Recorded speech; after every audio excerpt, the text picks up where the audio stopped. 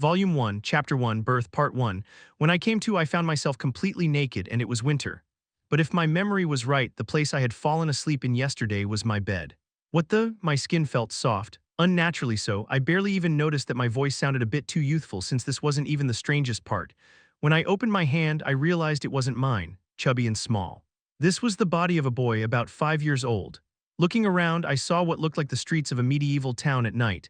In short, I couldn't make sense of a single thing that was happening to me right now. While I stood there shivering, dumbfounded, a startled voice called out from somewhere. "Oh my, is that child out here naked? Is he from the orphanage?" "You think so? What are you doing out here in the cold, kid?" Huh. Two women dressed like nannies rushed over to me, fussing as they draped clothes over my shoulders. "Wait, he's not one of ours, right? I've never seen this boy before." "Then this child is, oh my, what a poor thing, tusk tusk. Excuse me, where is this place?" When I asked them in a rather hushed voice, pity flashed across the women's faces. "Oh dear, he doesn't even know what's happened. If someone abandoned him in this weather and in this state, they basically wanted him to die. These kinds of people really deserve to be punished." "No, what are you talking, Abo? Come inside first. You'll freeze to death out there." One of the rather stubborn women pulled me into some building. Inside, I was subjected to a horrifying sight. Ragged children choking and beating each other. Most of them were wailing. It wasn't all that surprising, though. Put over 50 kids under the age of 10 in one place, and this was what usually happened. Instead of scolding them, the woman clapped their hands to draw their attention. "All right, everyone, we have a new friend today. Please be kind to him, okay?" As I felt the weight of a dozen curious stares, I finally realized something. Could this be another world reincarnation thing? Why the fuck is this happening to me when I was just minding my own business? Oh my, from now on you can't use such bad words in our orphanage. I couldn't make sense of any of this. After reincarnating, I spent the next 5 years until I turned 10 agonizing thousands of times over the same question. Why me? I didn't kill myself out of despair, nor did I get hit by a truck. I wasn't betrayed by a lover, nor was I defeated by my most hated enemy or something. I just lived normally and fallen asleep out of sheer exhaustion. If I had to name something as my sin, it would be that I was simply satisfied with my ordinary life. And when I opened my eyes again, I was in the body of an abandoned orphan. All of this felt like walking down the street only to be slapped across the face out of nowhere. I kept wondering which bastard decided to send me here instead of all the others who were suffering, and why, but I couldn't find a single answer. So what else could I do? In this world, I was nothing more than an ordinary orphan. So I just lived. All right, class is starting soon. Everyone gather in the classroom. Yees, living in the orphanage, I came to realize something. This country was filthy rich. Jern, how much allowance did you get? 500 copper. What? Why did you get twice as much as me? It's not that I got more, you just got half because you peed on Louis' face while he was sleeping last time. He said it was fine if I peed on him as long as he didn't wake up. Jern, that was the name I was given. It still felt unfamiliar to me, though. I stared blankly at the green coin in my hand before slipping it into my pocket. This money wasn't even meant to cover meals or something. We regularly got meals provided to us. So this allowance was exactly meant to be spent on snacks or cultural activities. The quality of the meals was also excellent. With so many strange vegetables and meats, I couldn't say for sure what they were, but seeing the kids shoot up rather than simply grow at a normal rate the past 3 years made me seriously wonder if they were slipping growth hormones in there. At the very least, the portions were big enough. The living space was also fine. Although every room had 4 kids in them, the space was large enough that it wasn't particularly uncomfortable and we could bathe whenever we wanted. Above all else, they took education pretty seriously here. Who can tell me the 3 essentials for farming? Me, soil, power, and water. While power is important, of course, these essentials are things that without them, crops will never grow no matter how hard you till the fields. Think again. Compared to South Korean, the classes here were about elementary school level, but well, we literally were elementary school aged. When I eavesdropped on the older children's lessons, I realized the curriculum was far broader though. Only the basics of math and science were taught. Most of the focus was on history, law, language, and vocational experiences to broaden our career options. Kids who showed academic talent were even supported with programs encouraging them to become civil servants. Honestly, I hadn't expected anything even close to this. At first, I thought being in this medieval orphanage meant that they'd starve us, beat us, and send us out to the streets to beg like some shady gang, but it turned out that this place was really bright and hopeful instead. That was nothing short of a blessing to me. While I silently expressed my gratitude to the unknown princess who decided to invest so much into child welfare, I sat through the class, feeling crumpled bits of paper getting flicked against the back of my head. I tried to ignore it at first, but when I heard the sound of someone carefully lifting a rock from a desk, I frowned and turned slightly. "What? You've got to come see the performance after class." After pondering it over for a moment, I realized this was one of those suggestions that were practically mandatory invitations children like to make. Lately, they've been clinging to me more and more. Probably because my black hair was a rather unique trait in this place which caught the children's attention.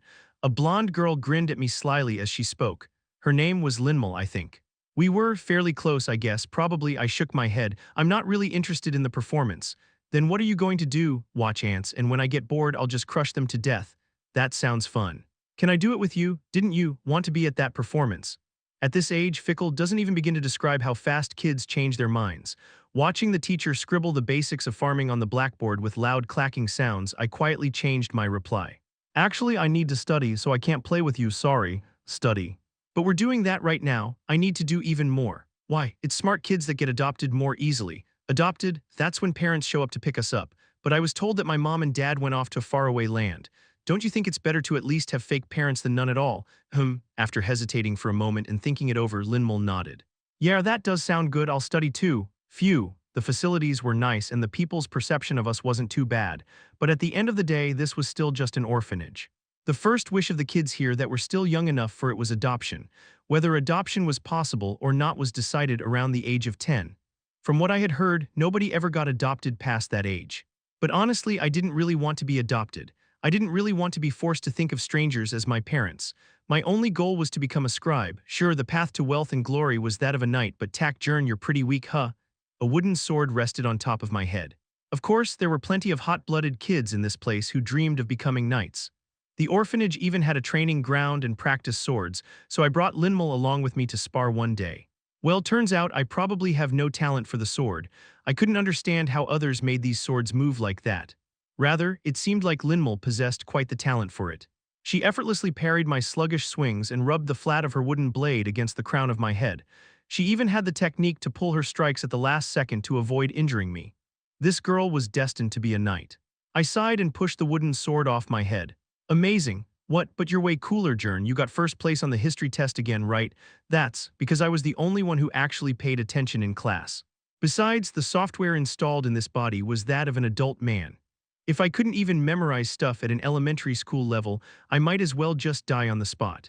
From my perspective, Linmal's talent with the sword was far more impressive. I had seen countless kids good at studying back on Earth, but never anyone who could handle a sword like that. I cleaned myself up and got back on my feet. I should just live moderately and be satisfied with what I had, even in this different world. It was the very next morning that I realized my talent wouldn't allow me to do that. Early morning. I woke up to find the ceiling in my view trembling. What the? As I tried to get out of the bed, I tumbled across the floor with a loud crash. My legs wouldn't move. The floor against my cheek felt freezing cold. But my body was burning hot. It felt like my entire body had turned into a fireball. With a cracked voice, I tried to call for help, and the kids who had slowly started to wake up immediately jumped to their feet, screaming in shock. Jern's dead. Should we call the director? Their fussing made my head pound. With my mind feeling as if it was in a haze, I fell unconscious again. A bad cold, the flu, no, this felt very different. It wasn't like being sick, more like something was trying to fuse with me. When I opened my eyes again, I was in the infirmary. I immediately found myself surrounded by the director and the teachers, all wearing grim expressions. One kid catching a cold wasn't nearly enough for all these people to gather here. Feeling rather anxious, I asked, "What's happening? Am I dying?" They exchanged hushed words with each other. Then the director stepped forward with a somber expression on his face and spoke. "Jern, you've received a terrible gift from your parents." Soul fever. That was the name of the illness that made me feel as if I was getting roasted in a fire. To put it more simply, it was an illness every wizard had to go through as a child. You might be wondering something like, a wizard, someone like me who didn't have the slightest about magic. But that wasn't what this meant. In this world, a wizard was like someone born with 3 arms. You had to be born with it to use magic. If you weren't, then you would never be able to even touch upon it no matter what you did. And of course, people weren't born with 3 arms every day or something. Even with fate, destiny, and luck stacked upon each other, one might appear every 10 years. And even then, most of them had a wizard somewhere in their bloodline. But there was one sure way to produce one if both parents were wizards. Wait, but from what I remember in class, wizards are... I trailed off, recalling the common sense of this world that I had learned in class. The director gave me a nod with a stiff face. So shouldn't we be addressing him more formally? Nothing's certain yet, it could be from some distant ancestor. Still. We have to consider keeping it hidden. A bewildering birth secret. So it seemed like I was some illegitimate child of a noble family. The reason for this conclusion was quite simple because all nobles were wizards. For countless generations, nobles had married and married and married again into wizard bloodlines. That was why every noble was born with magical talent. Of course, there were exceptions, but it was very rare for a wizard not to be a noble. They were mostly ascetic, prophet-like people training in the middle of the snowy mountains, or so we were taught. But these kinds of people were rather unlikely to have children, which meant that the odds that I was the illegitimate child of some noble family were rather high. An orphan actually had noble blood. That kind of status reversal wasn't exactly what I had been hoping for. I'm sorry, Jern, but this matter is very serious. And not exactly, but nothing good will come of spreading it around. I thought about it for a moment. This really was a serious problem. I knew they were just trying to comfort me. For a noble, the idea of a non-noble being a wizard was deeply upsetting and offensive, and from a commoner's perspective, it wasn't anything simple either. It was like having a completely tangled-up family registry, so I had become a troublesome existence for both nobles and commoners alike. So, for now, I'll keep it a secret. Yes, that would be for the best. Just don't show it off to others. Okay. It seemed like the teachers felt even more uneasy because I agreed so readily. I mean, why would I go flaunting something that would only become a weak point the moment it was revealed? Unless I was some peerless genius or something. Am I actually? After levitating about 100 books in the storeroom, my opinions started to change slightly. I might actually have some talent. Chapter 2 Birth, Part 2. After experiencing the world of magic and plowing through a stack of mostly unhelpful books, I had come to one conclusion. It was the opposite. It's not wizards who are special, it's normal humans who are. I hadn't realized it before becoming one of these wizards, but this world was one big ocean of sorts. Everything here existed under this sea, we just never noticed, but there was one being that escaped that rule: humans. Humans could walk on the surface of this ocean somehow. That was why they couldn't feel the currents. They had no idea what was happening beneath their very feet, and that was an enormous advantage. Simply by not being swept up in the currents, humans were far superior to wizards. Wizards were nothing more than malformed creatures who lost the ability to do that, getting enveloped by the sea. Those nobles seriously were just a bunch of idiots. Why would they actually want to become like this? It's kind of convenient, though. I pushed a floating book into the shelf. The slot was pretty narrow, but the book slid in slowly and precisely. It felt quite strange. If the me before going through the soul fever had seen this, he'd probably call this a miracle or something, but the me now knew. This was nothing special at all. I mean, when you move your arms around underwater, ripples and waves would usually spread through the water, right? My magic was like that. I decided to call it current. Grabbing a book would make it recognize that it too was underwater. It might sound weird, but it was actually pretty simple. Because I was underwater, anything I touched would also become aware that it was underwater. And then it would float, and once I created a current beneath it, it would slowly move forward. It would eventually fall, but far slower than it would above water. The difference between knowing this whole world was actually under the sea and not knowing. Just barely knowing made such a huge difference. But here was the problem. Just how strong is this exactly? I sighed softly as I glanced at the 100 or so books floating around me. All of them peacefully floated around my waist level. It wasn't even particularly hard. As long as I didn't lose consciousness, I felt I could maintain this for hours, maybe even if I did lose consciousness. I wasn't even sure if I was expending any sort of energy at all here. After thinking for a bit, I placed my foot on one of the books. Thud, the moment I put a bit of weight on it, the book immediately sank straight to the floor. It seemed like it couldn't support my body weight. So how strong was this? Was I a once-in-a-century magical genius? Or was this something any wizard could do, and I was just overreacting because I didn't know anyone else I could compare myself to? I practically tore through the orphanage's attached library, but every book related to magic was either a fairy tale book or books of similar levels. In other words, I couldn't find any real information. Unless I somehow managed to sneak into the Imperial Library and read their restricted tomes. Sadly, that place could only be entered by nobles, so that wasn't a feasible option. The best thing would be to ignore all of this and just live my life. However, there was a pretty clear reason why I thought of wizards as people who had fallen into the sea. Ever since I suffered from the soul fever, I had been seeing these strange black shapes. Sometimes they even tried to talk to me, if one could call circling me while chittering talking. I named those things deep-sea fish. Because the way they moved was clearly like swimming fish, though they don't exactly look like normal fish. Even though I was just seeing their silhouettes, their long, ragged teeth were quite something and their bodies seemed grotesque. The day those things finally noticed me properly, I seriously doubted that anything good would happen. Sometimes when the ocean currents surged, I'd even end up stumbling on empty air. I wasn't joking. If things got any worse, I might suddenly just get swept up and fly into the sky while walking normally. The outcome would obviously be instant death. Just how did other wizards deal with these kinds of things? I had no idea. Could just some noble miraculously appear before me out of thin air and teach me the basics a novice wizard should know? Well, not that that was likely to happen. Just what was I supposed to do? Either I found a way to seal away my magic forever, or at least I figured out how to escape my current situation. And if this tiny orphanage library didn't have the answer to that, then I'd just have to look through other libraries. A plan instantly took form in my head. I went back to the dormitory, pulled out the piggy bank I had stashed deep under my bed, and smashed it with tears streaming down my face. Clang! The other kids who saw that leapt up in shock. Jern, what are you doing? Jern's went crazy. He broke his piggy bank. The director had given every orphan one to save at least a little bit of money in anticipation of our independence, even if it was just a tenth of our allowance. Breaking it meant 3 days of punishment. One wouldn't be allowed to play and just study. Honestly, that was nothing but a benefit to me. The real issue was that my savings were the highest in this orphanage's entire history.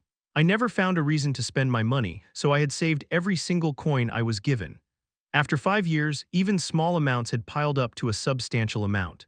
This was supposed to be like a marshmallow reward I had to patiently wait to receive in the future, but right now, I was basically stranded alone in a vast, open sea. This wasn't the time to be picky about methods. I'll be out for a while, tell the teachers for me, okay? I stuffed the coins into a leather pouch and headed straight for Miss Annalyn's clothing shop. Miss Annalyn ran a small clothing store nearby. It seemed like she once made quite the fortune as a talented, top-tier fashion designer in the capital. While I never really was the one to spend a lot of money on clothes, in both my previous life and this one, I owed her quite a lot since she always volunteered to mend the orphans' clothes for free. When I opened the door to her shop, being as kind as she was, her face lit up with a warm smile. Oh my Jern, don't tell me you've torn your sleeve again. No, I came to buy clothes. Clothes. Aren't you still at the age where you're growing? Also, didn't I just fit you a set a month ago? No, I want real clothes. I stood on my tiptoes and put the heavy leather pouch full of coins onto the counter. Miss Annalyn peeked inside a bit before quickly waving her hands in surprise. Jern, you must have misunderstood something. You don't need this much money to buy clothes. If you broke your piggy bank, I'll explain things to the director for you, so don't worry, and that's fine. Could you make me an outfit like the ones nobles wear? If it's not enough, I'll save more of my allowance and pay later. Miss Annalyn's face showed puzzlement for a moment, but then she smiled warmly, the way she always did when she looked at kids. Well, she probably thought that this was just some childish wish to play nobleman or something. If that's what you want, I actually have the perfect thing, just wait a moment. She disappeared into the storeroom, then returned with an outfit that looked slightly antique.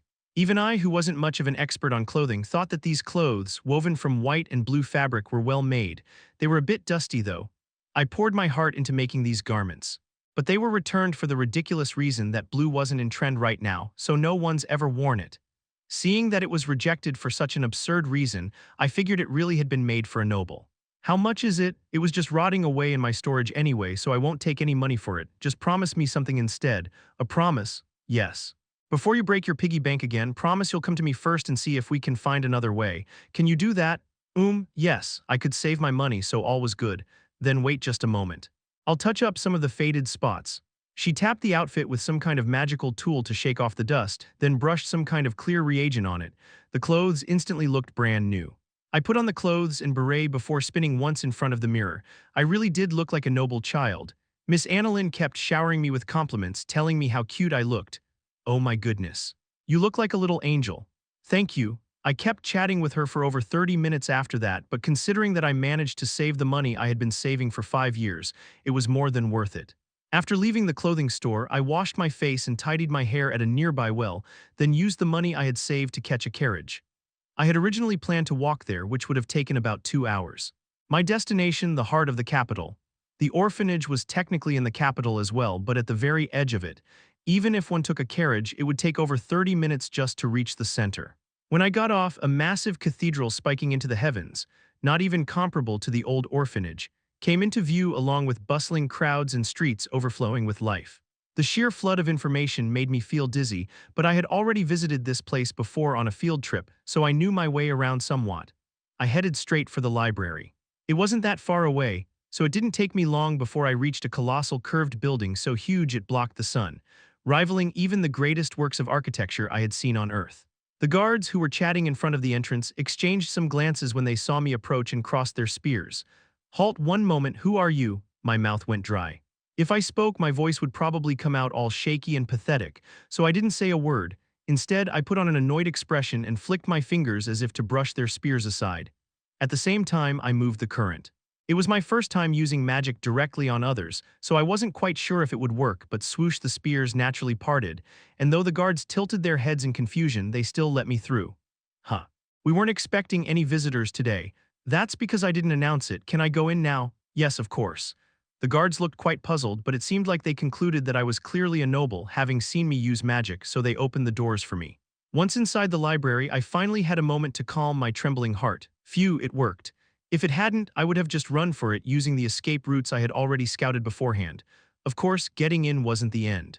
The inside, as befitting of a library, held nothing but mountains upon mountains of books. There also didn't seem to be a soul here, so I couldn't even hear the sounds of footsteps. I let out a sigh as I looked up at the shelves towering 10 times higher than my own head. If I had to search through them myself for what I was looking for, it would probably take at least a year. I needed a librarian. Trotting along on my short legs toward the center, I saw a woman sitting at what appeared to be an information desk, lazily reading a book. Casual clothes, silver-white hair that reached her waist, inky eyes, a somewhat weary-looking face, and long ears, an elf. The first non-human I had ever seen. Even seeing her turning the pages of the book before her seemed to carry a different sort of grace from ordinary people.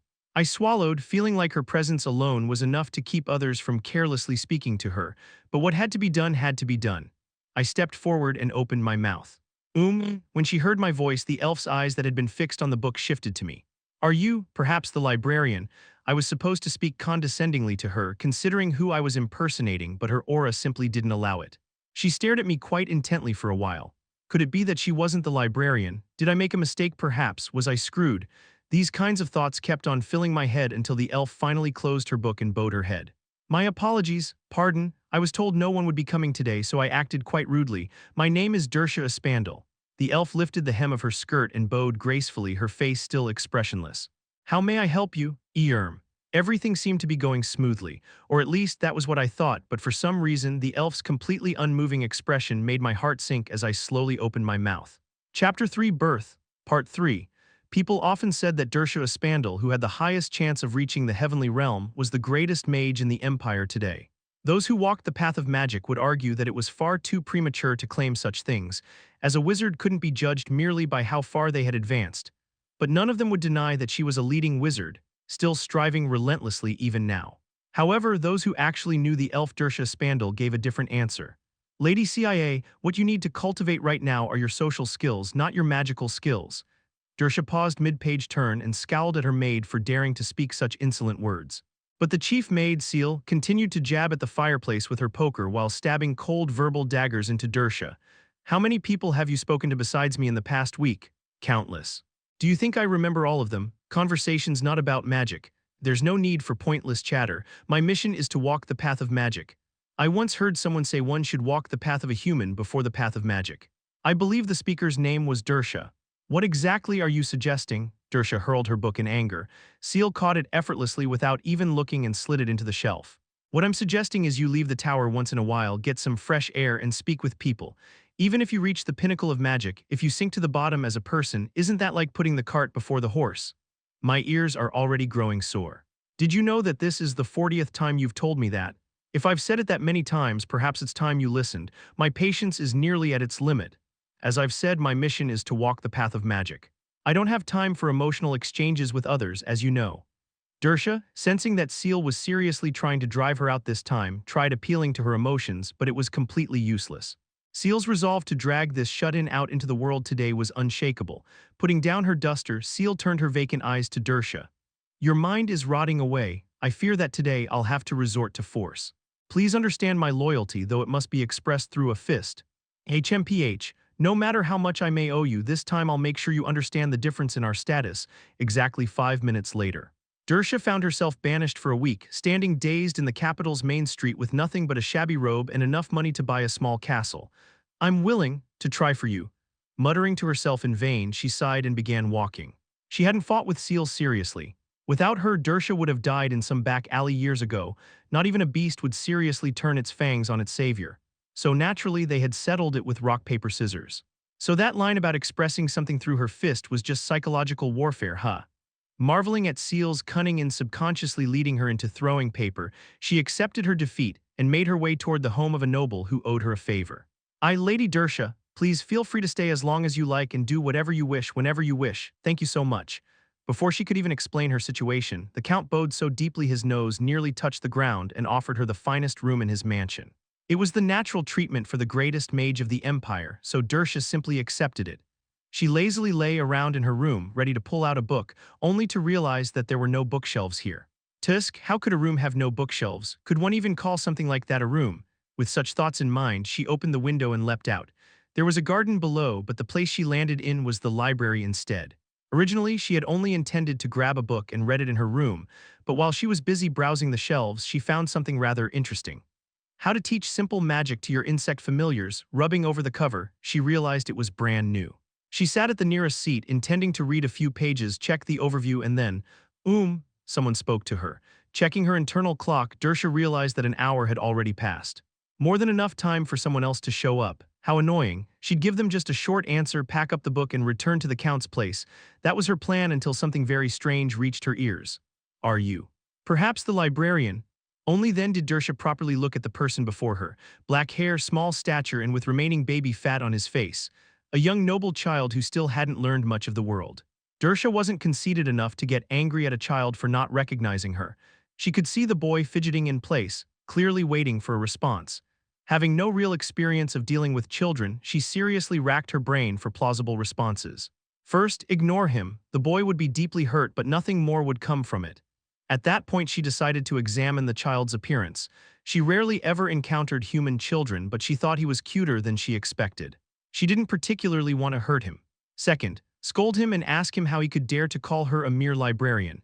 That would probably traumatize the boy, which would lead him to grow timid for the rest of his life, and Seal would most definitely kill her if she ever found out. That kind of outcome was completely unacceptable. Third, just say that she wasn't the librarian and then leave.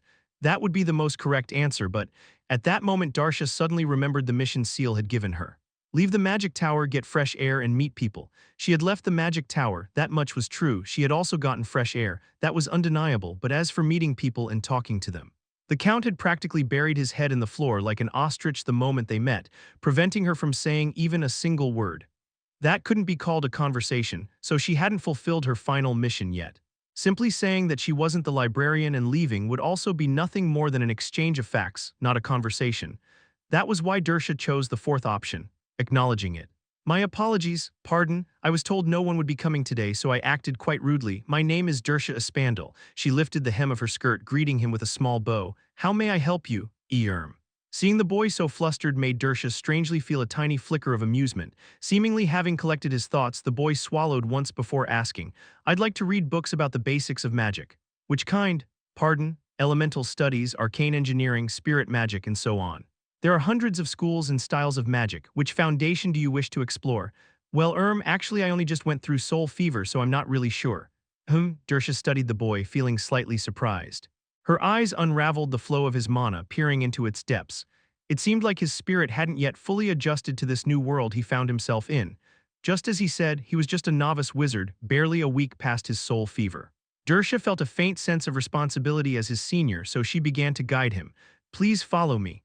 Since this library was open to all nobles, the overall quality of the books wasn't very high. She'd read about 80% of the 100,000 books, but still knew well enough where to find each one. Using her telekinesis, she drew out around 100 books and spread them around him. The boy immediately picked one up, read for about 5 minutes, then frowned. Is there maybe a book about how to not get hurt by magic? Pardon, Dersha tilted her head, about not getting hurt by his own magic. Why would magic try to kill its user? I don't understand the question. What do you mean by not getting hurt by magic? Did you perhaps study elemental spells of the fierce flame realm too soon? No, I mean those black things, I guess there aren't any here. Anyway, aside from that, how should I put it? Currents, you know the waves and such can get pretty dangerous sometimes, right? Currents, waves, Dersha repeated, her expression puzzled. The boy was talking about concepts she had never heard about before in her whole life of studying magic. Realizing that he might have made a mistake, the boy quickly bowed his head. No, I must have misunderstood something. Thank you for your help. Watching the boy about to put the books away and leave, Dersha, thinking that she wouldn't be able to return for a while anyway, decided that she had some time to spare right now and stopped him. Could you show me your magic, my magic? Yes, I have some knowledge, so if I see it, I may be able to understand what you mean. Magic, I'm not sure if this can be counted as magic, but… All right, the boy's expression grew vague as he raised the books into the air. They didn't fall. He kept stacking them higher in midair. 2, 3, 4. When the number passed 30, Dersha stopped him and asked, "Aren't you getting tired?" "No. Not at all, I can manage over 100. The books all floated, remaining motionless, so his words didn't seem to be mere boasting. If what he said was true, this was truly an unbelievable, extraordinary talent for a telekinetic wizard. But something was strange. The boy was using magic without consuming even the slightest bit of mana. She couldn't feel any flow of mana at all. It was as if he was simply making things float into the air using some supernatural power. Dersha felt genuinely intrigued for the first time in a long while as she lightly pressed on one of the books. The boy tilted his head, showing no sense of strain or pressure. She found that gesture rather cute. She finally pressed the book all the way down to the floor. "How much weight can you hold?" "Just about a book's worth. I can manage lighter things too. Could you try dropping them?" "I can't do that." "You can't. If I go too far away, they will fall." "About 50 meters, I think." The more she heard, the stranger things became. The boy had no control whatsoever over this phenomenon he was creating. No, was this even magic at all? He was using magic without using a shred of mana after all. Dersha was completely speechless, faced with this anomaly of a situation. The boy watched her before finally opening his mouth. "I don't know if this will help, but I think of magic as the sea. W8. Dersha instinctively stopped him, realizing what he had been trying to say. Looking at the boy's puzzled expression, her curiosity as a mage intensely clashed with her conscience. What he was about to speak about was an enlightenment, the laws that constitute a wizard's inner world. A ball rolls downhill, water boils when heated, ice melts over time. These were the rules that define the world. In other words, for the world to exist, these laws are necessary. So the chaotic inner world of a wizard also had laws that defined it. Those were called enlightenments. If one knew a wizard's enlightenment, one also knew the wizard. That was why wizards kept theirs deeply hidden. After all, the moment they were revealed, their inner world could be unraveled. Even for a novice mage, an enlightenment was still an enlightenment. To eavesdrop on someone who didn't yet understand the importance of it was the most filthy, disgraceful act one could commit. Dersha felt a complicated mixture of emotions, yet her thirst for knowledge flared up from within her when her thoughts wandered to this incomprehensible phenomenon.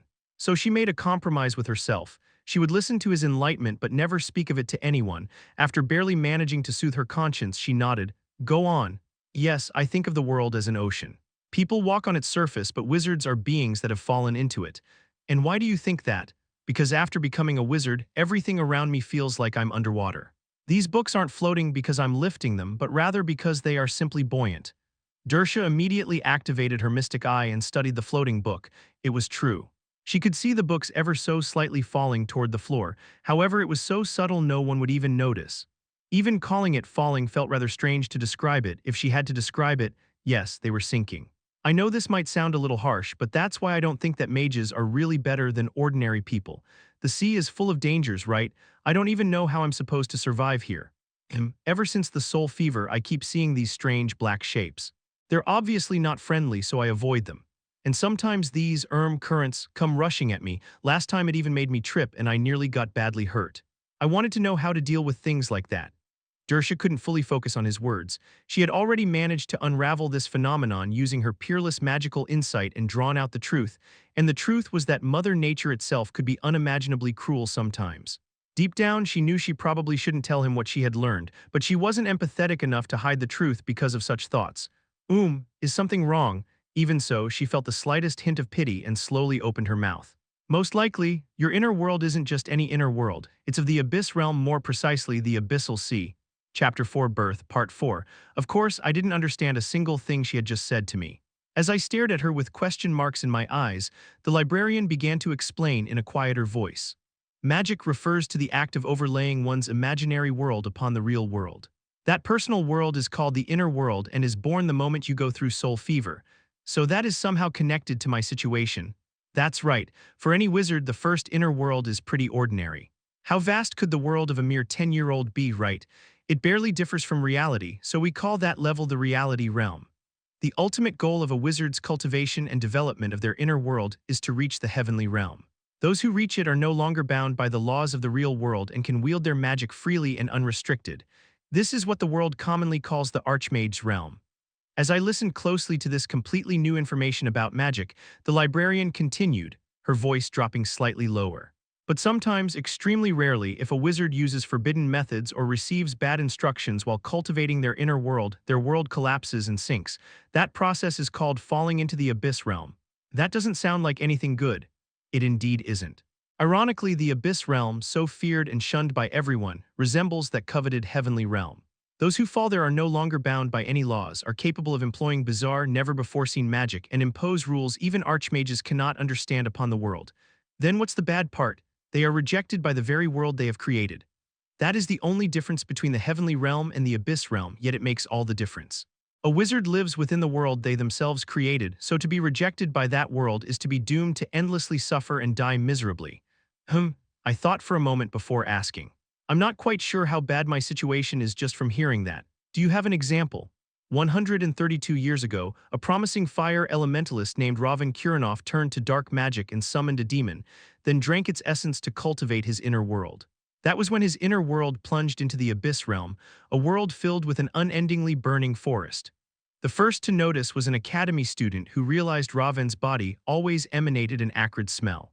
When he was captured and unmasked, he was found covered head to toe in blisters from severe burns. He killed 3 knights while being escorted, escaped, and 2 months later was found floating in a pond, his whole body resembling charcoal. Ironically, the cause of death wasn't burning but drowning. He had thrown himself into the pond, unable to bear the pain any longer, but his inner world refused to forgive even his corpse, so it was burned to ashes. I immediately felt horror creeping up in me. I don't think I'm that bad. No mage has ever been born directly into the abyss realm. It's hard to arrive at the truth, but most likely the only reason you're still sane and healthy is because your mind is still immature. Once you adapt to your world and become a wizard who lives more in the abyss realm than the real world, you will probably meet a similar end. Your inner world is the abyssal sea, so you'll learn firsthand what happens to a human body when it's subjected to the ocean's deepest depths. I was a lot more surprised by the encyclopedic knowledge of this librarian than this sudden death sentence. So basically, since my inner world is the abyssal sea, I'll either drown or be devoured by those deep-sea fish, or get crushed by the water pressure, which is the likeliest. Exactly. No matter whether I study magic or not. Yes. Likening your state to an egg submerged underwater seems most fitting to me. It cannot hatch, and even if it does, only death awaits. If it refuses to hatch, the result won't be any different. This situation was truly hopeless. I scratched my head, then bowed my head to thank the librarian. Even if it's horrifying, thank you for telling me my fate. I'm sorry, perhaps it would have been better if you didn't know. I asked, so it's fine. Better this than dying without even understanding why. I picked up a book again. Still, at least now I know what I have to do. There's no need to make extreme choices yet. At least try not to leave any regrets. No, I'm not going to kill myself, don't worry. Then what do you mean? Whether it's the deep-sea fish, drowning, or being crushed by pressure, I'm at least going to try to survive. I had absolutely no intention of just dying. If this was the price of being born into this new world, I would overcome it, no matter what it took. For now, I don't have a way to deal with drowning yet, so I'll set that aside. As for water pressure, maybe I could wear some kind of suit, and those deep-sea fish, what even are those? I've never heard of these kinds of things before.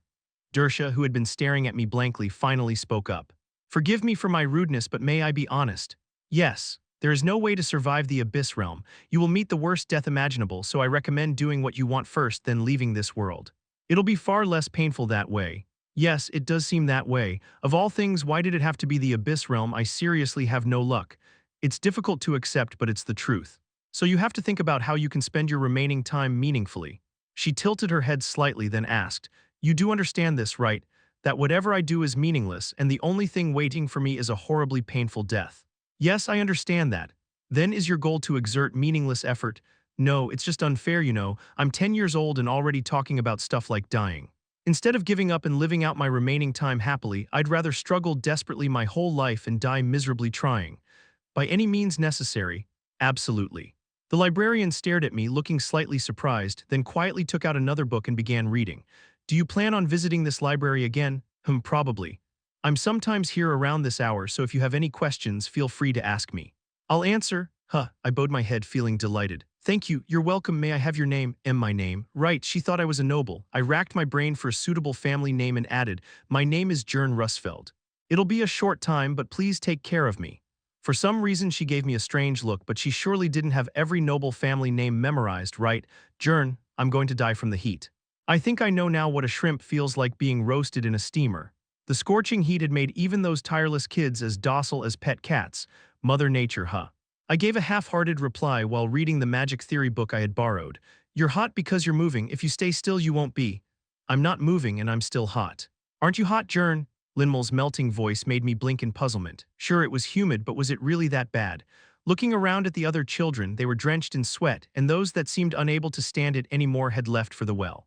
There was already a fight breaking out among them as they waited for their turn. Even though Linmal had already splashed herself once, she kept chanting that it was hot or whatever. Honestly, I wasn't like that at all. No, I hadn't even shed a single drop of sweat. This was definitely unnatural. Could it be because of my inner world? It had to be related. If a person were to enter the deep sea, they'd be crushed to death.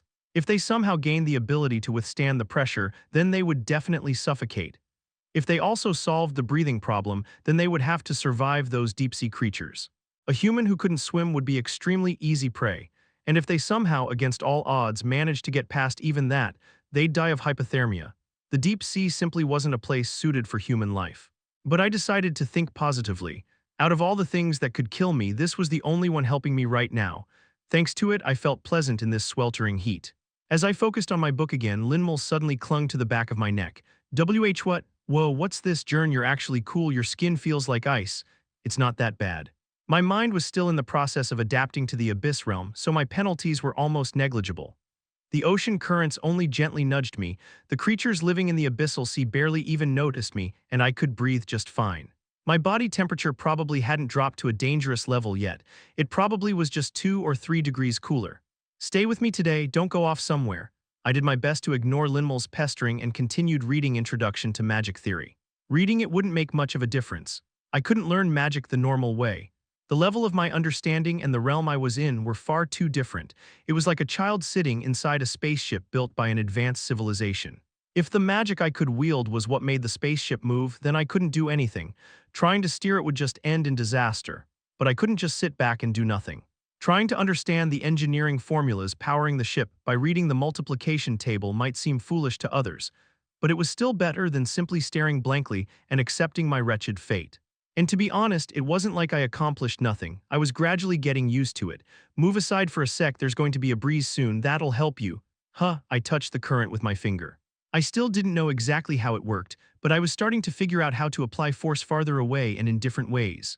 Unlike before, when I could only direct it at a single point, now I could make it flow across wider areas.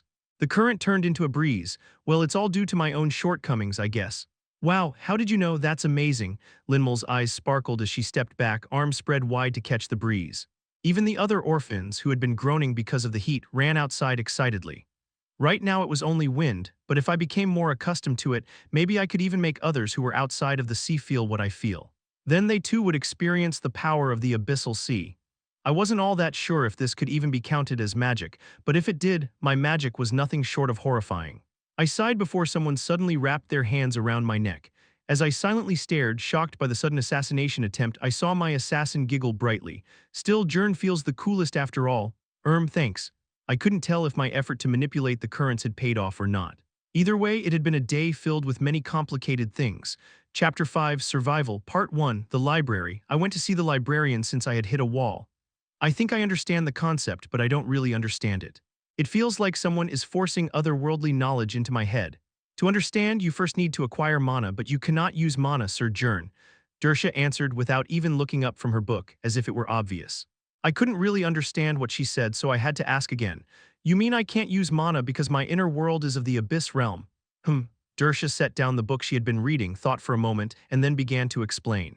The only difference between a wizard and an ordinary human is the ability to store mana. The method of using stored mana is what we call magic. Where does mana come from? It's generated naturally everywhere in the world. Of course, there are places where it's scarce, but there isn't a single place where it's completely absent. Differences in a wizard's skill come from differences in their progress in magical studies, but most fundamentally, they come from differences in the mana circle used to store mana. Mana. Circle? Yes, I met the librarian's eyes. Dersha looked at me and I looked back at her. Her expression, which was usually unreadable, slightly wavered, perhaps because I stared at her for too long, drawn in by her beautiful eyes. Do you not know what a mana circle is? Was this that sort of thing? Something a noble couldn't possibly not know. If I told her I knew, I'd be lying, but if I told her I didn't, she would most definitely be suspicious of me. As I tensed up, anticipating the worst, the flow around Dersha suddenly changed. No, it was the ocean current that changed. In reality, nothing was happening, but the current only I could see and feel started to swirl around her, forming a massive tornado. I stepped back so I wouldn't be swept away, but she came closer. Was she trying to kill me? Don't worry, this flow of mana won't harm you. I see. Dersha didn't seem like she intended to hurt me. Strangely, the current that had been pushing me around so harshly since earlier had turned into that tornado but wasn't affecting me at all. She came very close, bent down, and grabbed my cheek. Then she suddenly leaned in as if she were about to kiss me. I tried to resist with all my might. This is against imperial law. I'm still a minor. Don't say such ridiculous things. Just look into my eyes. Your eyes. Peering into Dercia's irises, I could see something tiny, glittery swimming in circles inside of them. As I was completely entranced by this impossible sight, which no normal being should ever be able to see, she added an explanation. You should see small stars. How many are there? I see 9. The number of these stars represents the total amount of mana you can store. I've awakened 9 stars. This stage is known as formation. Is that high? There are probably fewer than 30 mages alive who have reached formation, so yes, I am at a relatively high stage, and yet even I have not reached the heavenly realm.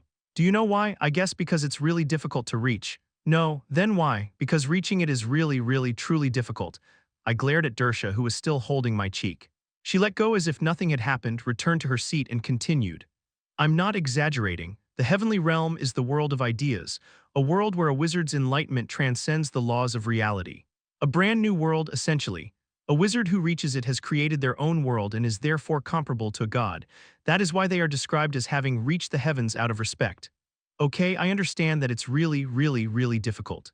So what does this have to do with me being unable to use mana? Mages store the pure mana of this world and use it to become anything they desire. Now tell me, where does a mage who has reached the heavenly realm store their mana, in the world they created? You're half correct. They don't store it at all. They simply project the mana of their world into this one. The mana circle becomes meaningless. What does it matter if you have 9 stars or 10 when the night sky of your own world is filled with countless stars? I nodded, understanding Dersha's point. So the difference between the abyss realm and the heavenly realm is just whether you're the master of your world or its enemy. Exactly. You cannot draw mana from this world, Sir Jern. Perhaps only from yours. Then this flow I feel that I call currents is my mana and my magic. That too is correct, which is why no one in this world can teach you about mana. None of the knowledge I have will apply to your world. I stirred the current to float a book into the air. To be honest, I hadn't even been sure if this was real magic. I had been wondering if this was just some kind of loophole or trick or whatever. I don't even know what I'm supposed to do with this. The world isn't simple enough that a mage only 1 week past his soul fever could understand it. If it were, it would have collapsed in a second. How do regular wizards gather mana? Even if I told you, it would be meaningless. The laws of your world are too different. I can't even begin to predict what might happen, so I don't recommend it. Still, I want to try at least. It's not like I have anything else I can do now. Mana can be collected simply by breathing. Since you only recently got through the soul fever, under normal circumstances you would already have gathered some. Is that so? Yes, but you likely have none at all. Just as creatures living on the ground and those flying in the sky have different bodies, so too do you differ from other mages, Sir Jern. I half listened to Dersha's words as I pulled out a book on the basics of magic from the pile and opened it. This librarian was certainly brilliant, but once she started explaining something she was knowledgeable about, she never stopped. I felt it was better to just nod and let the words pass. While flipping through the basic spells, I found one that caught my eye, luminance. A simple spell that created small light spheres to illuminate one's surroundings. It would be pretty useful if I somehow managed to be able to use it. The orphanage was poorly lit, making reading at night almost impossible.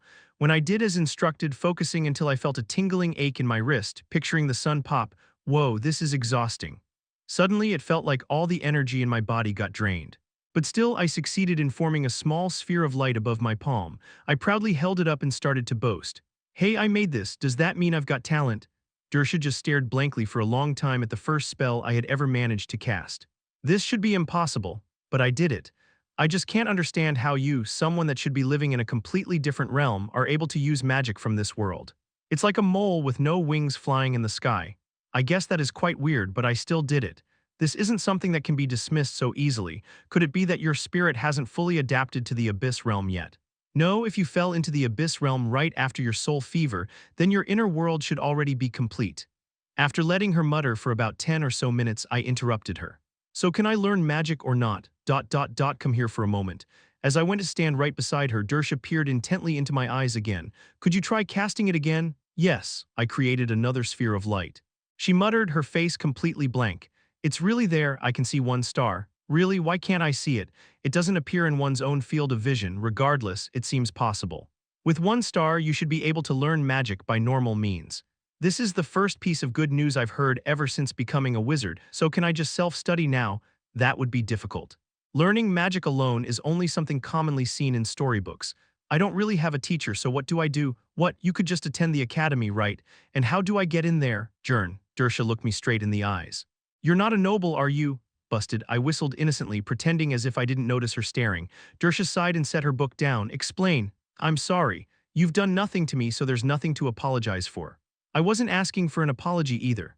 Well, I actually live in an orphanage nearby. I recounted my short life story, to which Dersha rolled her eyes in utter disbelief. You have some incredible guts. Do you know the punishment for impersonating a noble? Yeah, I hear they cut out your tongue. Weren't you scared? I mean, I'm just a kid. You really think they'd cut my tongue off? If I bawled my eyes out and wet myself, they'd let me off, don't you think? Certainly. Dersha nodded slightly, then caught herself and shot me a venomous glare. If you were truly going to pretend to be a noble, you should have studied more. Every noble attends the academy without exception. And commoners, it's possible if they enter as a special talent. Do you think I could enter as one? No. If you had that kind of talent, I would have known already. That said, it's not like there's no way, try this instead.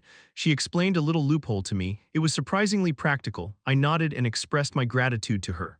Thank you, you always help me out so much. You are welcome. You don't have to be so formal with me, you know I'm just a commoner now. I don't speak casually with people I'm not close to. She looked back to her book. I watched her for a moment before suddenly opening my mouth again. Miss Dersha, yes, you're not a librarian, are you? She froze for about 10 seconds before answering. Correct. How did you know? The Empire isn't stupid. They wouldn't waste one of the 30 greatest wizards alive by having them work as a librarian. I've been told my weakness is losing my composure when it comes to magic, saying more than I should. You seem like someone really important. So why are you helping me? I've only offered some advice, I haven't helped you directly. Well, fair enough, but then why give me advice at all? It's not like I can offer you anything in return. You are doomed to die soon. For someone with such a short expiration date, a little mercy isn't. She cut herself off mid-sentence. It seemed as if she was dissecting her own words. No, that's not it. Jern. I find you interesting. Her eyes focused on me, gleaming strangely. You were born with the most peculiar constitution, truly peculiar. Aha, so that piqued your interest, huh? No. While it certainly is quite peculiar, what interests me is your disposition. My disposition? Yes. The way she looked at me was like how someone would look at an inanimate object. If you ever come to your end, please return to this library. That will be the price for my advice. Why? Because I want to see with my own eyes what desperate final choice you will have made when you reach your inevitable end. I wonder just how efficiently meaningless it will be. That sure left a bitter taste in my mouth. Chapter 6, Survival, Part 2. As soon as I got back to the orphanage, I applied for career counseling. The director brewed me a warm cup of tea. Just from the aroma, I could tell that it was quite expensive. He must have been in a good mood. Did you wait for long? Here, try it. It's peppermint tea. I took a sip and slowly nodded. It's good, oh, you can tell. Yes, I haven't drunk much tea before, but it smells really good. Ha ha ha, you've got a discerning nose. This tea is grown on the northern Great Plains and… The director happily launched into an explanation about the tea. I smiled on the outside, but inwardly I was arranging my thoughts. The director already knew that I was a wizard. I was a bit worried he might let that bias his advice about my career path, but seeing him now, it didn't seem like I had to worry about that. Forgive me, here I am rambling when I have the brightest genius of our orphanage right in front of me. Brightest genius. You've been the top student for 5 years straight, of course you are. Jern, I'm sure you could become a scribe. Did you come here today to apply for that position? No, I'd like to try a different profession. I pulled out the award given only to the top student. You might ask what meaning the kind of award given to an orphan might hold, but it was something really meaningful. The award gave one the right to try a chosen profession for a few months. In other words, a work experience voucher. Of course, I wouldn't get any pay from that. It was basically volunteering to work for free in exchange for experience, so most kids didn't really bother with it. And there weren't many jobs available to try anyway. The only really practical one was scribe. The director tilted his head before opening his mouth. If not scribe, then which profession? Janitor. Janitor. Why you mean someone who cleans? Yes. I think it's a perfect fit for me. I'm just as talented in cleaning as I am in writing after all. Well, that's… He faltered, clearly unable to string together a coherent sentence.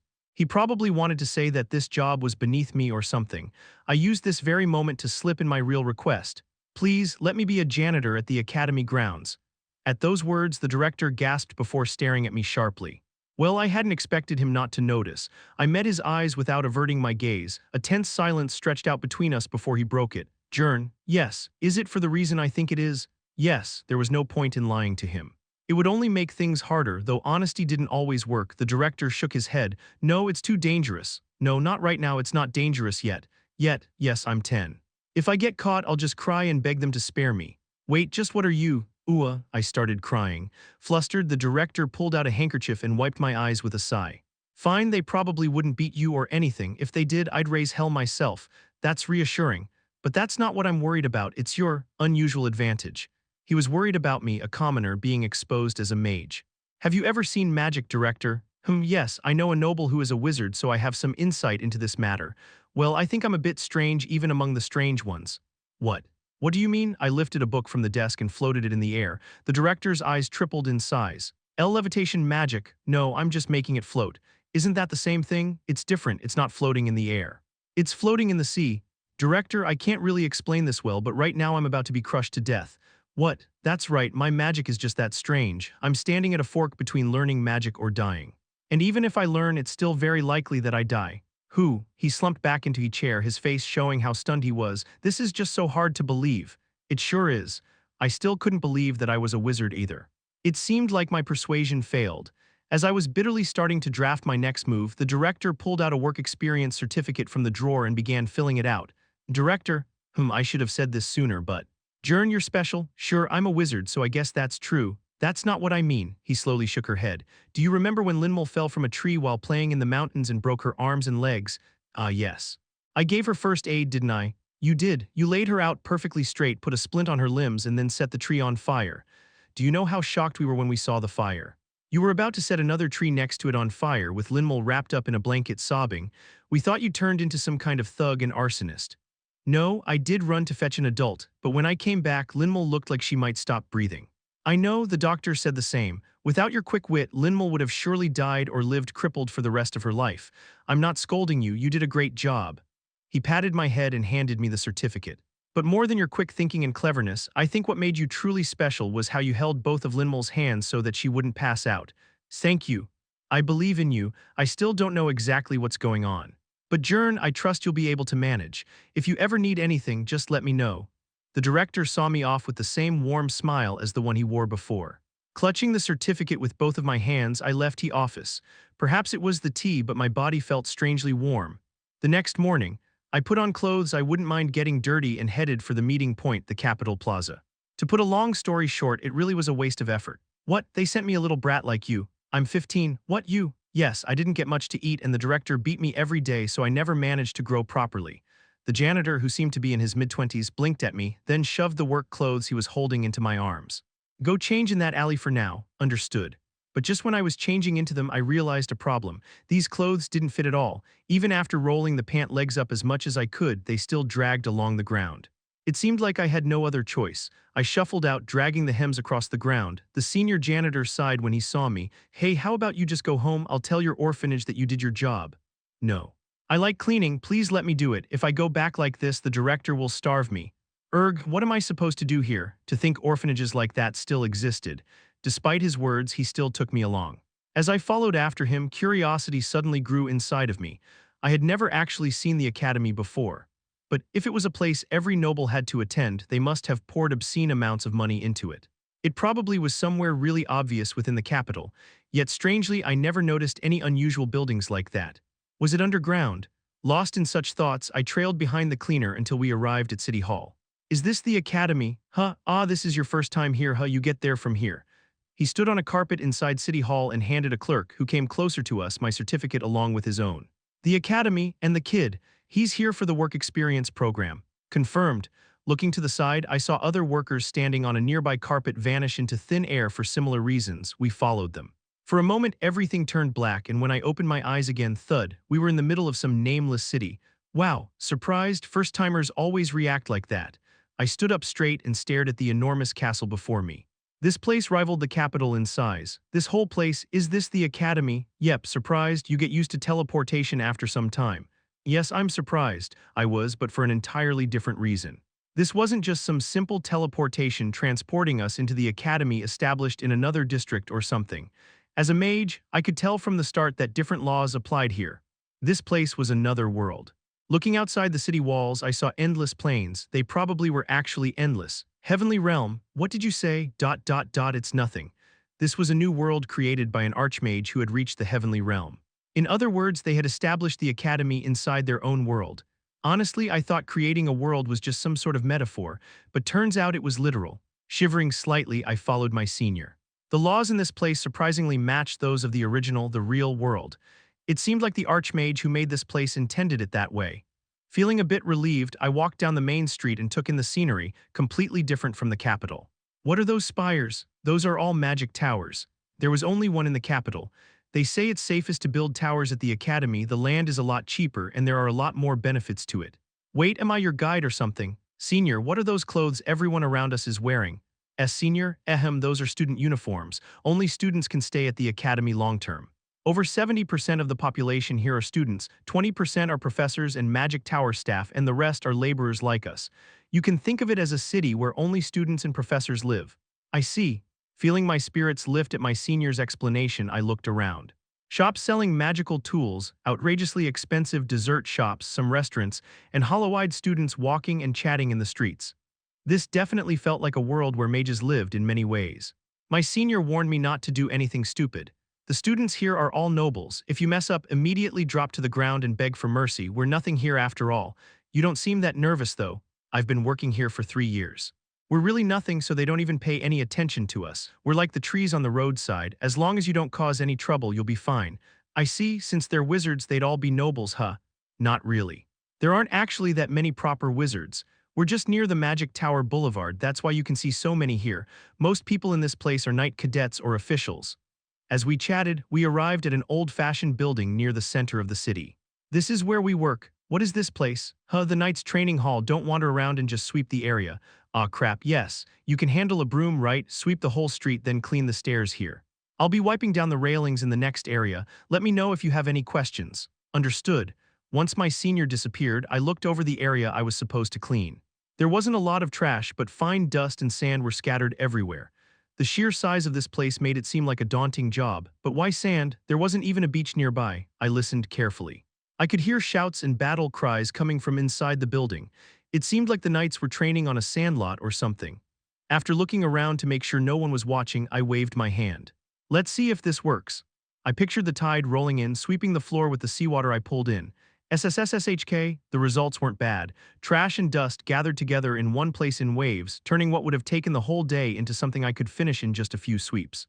No, it wasn't entirely good though. It was the first time I had used my magic on such a large scale. The deep-sea fish above me seemed to have sensed something amiss and started scanning the area. I froze in place.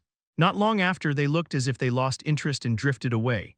This is supposed to be another world, so why were they still here? Grumbling, I finished up the last of the cleaning.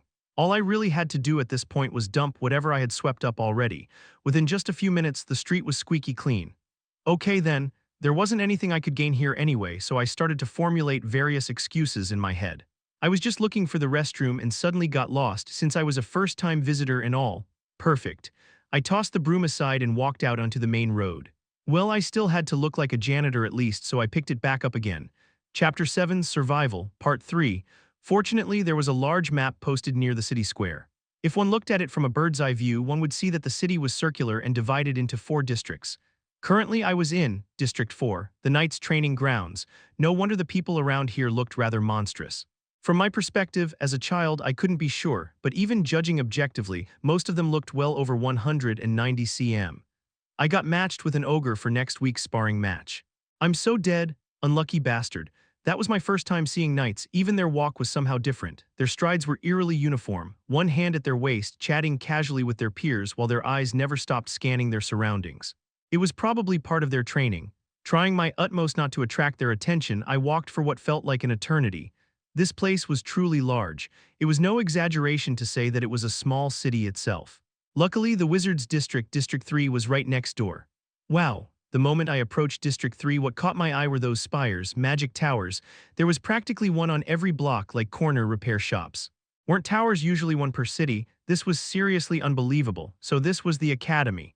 I felt a sense of awe as I slipped into a building that vaguely looked like a school. Pretending to wipe down surfaces with a rag, I made my way to what seemed to be an information board in the lobby and read it. Advanced Magic Lecture Auditorium 5-1, 3 p.m.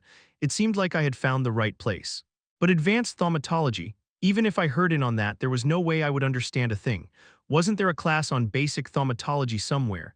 No, but was it even necessary for me to study this? Was this even magic? Hey. I leapt up, my heart feeling as if it was about to explode. Turning, I saw a student in round spectacles staring at me, his head tilted. In other words, a noble. I bowed at a perfect 90-degree angle. Good day, how may I help you? I'm sorry, I won't come here again.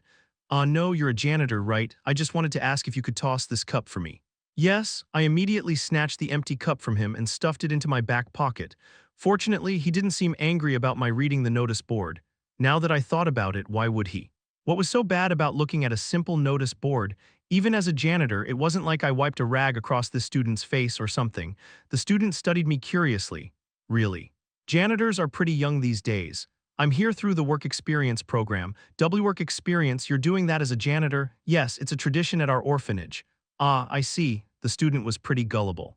A 10-year-old pretty much drowning in clothes twice his size, claiming to be a janitor, and he just brushed it off as janitors being pretty young these days.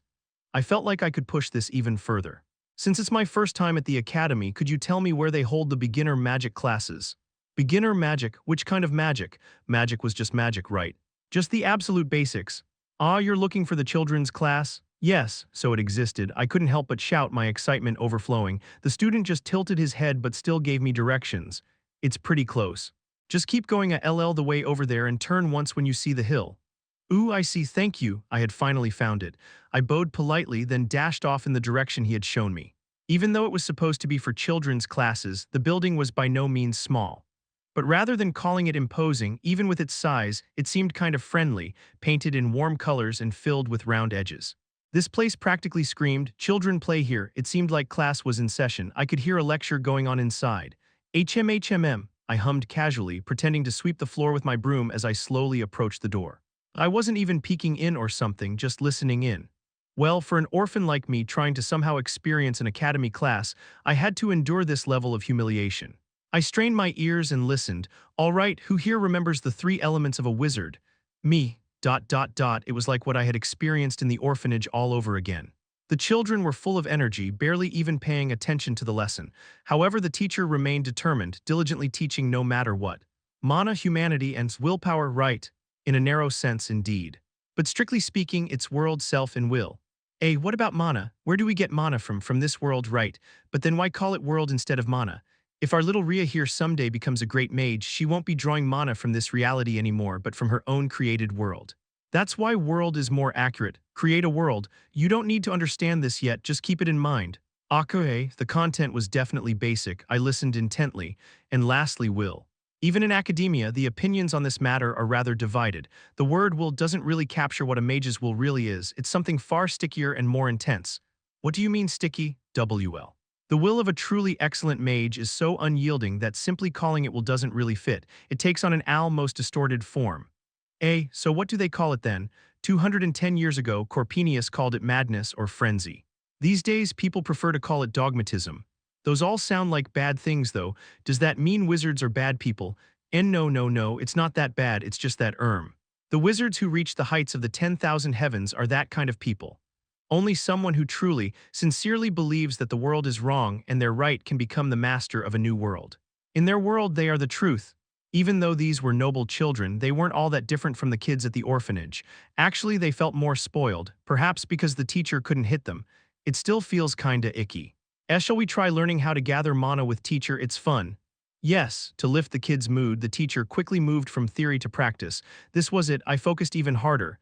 Everything in this world contains mana. That means by breathing and eating, you're constantly replenishing it. Then why should we bother to gather it manually if we can get it from eating? Because magic consumes enormous amounts of mana. Just eating and breathing isn't nearly enough. Even a basic spell like ignition would take 3 months of eating and sleeping to build up enough mana. I then heard the children gasping in awe. Probably because the teacher did a little demonstration. So the wizards of old researched ways to compress and accelerate the acts of eating, sleeping, and breathing by dozens of times. Since breathing is what we do the most, naturally breathing techniques evolve the most. Ooh, now try it yourselves. Imagine you're not inhaling air. Think of something else surrounding us that is not air and breathe it in, slowly. Something other than air. I gave it a try, but nothing's happening. I furrowed my brow. I mean, what else was there besides air anyway? Was this some sort of scam? However, inside, the kids started to succeed one by one. Wow, it feels like something's filling up in my chest. Right, I did it too. By the time nearly every child had succeeded, I still couldn't even understand what they were talking about. Honestly, it was a bit infuriating. Even if this was knowledge from a completely different world, I couldn't even beat one kid to it. If not air, that just leaves seawater, right? Should I try breathing that in? Cough keck, I shouldn't have done that. The moment I breathed in while visualizing seawater, it really felt like my lungs filled up with water. I couldn't breathe. I collapsed, retching multiple times. Nothing came out but dry heaves. Cough, cough, I'm seriously gonna die. Only after I calmed down did I stagger around to the back of the building to hide. Once class ended and the kids came out, if they saw me like this, they'd immediately notice that something was off with my current state. I wiped the drool from my mouth and shivered. I had never actually drowned before, but I was sure it would feel exactly like this. As I grumbled to myself, wondering whether this actually did something, I tried to cast luminance again. And then, a light sphere far brighter than the one I had made in the library rose from my hand and lit up the back of the building. I stared blankly at the glowing orb in my hand. Strangely, that squeezing sensation I had felt in my chest the first time I had used magic was completely gone. I did feel like something had been drained, but if I had to use a metaphor, it felt more like a single strand being pulled from my thick head of hair. In other words, it seems like I just have to die gracefully. I could only gather mana by experiencing drowning multiple times. It wasn't all bad though. The seawater I could feel sloshing inside my chest barely diminished, no matter how much magic I used. Sure, the only spell I could actually use was luminance, but compared to the last time, when I could barely maintain it for a few seconds before completely losing all my strength, the difference was like night and day. Would drinking it work instead? I tried imagining not breathing it in but swallowing the seawater the way one drinks from a cup. Nothing happened. I tried many other methods as well, but in the end all I gained were a few hopeless truths. 1. I must fill my lungs with seawater to convert it into mana. 2. The sensation is extremely close to drowning. 3. But the amount of mana I get from it is staggering. Enough to keep luminance going for 3 days straight with plenty left over. I sighed as I erased the notes I had written in the sand with my foot. Why does it have to be my lungs? If it were my stomach, it would have been so much easier. Even without much knowledge about magic, I knew this wasn't a normal method. It probably was because I was born into the abyss realm. Maybe one day I'd get used to the sensation of my lungs filling up with water. Could anyone really get used to that though? This was just an overall loss. Still, at least my mana was full for now. I didn't need to worry about it until I ran out again. I decided to leave these problems to the future me and picked up my broom again. My senior would probably finish soon. Wah, what the hell, where were you? I've been looking all over for you. Even though I ran as fast as I could, I found my senior still searching for me. I blinked, acting as if I was intimidated by him. I was just looking for the toilet, but I couldn't find one and then I got lost. Of course it's inside the building. He sighed, half relieved and half exasperated, then looked around, seeming confused. But wait, you already finished cleaning? How? An area this big should have taken you at least 2 hours. I'm really good at cleaning. Really? No, that still doesn't make any sense. Even I would need 2 hours. What did you? Seeing that he was starting to get suspicious, I instantly put on a dark expression and unleashed my trump card. Actually. I'm just used to these kinds of things. The director makes me clean the entire training field that's even bigger than this one in under 30 minutes every day. If I fail, he'd beat me until my backside splits open. At my tearful recount, my senior's expression twisted into something indescribable and he let out a long sigh. I see, I shouldn't have asked. Anyway, you did a good job. Works every time. Chapter 8, Survival, Part 4. After a week, a kind of routine had settled in. I woke up at 5:30 a.m. when all the other kids at the orphanage were still fast asleep. Breakfast wouldn't be until 8. Still, when I went to the dining hall, there were always warm bread and soup left in a basket. I could only ever be grateful to the director. Even though I woke up early, I didn't actually have that much time, so I immediately headed out after I stuffed the food in my mouth. Morning, Jern. Linmal, she never woke up at this hour. Rubbing the sleep out of her eyes, Linmal had a dark wooden practice sword hanging from her waist. Since the others should still be asleep, I couldn't help but stare at her in puzzlement. I've got somewhere to go. Why are you up so early? She yawned, covering her mouth with the blade she had casually drawn, wielding it in one hand with the deftness I wouldn't have expected a 10-year-old to have. I have to practice with this. Yeah, a sword. Why, dunno, seeming to still be half asleep, Linmal shuffled off toward the training hall. I was curious, but I had plenty to prepare for today. Deciding to ask about this later, I checked the schedule I had taken, or more like copied down by hand from the notice board. Looks like 6 children's classes will be held today. I was going to attend every single one of them. I put on my janitor's uniform that I had kept hidden in a neighboring building. Thanks to Aunt Annaline's tailoring, it finally fit me perfectly. Heading to the square early, I did some prep work until I saw my senior dragging himself toward me with his usual lazy gait. He was always early. Just not as early as me. Spotting me sitting by the fountain, he tilted his head and asked, "What the hell, it's still early, you know. Why have you been coming out so soon lately? The sooner I start, the sooner I finish." Well, fair enough. Smart kid, like that, I followed behind my ever-sarcastic senior to the academy. As soon as we arrived in the designated cleaning area, I turned towards him with sparkling eyes. He eyed me suspiciously before giving me a stern warning. "Today's the north area, don't you dare disappear like last time, you hear? Yes, bathrooms are inside, so use those." "Yes, right, anyway, just be careful. You seem to be underestimating this academy, and if you slip up here." Maybe he had been worrying a lot after I vanished without a word last time, seeing that he kept rattling off one warning after the other. "Yes, I'll keep it in mind. Good, let's give it our all." After giving him an enthusiastic answer, he seemed satisfied enough to leave me here and head towards his own area. I spent 5 minutes pretending to clean, carefully surveying my surroundings. The moment I was sure no one was around, I swept the ground with the current. I had already gotten used to this.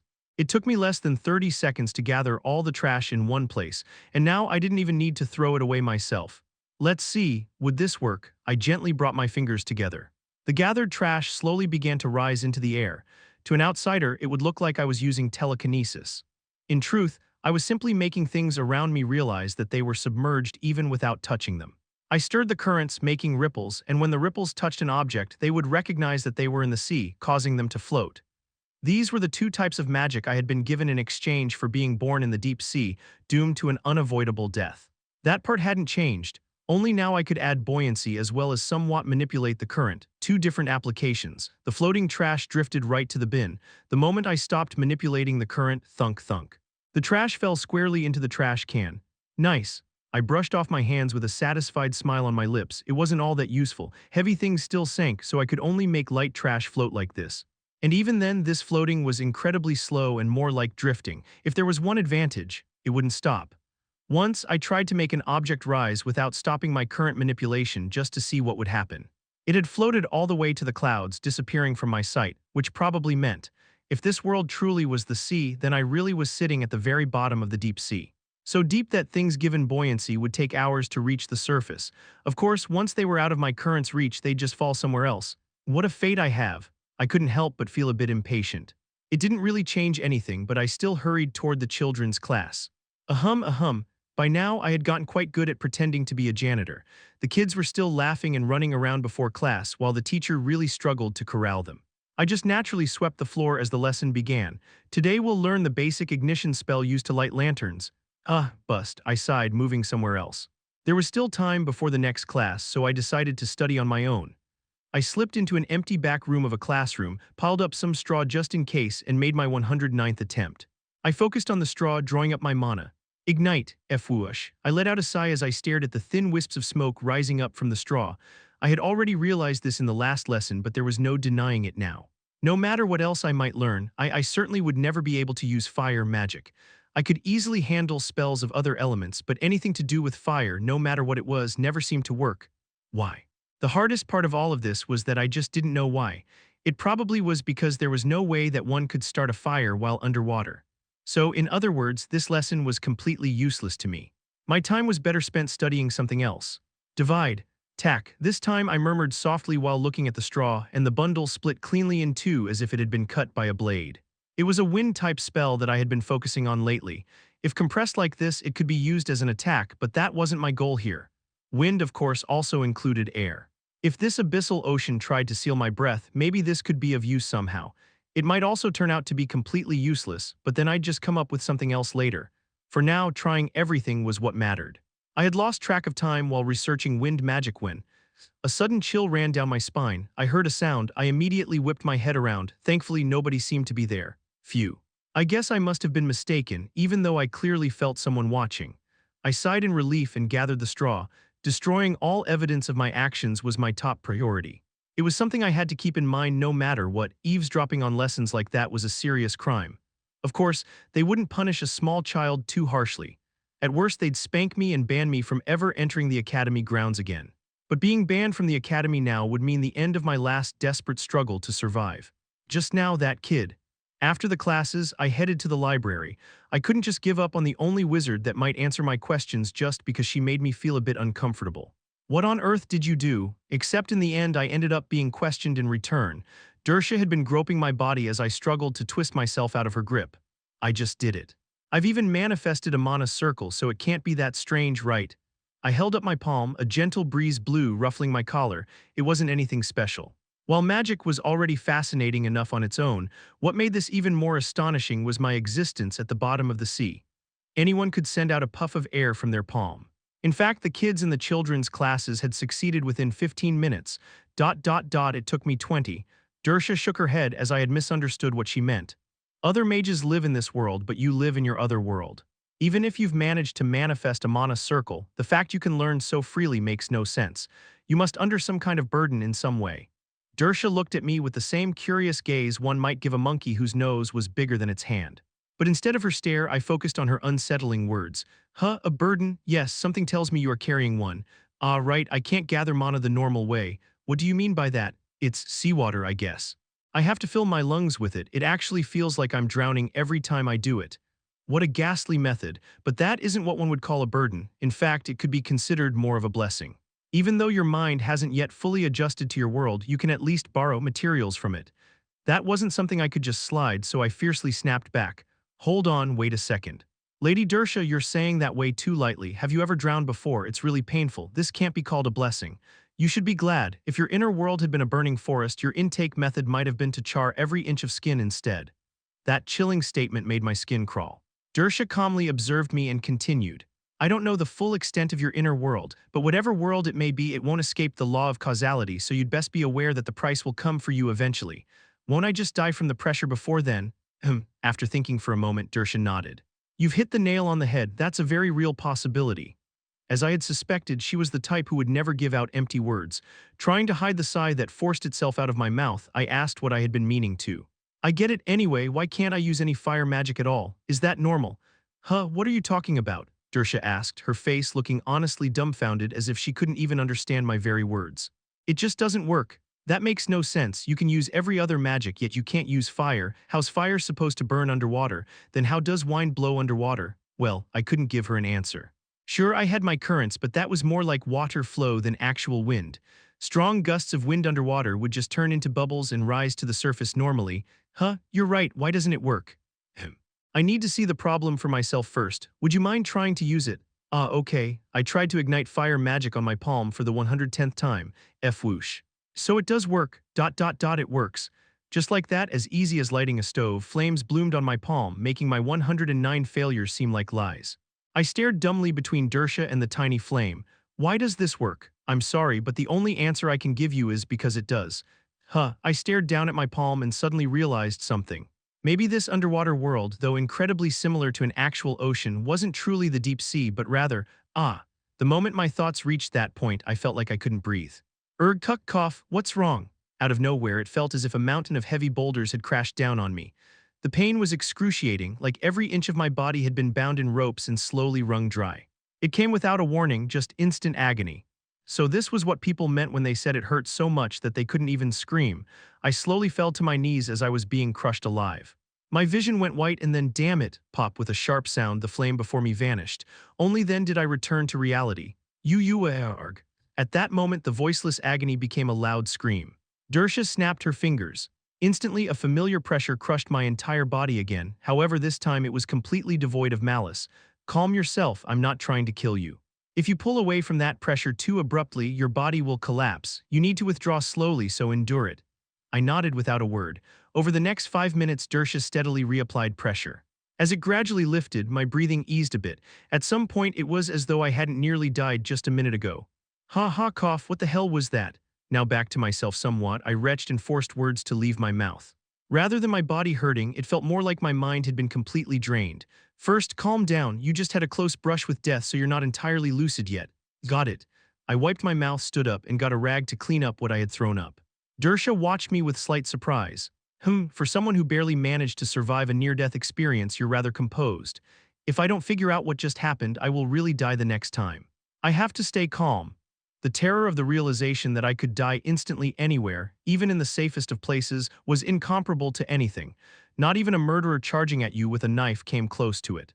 That fear was so overwhelming that it crossed some sort of limit that it made me stay calm, as if I had been doused in cold water. Seeing my cold expression, Dersha gave me a small nod. You were on the verge of realizing something just now, weren't you? Yeah. That's forbidden. Don't continue that line of thought, and never attempt to manifest a flame spell again. Don't ask me why either. You're clever enough, so I trust you understand what I mean. Yes. Then you should be safe at least until the proper time comes, and this is just my personal opinion, but Dersha chuckled slightly. It was a mistake to tell you that you lack talent. I take it back. Huh, really? You mean I do have talent? Maybe this wasn't the best time to be excited about that, considering I had nearly died just now, but hearing one of the Empire's greatest wizards say, "You have talent," had quite some impact. No, you have no talent for magic. However, as a wizard, you have a talent none could ever hope to match. Wasn't that the same thing? I have no idea what that means. You'll find out one day. With a snap of her fingers, Dersha burned away the vomit staining my clothes. She seemed almost happy as she murmured, "But for now, it's something you mustn't know." It was the first time ever since we met that I saw a smile on her lips. Chapter 9, Survival, Part 5. I only realized after my body had been crushed that I probably hadn't truly understood what situation I was in. Of course, I knew it was truly, extremely dangerous. But there was a world of difference between knowing something in your head and experiencing it with your body. Honestly, I was a bit scared. Knowing that the world around me could shrink and crush me while I was walking down the street without any warning made me flinch even on an ordinary walk. It was a horrific experience. However, at the same time, it was a useful one, valuable to me in its own way, because now I could clearly decide which direction I should take. It's fine. I sat in the barn in the dark of night, using luminance to shine some light to examine my clothes. Just because it got crushed under pressure naturally didn't mean that fabric would get shredded or something. An 8-ton truck might squash a person, but the clothes would remain intact. Thread, though, is another story. The janitor's uniform was made of thicker material to withstand wear, but the seams had been crudely sewn, so those joints would split under even the slightest pressure. Yet my clothes were fine. That meant one thing. Only I suffered from the pressure. The pressure of the deep sea seemed to completely ignore my clothes and only tried to grind my body to dust. So if it ignored clothes, it would ignore armor too. My plan to make a diving suit and somehow get through it collapsed. It would have been the easiest path. Smiling bitterly, I tied the final knot binding together wood and some scrap metal. I wasn't that skilled with my hands, so the balance wasn't perfect. But hey, it's for a complete beginner, so it'll do. I lifted my pair of makeshift dumbbells once to feel their heft before letting them down again. It was a little tough, but it wasn't impossible for me to lift. 1, 2, 3, 4. I hummed as I lifted and set them down. Why train by moonlight? Since I couldn't rely on armor, my goal was to build up my body to withstand the pressure. It might sound stupid when you put it that way. Even the greatest bodybuilder on Earth would be crushed when dropped to the deepest point of the sea. Ultimately, there was a limit to density. The human body, made of flesh and bones, could only be trained so far. On Earth, that is, this place was different. Knights learned something called body reinforcement, which granted the body unnatural power enough to snap swords with sheer strength. The reason they learned this art was to wield their swords better, though. Without any talent in swordsmanship, someone who could only use body reinforcement was just a punching bag for a knight who had both. Well, I didn't plan on fighting knights anyway, so it didn't really matter. Now there was just one thing left. I had to get my hands on the body reinforcement training manual that cost tens of thousands of gold and wasn't even in the library. And I managed to solve that very problem at lunch today. To be precise, it was solved for me, which was why I chose this method. Jern, could you try learning this? At lunch today. Dragging my still-aching body back to the orphanage, I took the book the director had handed me and let out a silent gasp. It wasn't just any old body art manual, it was the Knight's Body Reinforcement Manual. Sure, the orphanage seemed to be supported by an imperial princess, but I knew how much money it took to just feed all these children. The director always lived frugally, so I couldn't help but ask. Where did you steal this from? What are you saying? It was given to me. By whom? Come here for a moment. He led me out into the yard behind the orphanage and explained with his voice lowered as if he was trying to share a secret with me. You remember that a knight came by recently, right? Yes, he visited when I wasn't here and gave those that aspire to be knights some pointers or something, right? The orphanage often got visits from professionals doing some volunteer work. I didn't really know why they came, but judging by their sullen faces as they rattled off common knowledge and handed out hollow platitudes, it was pretty obvious that they weren't here of their own will. They probably received some points for doing it, or maybe it was a form of punishment. Still, the kids went crazy whenever they came, because the visitors would always bring some high-quality snacks they wouldn't be able to buy with their allowance. I never really cared about it that much. Well, that night was giving out empty talk like those before him as well, but that was when he noticed Linmol swinging a wooden sword in the back. And, at first he just looked over. But then he suddenly widened his eyes and couldn't seem to look away, for 30 minutes. If Linmol hadn't gotten bored and left, he might have kept watching longer.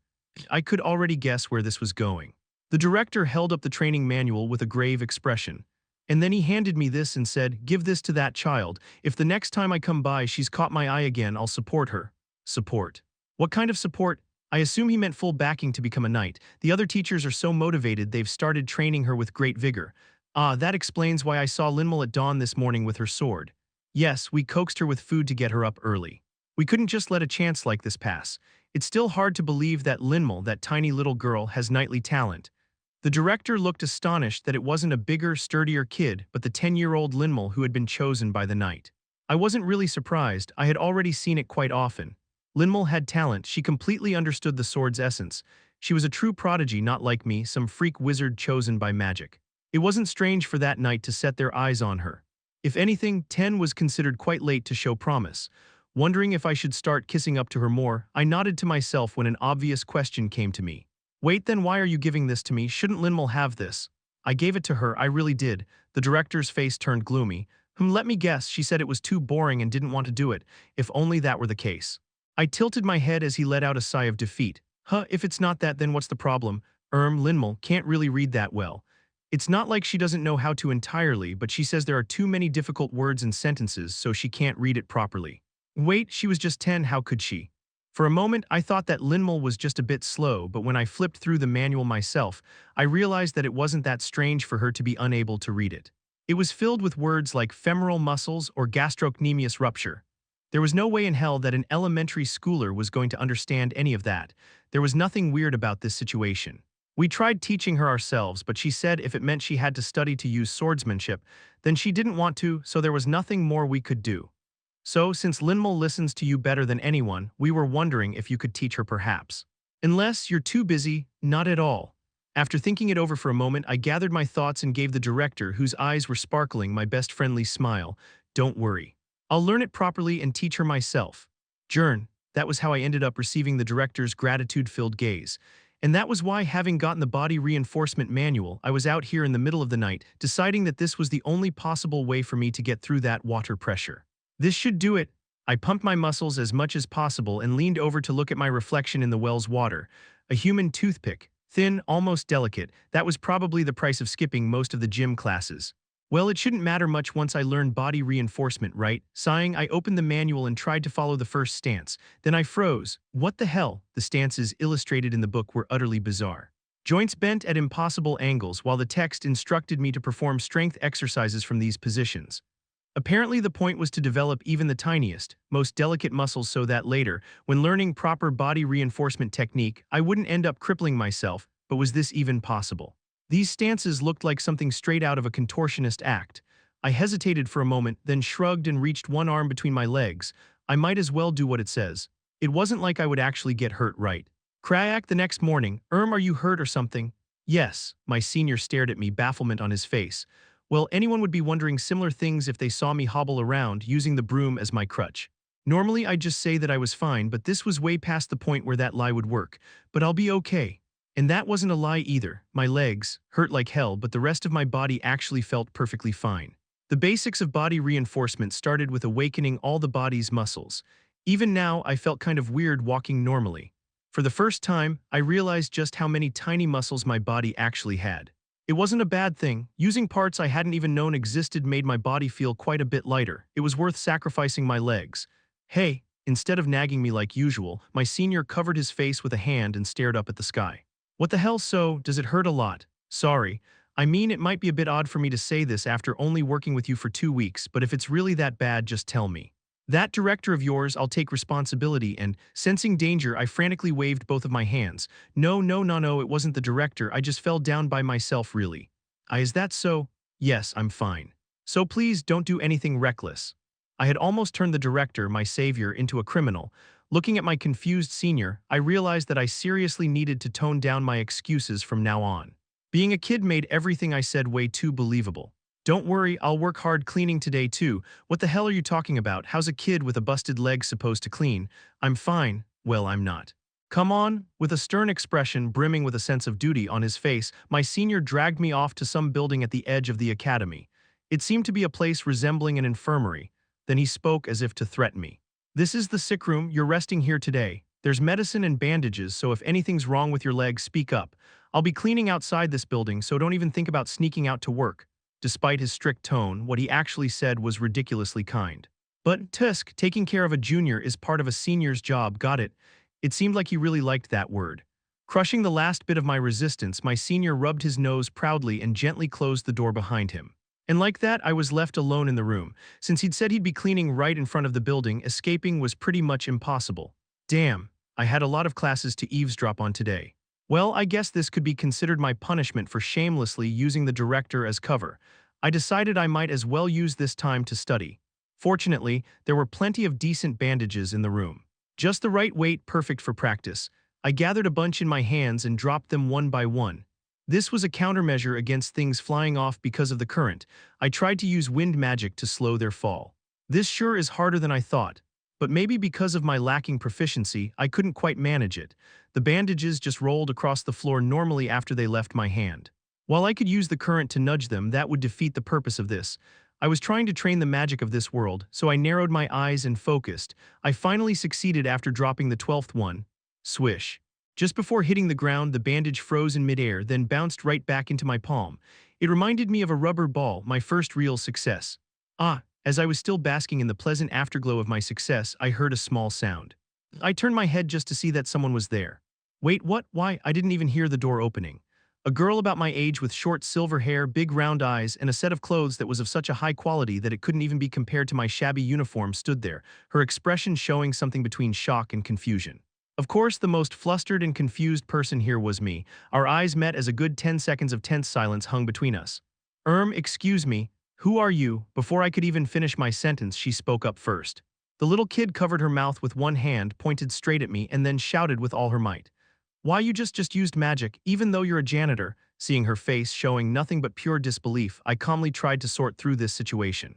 Yeah, this is the end for me. Chapter 10, Adoption, Part 1. First, I had to think fast and act even faster.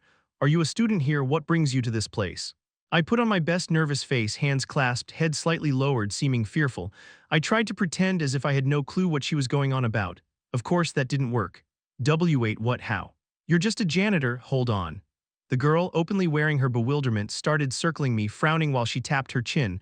Honestly, this was a bit frightening. She stopped her words as she looked at the back of my head, blinked, and suddenly shouted as if she had just made a grand discovery. You're that kid that was behind our classroom, the one with weird clothes. I'm not. Don't lie. You are? Watching her stomp her little feet in frustration, I felt a chill run down the back of my neck. This was really bad. Did she see that too? Still, rather than panic, curiosity came to me first. How did she manage to see me when I hadn't felt even the slightest hint of a presence? How did you learn magic? You're not a noble, so how? Even I. Watching the student mutter deep in thought, I ran through dozens of scenarios in my head. Then I picked the one with the highest survival rate.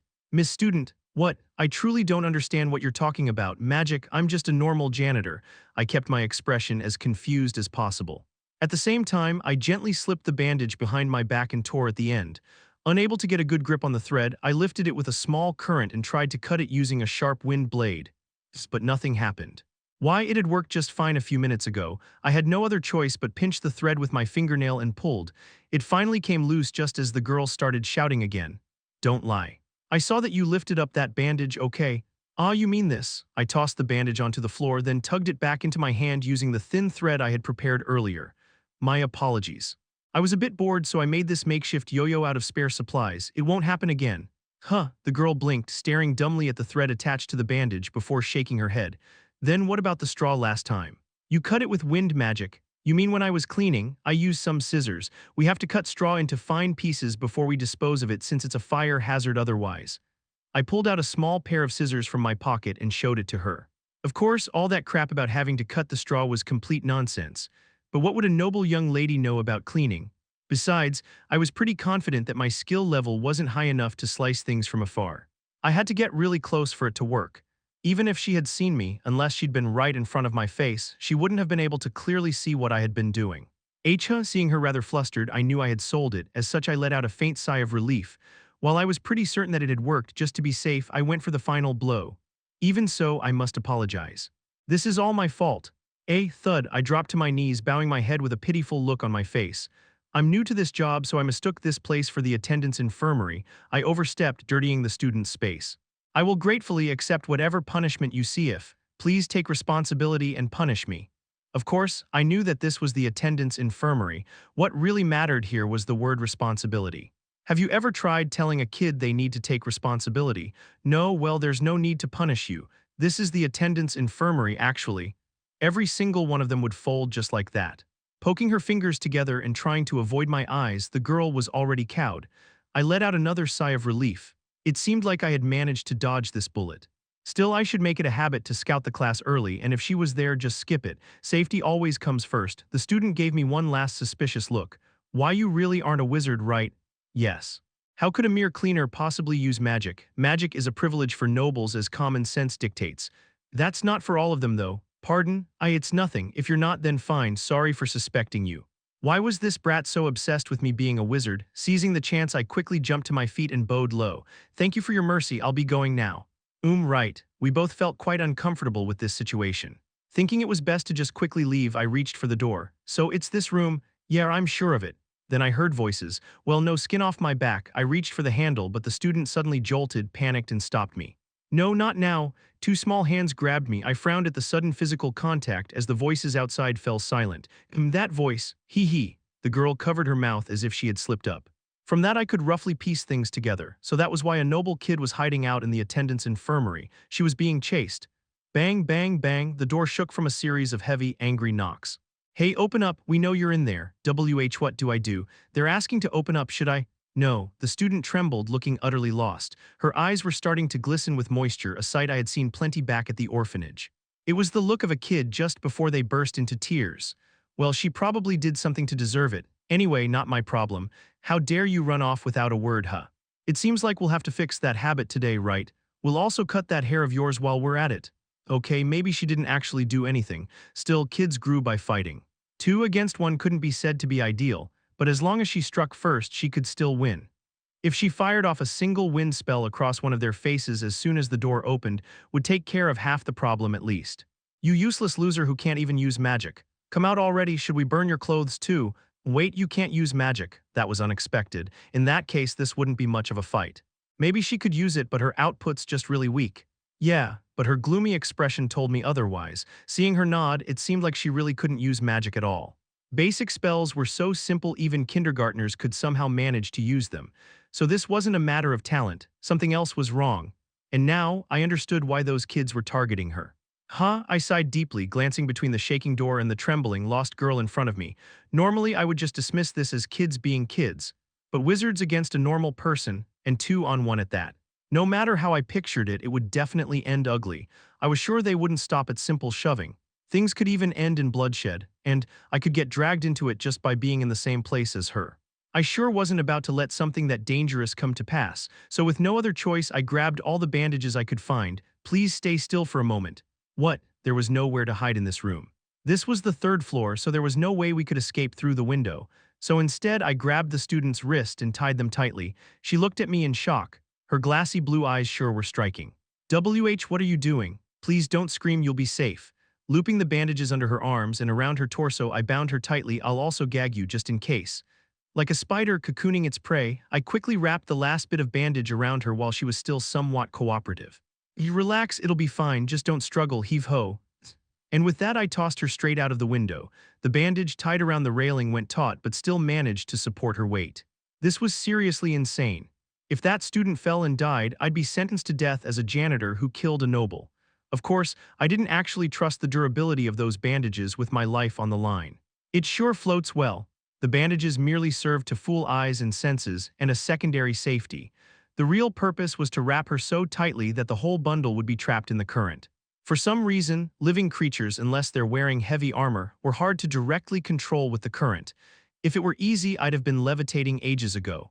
However, something wrapped up tightly enough to be treated as an object could be manipulated. And since I had been recklessly messing with the currents quite a bit recently, my limits had broadened considerably. It still wasn't enough to make a girl float up like a balloon, but I could at least keep her from plummeting. The third floor, that was well inside of my range of current manipulation. Even if I were to cut the bandages, she'd just fall slowly until she reached the ground. I looked out the window and gave her one last instruction so that she wouldn't panic. After I send those guys away, I'll pull you back up. Just stay still until then. She couldn't really speak with her mouth gagged like that, but seeing that she nodded slowly even with all the confusion she felt, she must have understood me. Good, I closed the window and mussed my hair to appear as if I had just woken up. Using the broom as my crutch once again, I then went to open the door. Why are you so slow? You really want to die or? Huh, who's this? I sized up the kids before I spoke up. Those guys looked maybe a year or two older than me, but their build was no joke. They could have easily passed as a 15-year-old. The tall, blonde-haired and red-haired students looked at me probably thinking, who the heck is this guy? Meanwhile, I put on the most innocent, bewildered look I could muster and bowed. Oh my, what brings you here, esteemed students? We heard a voice. Where is that girl? Huh, what girl? Elijah, who might that be? So her name was Elijah. My tilted head paired with my sincerely confused expression must have been quite convincing, because the red-haired kid blew up in anger. That silver-haired half-breed, how dare she run off without knowing her place? We were going to teach her a proper lesson today. My apologies, I was sleeping here up until just now, so I didn't see anything. Tusk, really? You're not hiding her in here somewhere, are you? How would I be able to hide anyone in this tiny room? But if you like, feel free to search. Hewins, what now? It seemed like the blonde-haired student Hewins was the one making decisions here. I waited hard in my throat, watching Hewins scan the room and click his tongue. What that guy said is right, there's no place to hide here, guess we just misheard. Is that so? Let's go, she's definitely hiding somewhere around here, let's search the upper floors. Got it. No matter where she's hiding, we'll definitely find her. The red-haired student stormed out the room in a huff. Hewins was about to follow him out when he suddenly looked back at me again. You're a janitor, right? Ah, yes. It seems like you were hurt, sorry for waking you here. Ping, Hewins flicked something shiny from his pocket towards me. I reflexively caught it. It was a silver coin. Wait, a silver coin, that's half a year's allowance for me. You didn't have to, thank you very much. Money's never a bad thing. I tried to hide my grin, pocketing this little bonus as Hewins continued calmly. If you happen to find that silver-haired student, come up to the 4th floor and tell me. I'll pay you 10 times that. Of course I shall do as you say, but, I asked carefully, did that person do something wrong? Wrong, humph, obviously. Hewins crossed his arms, his expression showing that he was genuinely offended. That half-breed tried to attend the same class as us. She doesn't even know her place, so we have to beat it into her until she quits. By half-breed you mean, she can't use magic. She's not even a proper wizard. Pure contempt twisted his face. That means one of her parents is a commoner, how utterly disgusting. Whoever raised this guy seriously screwed up. While I was silently offering my condolences, Hewins smirked and blurted out something even more absurd. Oh right, if you find her, you can rough her up yourself first before bringing her to us. She's a commoner like you, so it's fine if you hit her, sure, and maybe I'll just throw myself off a cliff while I'm at it, right? Understood, I'll give her a good punch the moment I see her. Ha ha ha ha. I like you, kid. While it wasn't what I was aiming for here, apparently I had managed to win him over. Laughing heartily, Hewins left for the 4th floor. Only when I couldn't hear the sound of his footsteps anymore did I pull the bandage back through the window. Urged, you all right? I'll take that silence as a yes. Elijah kept her head down, quietly unwrapping the bandages, her face clouded over. She probably heard everything from outside the window. And if what they said was true, I guess her obsession with magic suddenly made a lot more sense. I gently peeled off the last of the bandages, careful as to not scrape her skin, and sat her on the bed, trying to comfort a little. Don't think too much of it, not being able to use magic is hardly the end of the world. Personally, I'd be more than happy if I could separate myself from that stuff completely. But Elijah just looked towards the ground gloomily as she muttered, "Why are you still talking to me so politely? Everything they said is true, I really can't use magic."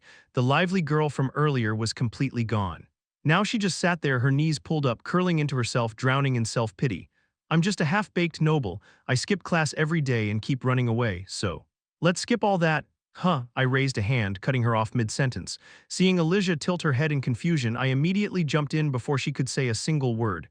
That sure is tough, good luck, you can do it. Fighting? Leaving behind the extremely confused Elijah, I retreated backward out of the door. Did I have any intention of getting involved in this bizarre event? Not in the slightest, not even a tiny bit. I was already drowning in my own problems. Since it was my day off anyway, I could just sneak into another room and actually get some sleep in. Just what? I could still hear Elijah muttering in utter bafflement by what had just happened behind me. Chapter 11, Adoption. Part 2. Practicing magic was actually a ridiculous concept if one thought about it more. Let's say you wanted to run faster and for longer. Then you would just run. Human muscles were designed to tear and heal, growing stronger in the process. However, magic didn't make use of one's muscles. If one only considered output, then sure, to cast stronger spells, one just needed to pour in more mana. And the total amount of mana one could use depended on how many mana circles you had. So then the most important question was how one could increase those circles. That was where things got rather absurd. What the hell do they expect me to do? I had dozens of open books, all borrowed from the library, spread out before me, and I cross-referenced every single one. However, the answer always remained the same as what I had heard in class. Do you wish to increase your mana circles and walk the path of magic, then expand your enlightenment? Shouldn't they at least explain what that so-called enlightenment was first? But yeah, it turned out that this enlightenment was some kind of law that shaped one's inner world, and it was apparently a wizard's most guarded secret and weakness. It seems like one should never reveal what one realized. Not even to one's own family, so there were no examples. I didn't even know what my enlightenment was. Since mana circles supposedly form from enlightenment, I had to have realized something. I rubbed my chin thinking hard, that all nobles were basically deformed freaks. Yeah, no, there was no way that this was what defined my abyssal sea. That I'm doomed to die early. It didn't feel like any kind of inner world would form from that kind of realization either. Then there was only one thing left, that this world lies beneath the sea. Yeah, that had to be it, right? The very first thought that came to me when I was suffering from the soul fever, and the biggest problem that I had been trying to solve ever since then. If this wasn't the law that shaped the abyssal sea, then what was? But now there were two more problems. First, what did it mean to expand that enlightenment? And second, did Dersha exploit the fact that I didn't know about these things and made me tell her about my enlightenment? The second matter wasn't really that important since I owed her anyway, but the first one was an issue. If my so-called enlightenment simply was that this world was completely submerged, that literally was just common sense. If I didn't come to that conclusion, that would go far beyond mere ignorance. I mean, if you grabbed anyone and broke their legs with a hammer before throwing them into the deepest depth of the sea, they'd all reach the same conclusion. The fact that they were underwater and were going to die. So how exactly was I supposed to expand on that? Well, it wasn't like I had no idea at all. I deliberately ignored the lanterns hanging around the storage room. It was still too dangerous for now. Someday I definitely had to raise to 2 stars, but if I tried now, I would definitely get crushed to death. Even if I somehow managed to survive without Dersha, I'd probably end up with some kind of magical decompression sickness. I at the very least needed a way to withstand the pressure before even thinking about expanding my enlightenment. Well, even if I didn't do it, it would come to me eventually anyway. My current situation was so hopeless I couldn't help but let out a laugh. Perhaps I should count myself fortunate that I at least knew what was coming. For now, I had to focus on what I could do without more mana circles. Splash, I put the books away and poured water over the dirt floor. I didn't use the currents this time. I took a deep breath, stared down before taking a step back. Rise. A faint breeze stirred in the cramped storage room. The wet soil began to twitch, then it started to bubble like a pot filled with boiling water until it thickened into sticky mud. And then it began to move. Like a living thing, the mud floated upward, slowly forming a perfect sphere. I had meant for my hand to stay still, but my fingers twitched. This feeling was just so strange and ticklish. Conjuring something without using my hands still felt really unnatural. The wind slowly kneaded and sculpted the mud. This was my first attempt at this, so I set myself a simple goal, something like making a little puppy. Cut a little higher, no, not there, lower. I muttered like a lunatic. There was nothing I could do about that. Magic proficiency was basically about how well one could paint your imagination onto reality. They say one had to make use of one's 5 senses in the process, though I wasn't about to taste the mud, and touching it directly wouldn't really help either. That meant it all came down to sight. The only other thing that could somewhat help was sound. By muttering about what I wanted, I could slowly get a feel for it. There was a reason why wizards chanted things like sever or rise. The ultimate goal was to do it purely through sight without relying on those verbal crutches. But it was really hard. Sweat dripped down my face as chunks of the mud kept falling off. Forget sculpting, just keeping it together was a struggle. The dog I was trying to make now looked more like some twisted Cerberus from the underworld. Thud. The mud collapsed back into a puddle as my mana ran out. It had lasted me 3 days at least. Sighing, I steeled myself and inhaled some seawater. KRRK. I stifled the urge to gag. People say humans were beings that could adapt to anything, but surely not drowning. And yeah, it turns out they can't. Still, I had gotten used to just suffering silently, prepared for the pain that would come over me. KHK cuck. Every time I recharged my mana, the same thought came to me. Maybe I should just let it all go. If I threw myself into a nearby lake, I'd only have to feel this agony once, instead of having to endure it over and over, every week just to survive. Even after all this, it was still uncertain whether I'd survive. No, even that assessment was too generous. The only thing that certainly awaited me was hell. Screw that. I steadied my trembling legs and forced myself to stand up. Staring back at the puddle, I made it rise again, sculpting it even faster than I did before. Dersha once said that the world itself wished for my death, but honestly it didn't matter how one put it or something. Whether it was a club-wielding thug, a knight who could beat me to a pulp with just one swing, or a king who commanded hundreds of such knights, did they expect me to give them my neck willingly just because they wanted me dead? I'd rather die fighting than do that. Even if it would lead to a fate worse than death, I would still struggle as hard as I could. If my enlightenment is that this world was the abyssal sea, then the abyssal sea's enlightenment will be that it picked the wrong damn enemy. I would absolutely make sure of it. Splat. Phew. I brushed back my sweat-soaked hair. This time I had managed to make something that actually had some sort of form, 4 legs and a head. Sure, no one would ever think that this was supposed to be a dog, but I still progress. A sensation somewhere between satisfaction and frustration spread out inside of me. Precision was what mattered most now. My end goal was to circulate air through my own body. Even a small mistake could instantly kill me.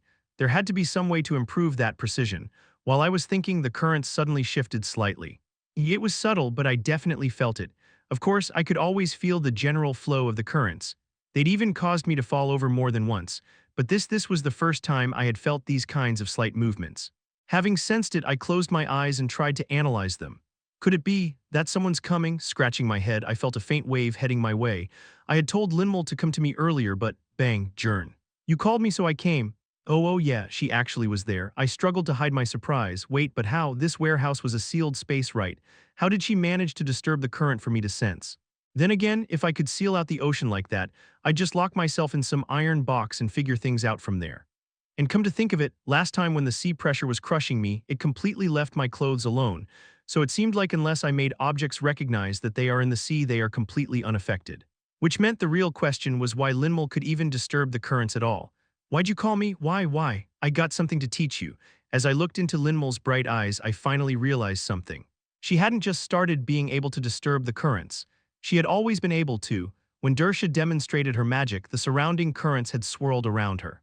This would have been something that shouldn't have happened either if I were the only one who could interact with them. Now that I had grown used to the currents, I could now sense even the faintest ripples. My mind was growing more attuned to the world I lived in. It could be seen as a good thing, if not for the fact that it also meant my time before the water pressure would come rushing in to crush me was running out. So what are you gonna teach me? Linmul, blissfully unaware of my growing anxiety, asked, wearing a bright expression on her face. I held the book containing the body reinforcement technique. I skimmed through it so I could teach it to you. I heard a knight gave it to you, right? You should make use of it. At that, her usually sunny expression twisted slightly. I don't want to study. It's not studying. Just do what I tell you. I've already memorized everything. Really? Then okay, but it might hurt a little. Are you all right with that? How much? Just a little, I lied. It was going to hurt a lot. I felt like I was dying when I tried it, but there was no helping it. I had gotten hold of this technique thanks to her, so now it was my job to help Linmul awaken her talent further. Fine. But you gotta come with me to the West Woods after. It's the middle of the night. That's fine, I can beat everything in the back mountain. There are bears there though. Do you remember the bear paw stew we had last time? I caught that bear. It's all right, I nodded calmly. It seemed like I had to push her a bit harder. After that, she wouldn't be walking anywhere. That ought to make her forget about her little forest plans. Okay then, raise your hands above your head, interlock your fingers, don't bend your elbows, and twist 90 degrees to the right. Okay, done. Doesn't it hurt? Linmul titled her head, still in that totally bizarre pose, as if wondering what I was talking about. Why would it hurt, Jern? Did you get hurt from this? Oh ho, was she actually taunting me right now with her freakish flexibility? A wicked grin spread across my face as I flipped straight to the next section. All right then. Next from that position. Done. Good, nice work. Intermediate section. Now turn all the way around. Keep going until your elbows touch your waist. Okay, done. Great. Good job. Advanced section. Now from there, stick your head between your legs and hold that position for 10 minutes. Why did you tell me to just hold it for that long? You know, because it's tough. It isn't though. You got to be kidding me. I couldn't believe my eyes, so I had her do the advanced exercises that I hadn't managed to learn yet. But she actually did every single one while looking at me like, "So when does the real training start?" Which meant that Linmal already awakened every muscle in her body. In other words, she was already practicing the body reinforcement technique.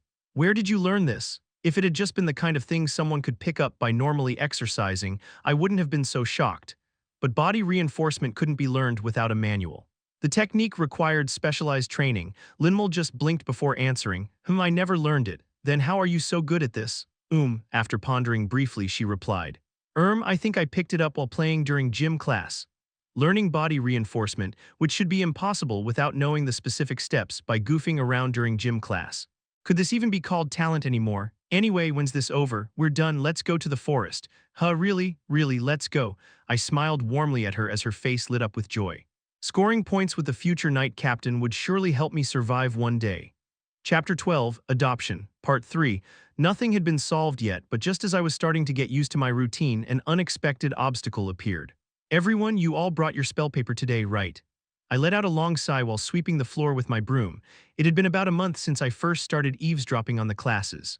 In that time, I'd been able to steadily follow along and get down the basics. Now I could even sculpt a dog figurine with whispers and all from a good distance away.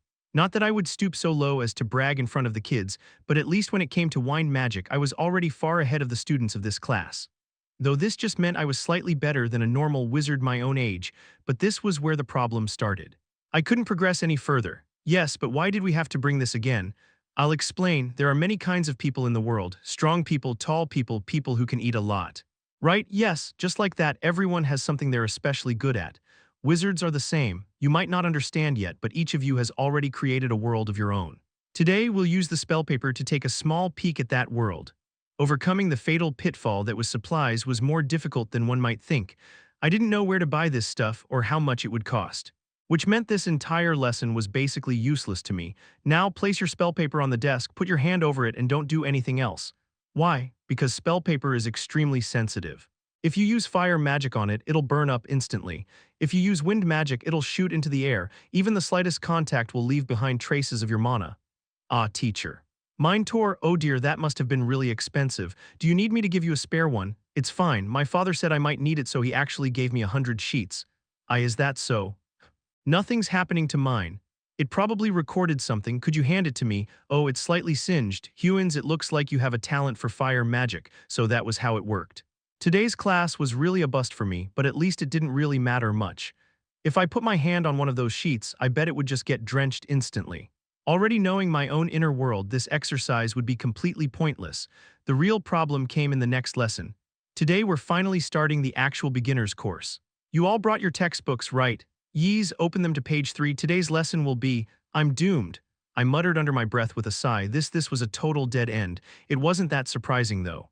Even if it was a children's class, an official academy course was bound to have textbooks. Sure, if I listened closely, I could probably pick up the gist of what was being taught.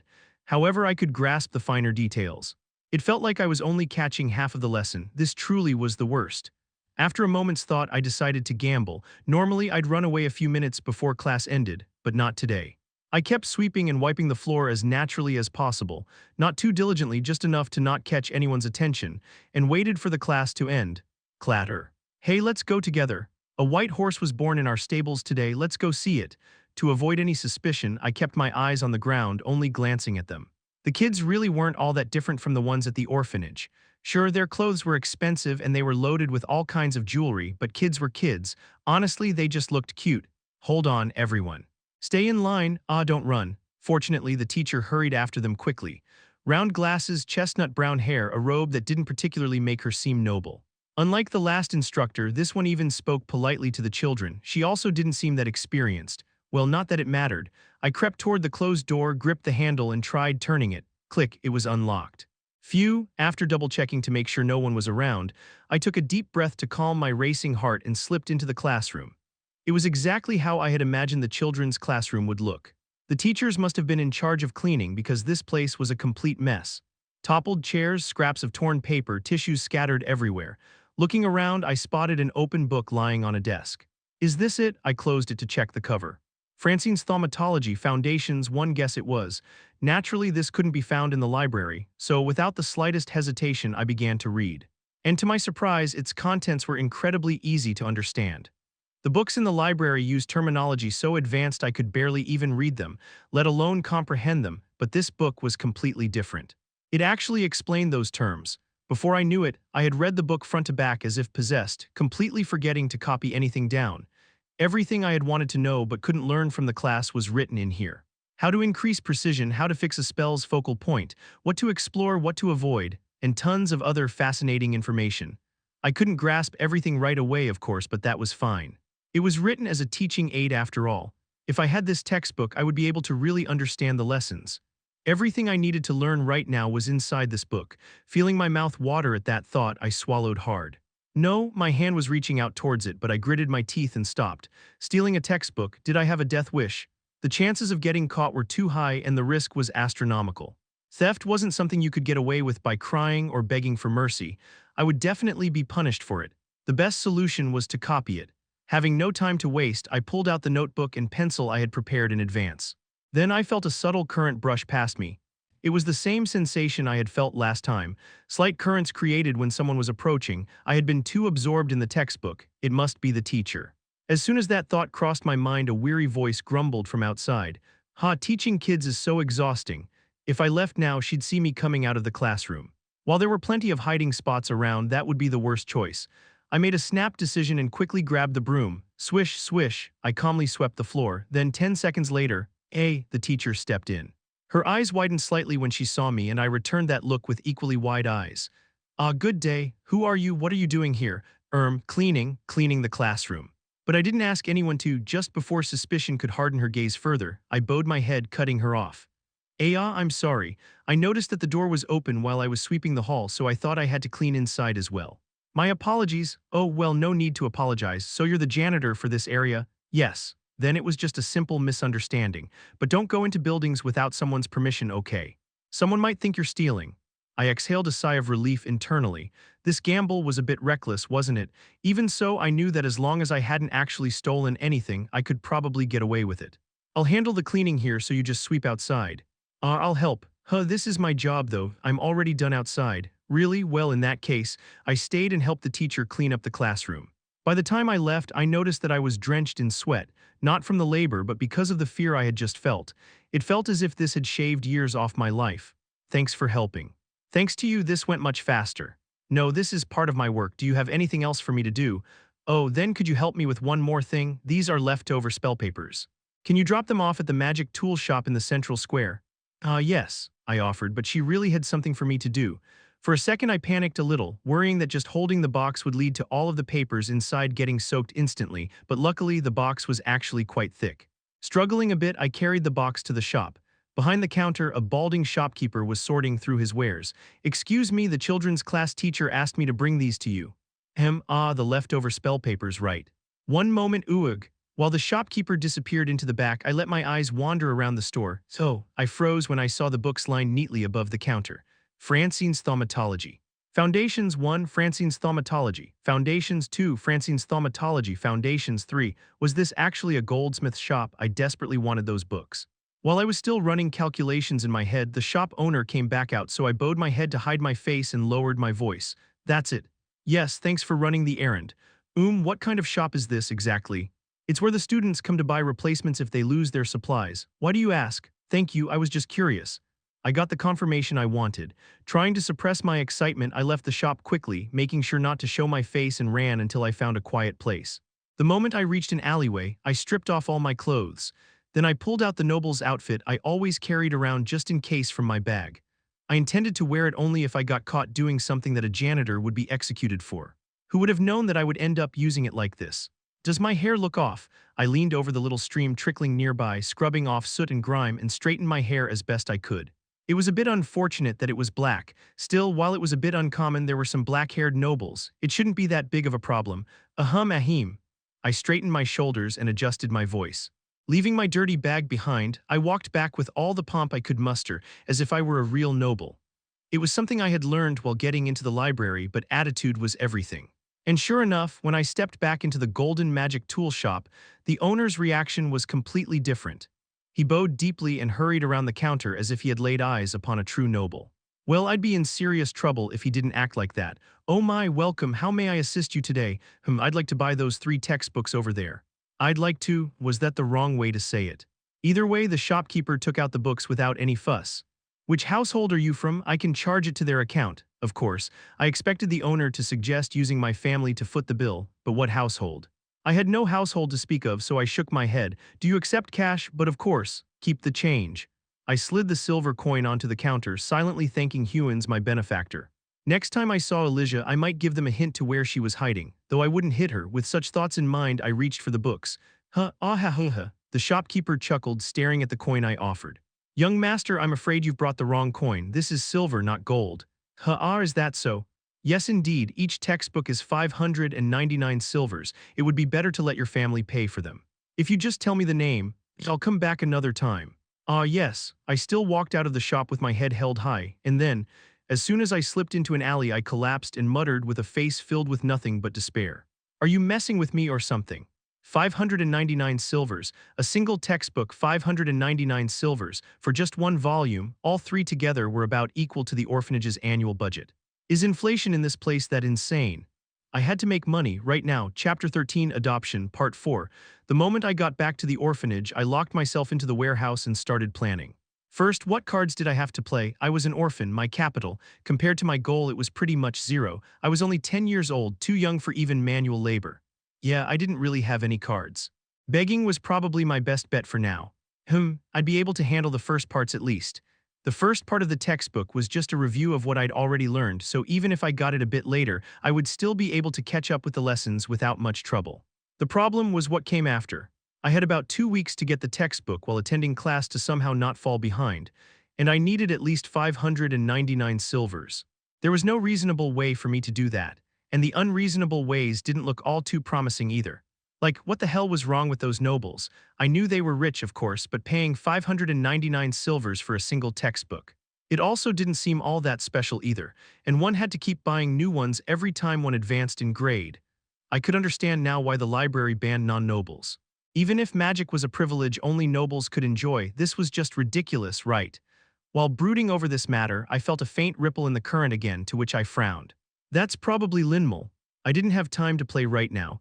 If she caught me, I'd have to waste at least 2 hours, so I crawled into the pile of straw close to me to hide. Now I could even time her entrance. I counted exactly 5 seconds in my head and the storeroom door slammed open. Why did she always kick the door open? Linmal burst in, her eyes sparkling before cocking her head. Jern, I found a golden beetle. What are you doing in the warehouse? There's nobody here. That's odd. I was sure I smelled something. Just what are you talking about? While Linmal looked puzzled and left with the other kids, I crawled out of the straw and dusted myself off.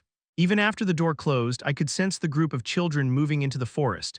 Not only could I feel people coming, I could also feel them leaving. How fascinating. The more I used it, the more this felt like a bat's echolocation. While becoming a wizard and using magic still felt pretty new to me, I could at least understand the common kinds of magic all of them could use. This metaphysical stuff about overlaying one's inner world onto reality still sounded like nonsense to me, but I could at least accept it as getting some place to store mana in, then pulling out whatever's in your head into reality with that stored power. That was enough for me to follow the lessons. However, I had no idea how magic related to the abyssal sea worked. It used no mana at all. It literally felt like I had gained new limbs. What should I even call this? I felt like I needed to give it a clear name at least, since creating currents and sensing them were entirely different abilities. I didn't have to be anything fancy, so I'd just name it Tide Sense. Playing with this ability taught me a few things. First, it was impossible to use in a crowded market. The waves I sensed were so subtle that once other people got mixed in, I couldn't tell who was coming or going anymore. However, if I focused on something nearby in a quiet spot, and if I concentrated all of my senses on just that one thing, my precision became absurdly high. Could this be useful somehow? I shoved a wooden die for board games into a cracked brass bowl and shook it vigorously. Let's see if I can guess right. 6. It was a 1. I scratched my head and rolled it slowly this time. I could feel the die bouncing inside the bowl, first off the side, then off the top, and off the side again. 3. I revealed the inside of the bowl. I got a 3. It seemed like I got it right this time. It's useless though. I just clicked my tongue. Taking this to a real gambling table would be pointless. There'd be far too many people around and the dice would be rolled a lot faster than this. I could maybe detect if they cheated, but would that be worth anything? Wait a minute. What if I changed the game, for example, if it was roulette? I dug a few holes in the ground with my foot and tossed the die. As it fell, I manipulated the current to make it fall into a specific hole. Rule: no matter how many times I threw it, the die always landed in a hole different from the one I had aimed for. The one my current was leading it to. At that point, this avenue became worth exploring. I rested my chin on my hand and ran through multiple possibilities. Of course, no one in their right mind would even think that this could actually be used. A 10-year-old like me wouldn't be able to get into a casino to begin with, and I also knew how hard it was to win money in these kinds of establishments. I hadn't done it before, but I knew of people who got ruined that way. If one started winning a little, someone higher up would try to pull some tricks to bleed one dry. Even a dog is bold in their own yard, so I was pretty sure I stood no chance to win against them.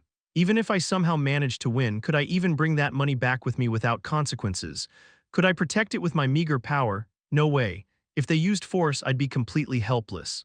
Taking all these things into consideration, I should never even think about making use of this unconventional method.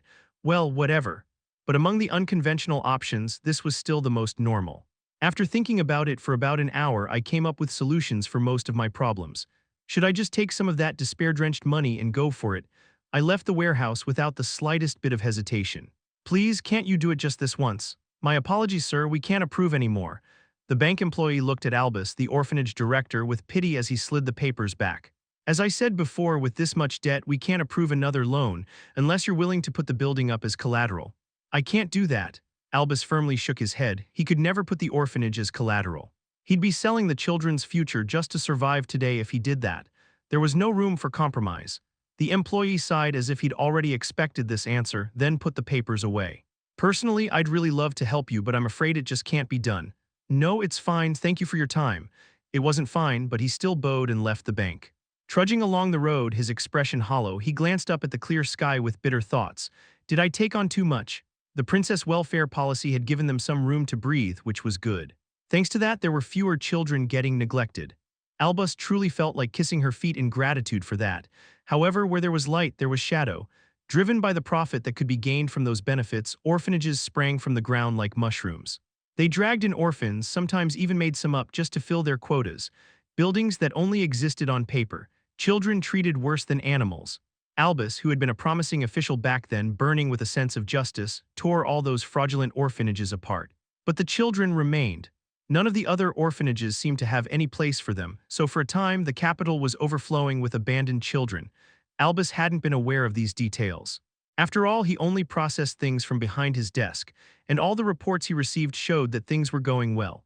Then, on a rainy day, on his way to the palace to receive an award for eliminating those fraudulent orphanages, he came across the dead bodies of two small children clinging to each other in an alley.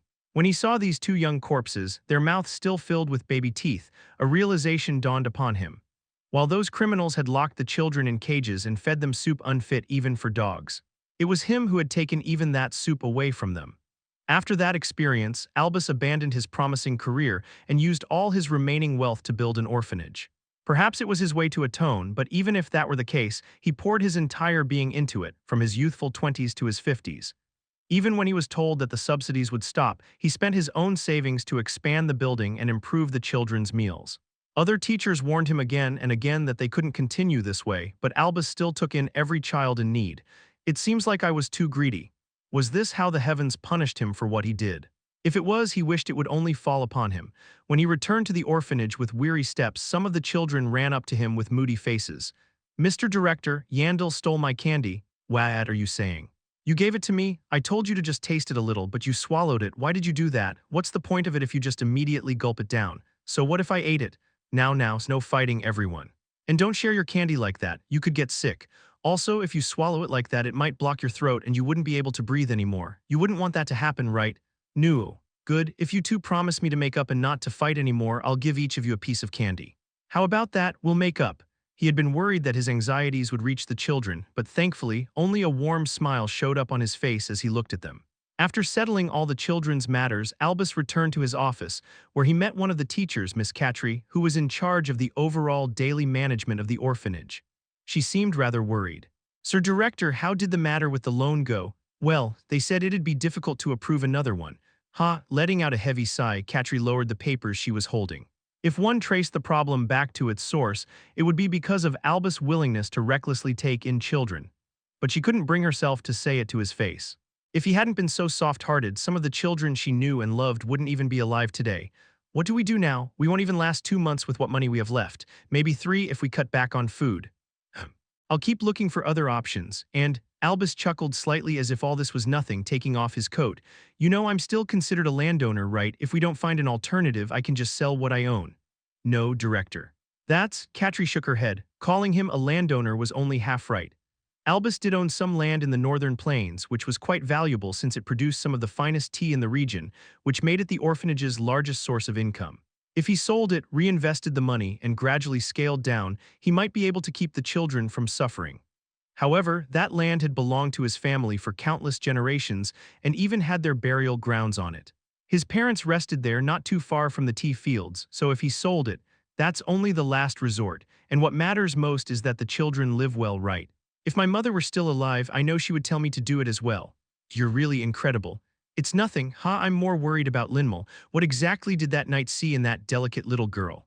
Linmal is a delicate little girl. She's able to hunt bears, you know. Huh, is that some kind of metaphor? Oh dear, you've been so busy getting loans approved that you didn't hear. The other day she went up the mountain and… Knock, knock, knock. Just as Katri helplessly shook her head, her explanation was cut short by someone knocking at the office door. Just a moment. Good afternoon. Oh, Jern. What brings you here? It was a boy with black hair, short stature, and pale skin from his low sun exposure. His eyes seemed so deep and dark that it was hard to believe that they belonged to a child his age. He bowed politely. I wanted to consult with you about something, Director. Do you have some time? Of course, Miss Katri, could you tell me the rest later? Yes, Jern, don't take too long. The director's already quite tired. Okay. I'll be quick. Once Katri left the office, Jern sat down on the sofa. Director, yes, what is it? Could you lend me some money? Money? Yes. Albus tilted his head, meeting Jern's gaze. He knew that he was a good child, but sometimes he couldn't quite tell what was going on inside of his head. But what mattered the most was that he was a good child. Well, he has been eavesdropping on some of the academy's classes recently. He probably needs money to buy supplies. Having come up with a plausible theory, Albus opened the orphanage's safe and asked, How much do you need? 599 silvers. He froze where he stood. That's a bit. I'm sorry, I didn't mean the money you already have. Jern smiled softly and pushed his fingers forward. Then clang, as if forced closed by an invisible force, the safe door shut. That wasn't all. Click, click, the handle twisted on its own, locking the safe tightly. Albus silently stared at this incredible display of growth, feeling shocked. I knew he was listening in on those classes, but he didn't know all too much about magic. But even he could tell that performing it so smoothly without even chanting a single word was unimaginably difficult. Could someone really progress this much from simply eavesdropping on a class without actually attending it? Meeting the pondering Albus' gaze, Jern responded, Let's do some work together, Director. Work, yes. A thought had entered his head that he should never have about a ward. I'll make us some money. Those words sounded like a devil's whisper. Chapter 14, Adoption, Part 5. Earn money, you say? I looked at the bewildered director and calmly gathered my thoughts. Our orphanage, or nursery, whatever you want to call it, was unbelievably good. It was the largest in the capital, and not only did we get a generous allowance, but the meals and lessons were also healthy and varied. It truly felt like we were no different from children of ordinary families. At first, I thought all orphanages were like this, accrediting it to impressive policies. But after Linmal half-dragged me around the capital, I came to the realization that our orphanage was simply exceptional. Not that the other places abused the kids or anything. I heard that these types of places used to exist, but were completely eradicated when a new policy came to pass. Anyway, this meant that this system of giving each and every child personalized care or even providing them with allowances was something unique to this place.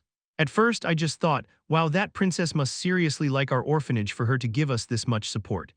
But whenever there were no kids around, I could always see the director sighing deeply.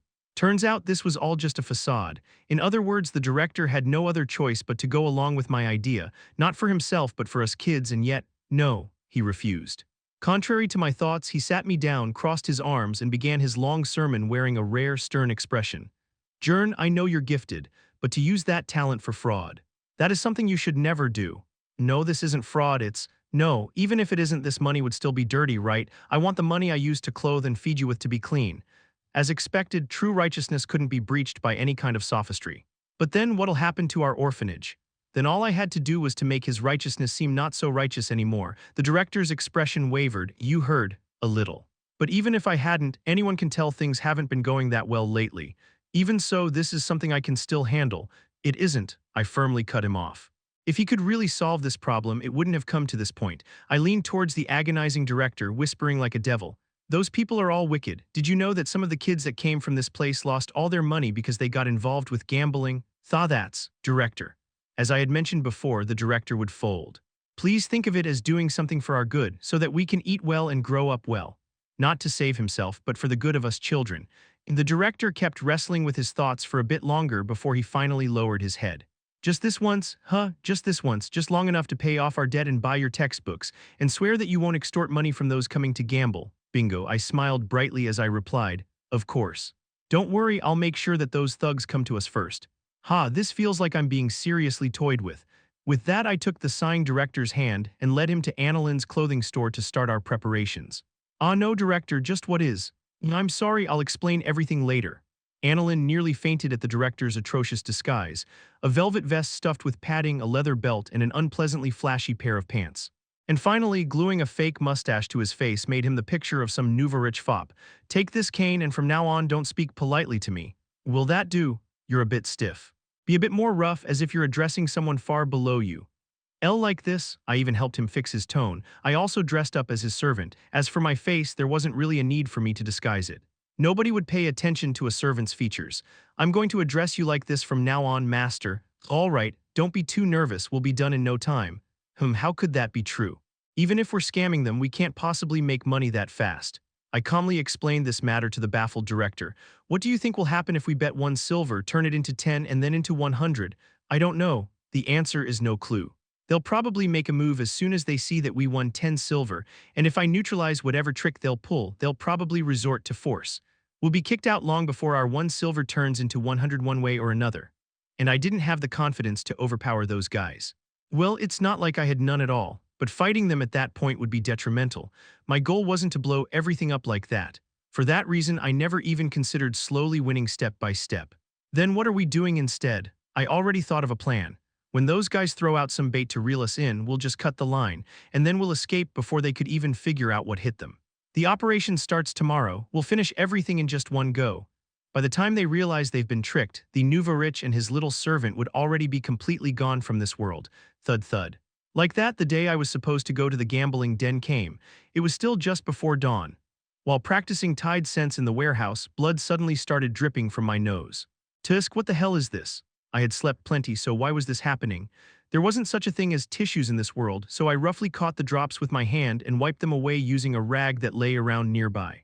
Thick blood smeared across my palm as I did so. To wash it off, I'd have to go all the way to the well. Feeling annoyed, I frowned, then something occurred to me suddenly. Could this be possible? I gathered my perception on the blood. And then, like a drop of milk dropped into a glass of water, the blood blossomed into the air. Ooh! It was a strangely ephemeral sight. Just as I was blankly staring at the mist of blood, the currents moved violently. They thrashed around as if they'd gone completely mad. I looked up in alarm, wondering just what was going on. The deep-sea fish that had been completely quiet up until now started to writhe wildly, as if searching for something, swimming around at impossible speeds. It was more than clear what they were searching for. Shit.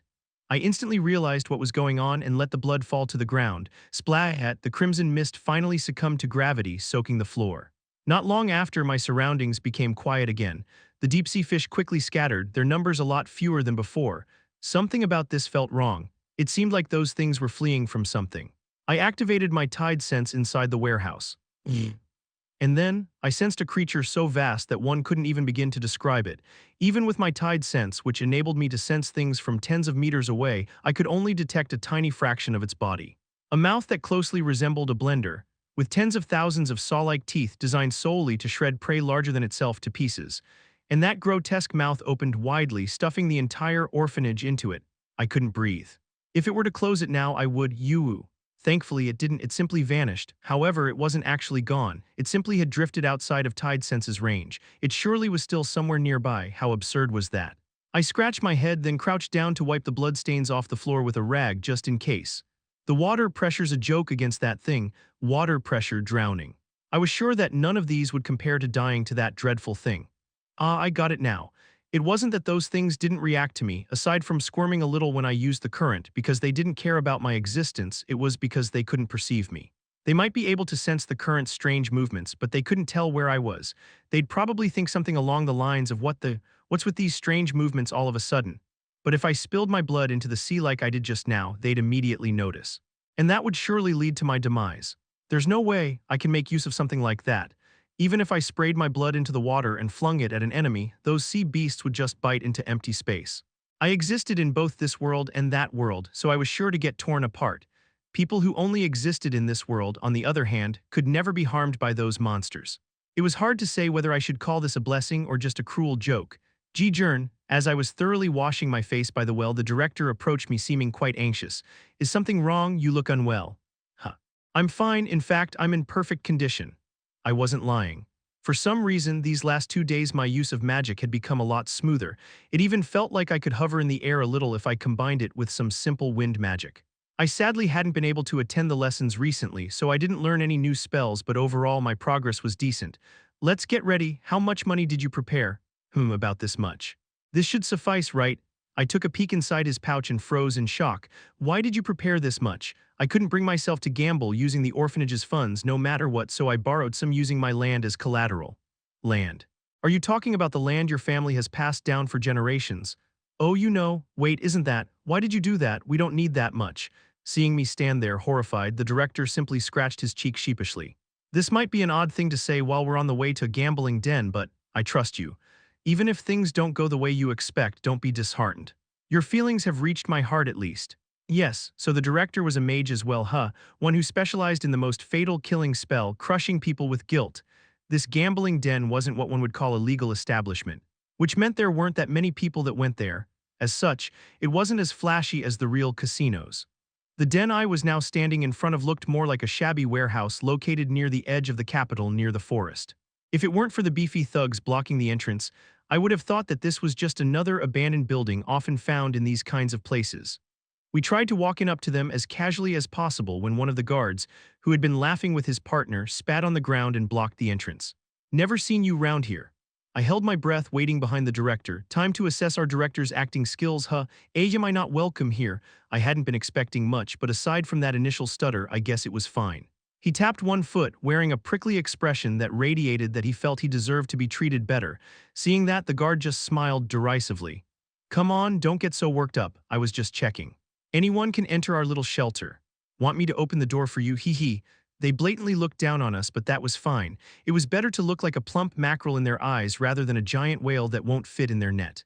Come on in. I opened the door for the director, who still seemed somewhat hesitant, and stepped into the gambling hall. Well, it seemed a lot more realistic than I expected. Fuuk, this is bullshit, right?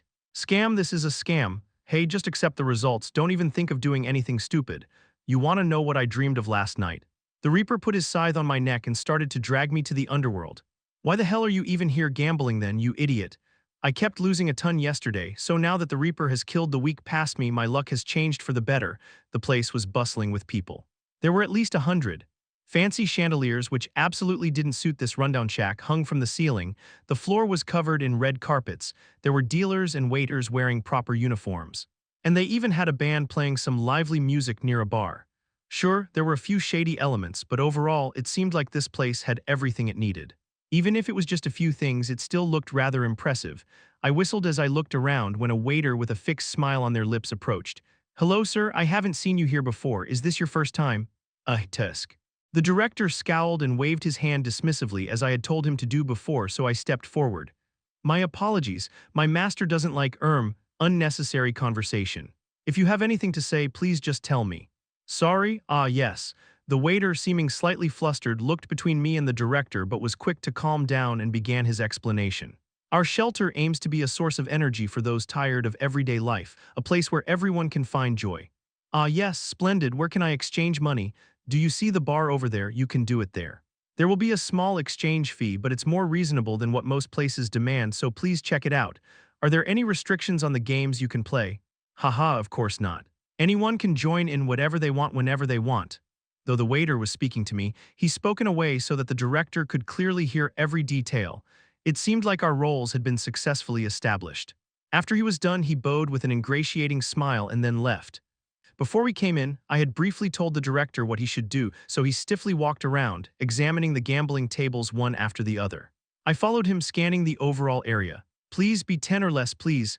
The most common games here were card games. If one were to ask me whether I could intervene in those, well, it's not like I couldn't. But it was too tricky. Even slight mess-ups while trying to meddle would surely get me caught. 6-6 and then one bust. Ha ha ha, you punk. Even if that didn't come out, you were finished. The next most common was dice games. It was a bit easier than cards, but still not worth the risk. But it would be perfect for a test run. I sent a signal, or to be precise, tapped the director's shoulder with the current. He stopped, took out a fake cigarette from his pocket, and lit it after he placed it between his lips. I kept a certain distance between us, inducing tied sense as I watched the table. Anyone else want to join this round? The cards currently being dealt are for player number 1. My luck's shitty today, I'm out.